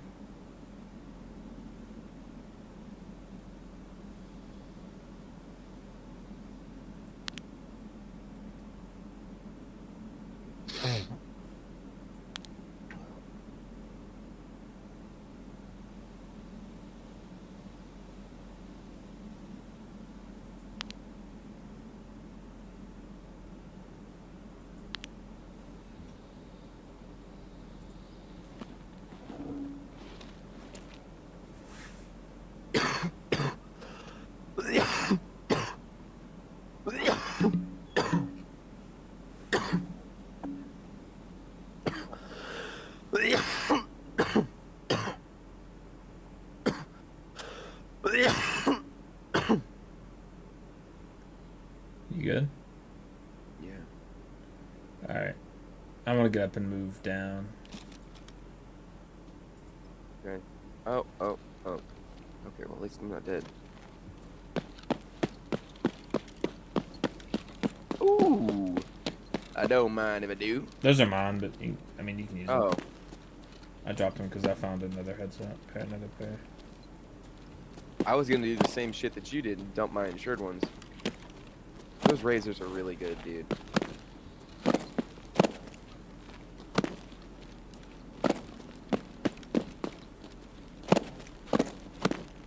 They used to not be.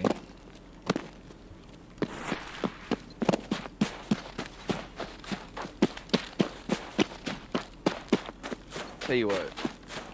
Remind me whenever we go to extracts to dump some of my insurance returns. Okay. Just because I need to be able to have the extra room in my character, and I can get rid of these GSS H1s and run a setup raid here later on my own. If you don't want to go with me. Yeah, I'll have to buy more shit. Huh? I'll have to buy more shit. I've already used my insurance returns. Oh, you also have to do setup? Yeah. Oh, I thought you'd finished it. No. See, Close that's to why finishing.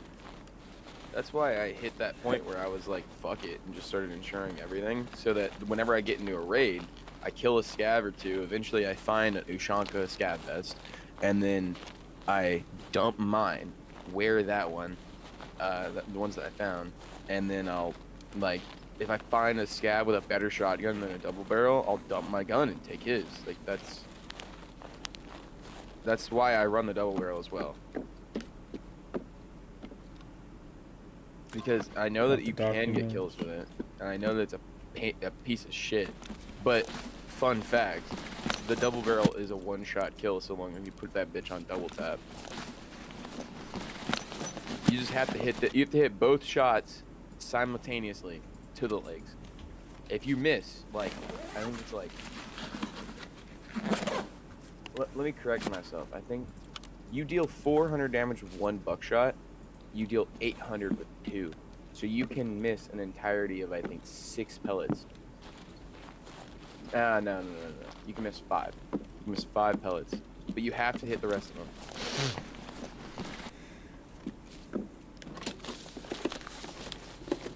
What the fuck did I just do?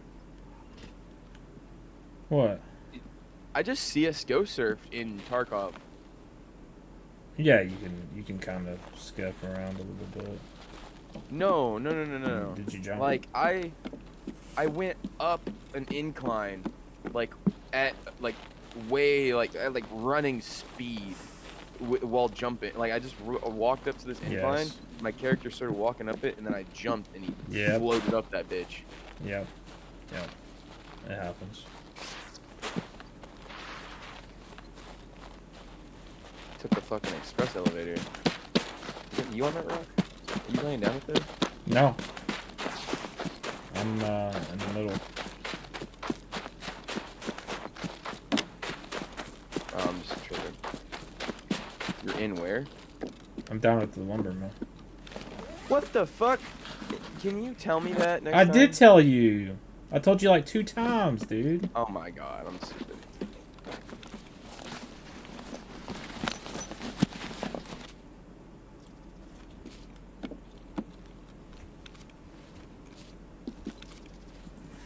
I don't know if I didn't hear you or if it's because I'm tired, but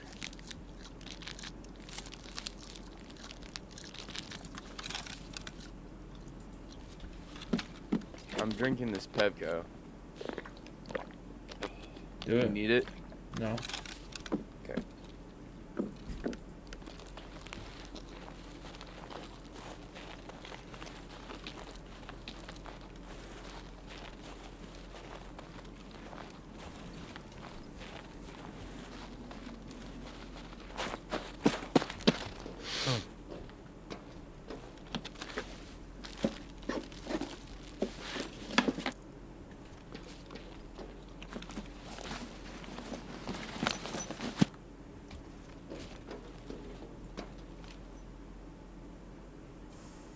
God, I wish I had some food. Oh. I'll just wait until I'm low on food to hit my MRE then. Alright, I'm heading down that way. I'm gonna heal up on my way down there. Did you do anything else here while you're here? From where? Lumber mill or woods? Just woods in general. The BTR, but that's kind of scuffed considering it didn't spawn. Yeah. We can reset. Just dump some of your shit at the extract and we'll reset. I'm gaming that. This is a dead that makes my fucking raid raid. worthwhile to get something out of my inventory and then be able to get it back, you know what I mean? Found a dead PMC. Lots of scab.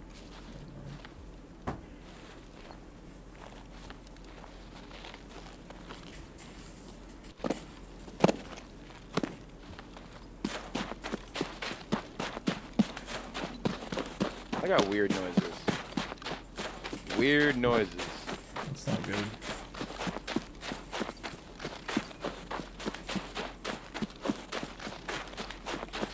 You know what happens whenever you have weird shit going on? You act weirder and they just don't know what's gonna happen after that. Like, I do this weird ass fucking, like, I'll hear somebody's footsteps, so I'll start, like, bunny hopping, and then I'll hide in a tree. Hey, Just so that, like, works, right? just so that, like, in between the bunny hops, I could hear them. And just to double check if I'm actually hearing somebody or not, you know what I mean? Yeah.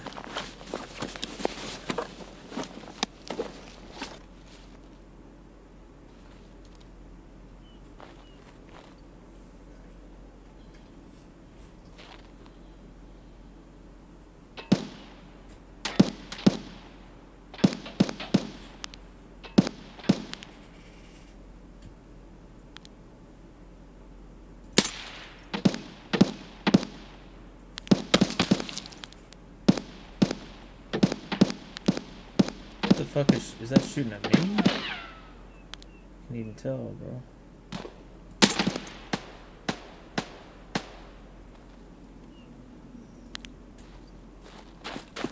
Can I get the fuck out of here? Fuck it.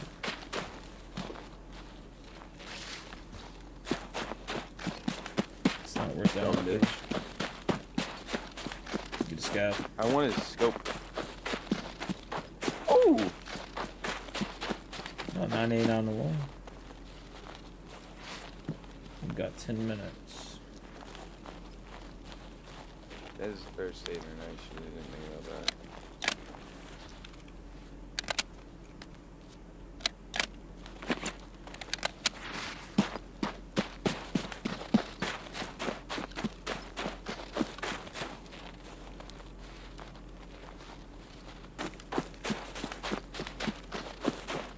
Dude had a 20mm shell. Ooh. 30 mil. That's what, Is that 30, self-reload? 40K? Yeah, it's like 35K or something like that. It's not terrible. It's not the greatest. Yeah. Get rid of that 6-round shotgun tube you got. That's not worth anything. Well, I was only keeping a hold of it so I could put it in another. Take that DP site too. That's worth some money.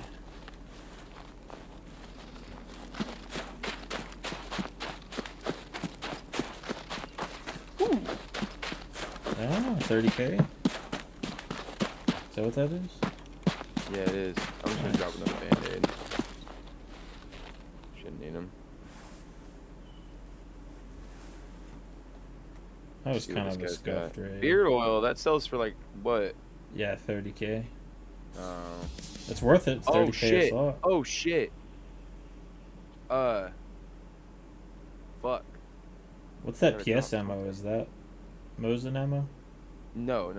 It's 7.62 by 39. That's not. It's not that important. Yeah, I'll just drop it. I've got a bunch of T45 in my stash. I don't need it. All right, that's good enough for me. The Beardle's worth more than the Nels. The what? The Nels. The Nels in your backpack. Oh, well, I was only keeping those for my hideout upgrades, but it's okay. It's worth taking the Beardle because it's 30K a slot. It's pretty good. I would really love the sight off of his gun, not gonna lie. If you can loot him. What should I drop? I'll just drop the yeah, drop the shotgun. magnum. I've got plenty of it. Alright. Cool. Pretty successful raid. Nice. Yeah, I finished some quests too. 2 quests. Didn't use meds. Killed more than 3 scavs. And I got the documents. Yeah, I only had to use some meds whenever my dumbass jumped off a cliff. Yo, I need those, but I don't think I have room for them. Fuck it, we ball.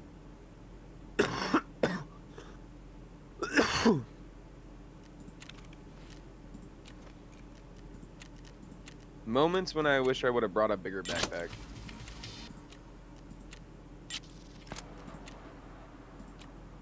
Courtesy visit. Okay.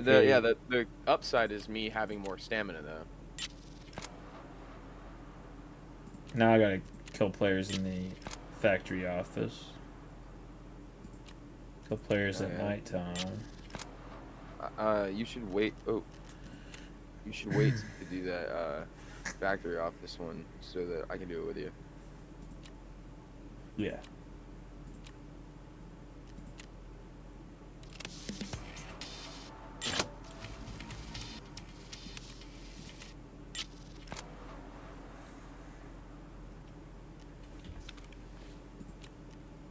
Alright.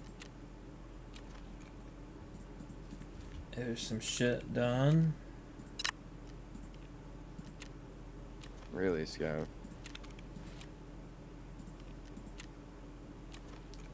Therapist Howie. has a lot of shit for me.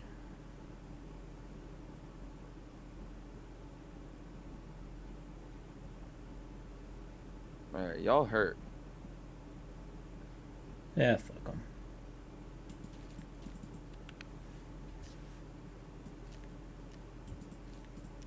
I need direct cover from scabs for me to not be shot, right?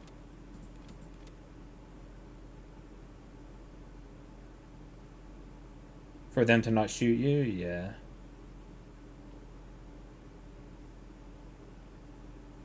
I didn't even hit him. You got hit in the head, bro. Something for heavy bleed? Oh yeah, I got K-Lux. Nice.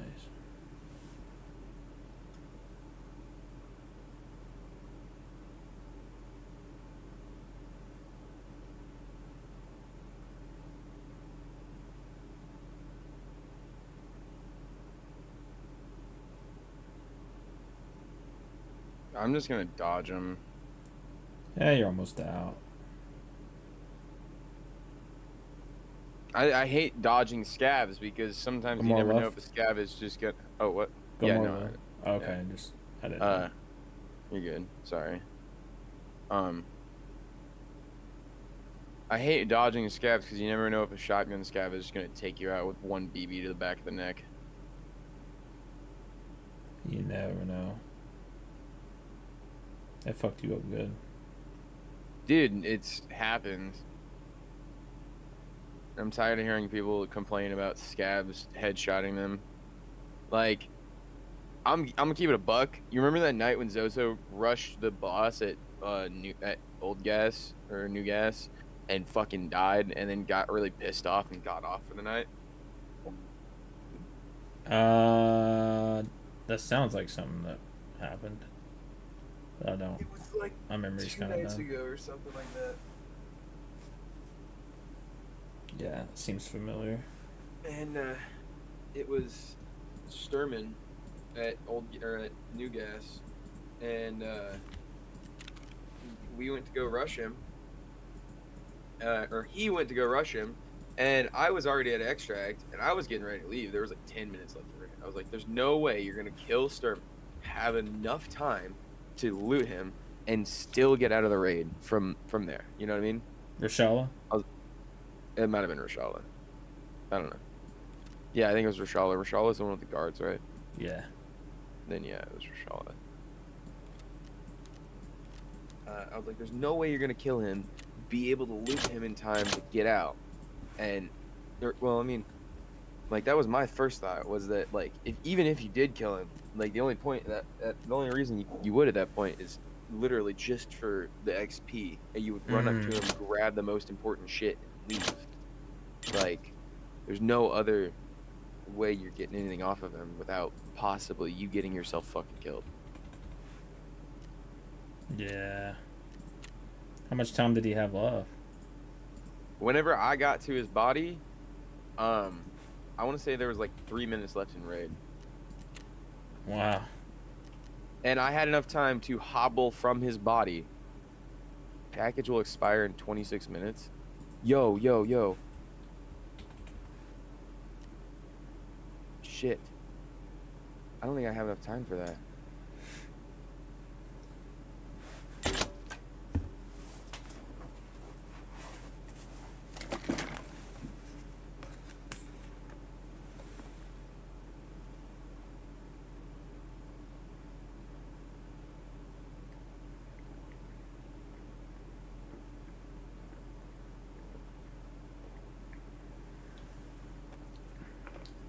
Reese's coffee's pretty damn good. Yo, I need your help. What's going on? I'm just gonna start selling shit. Hold on. Let me piss real quick. I'll be right back. Oh, dude.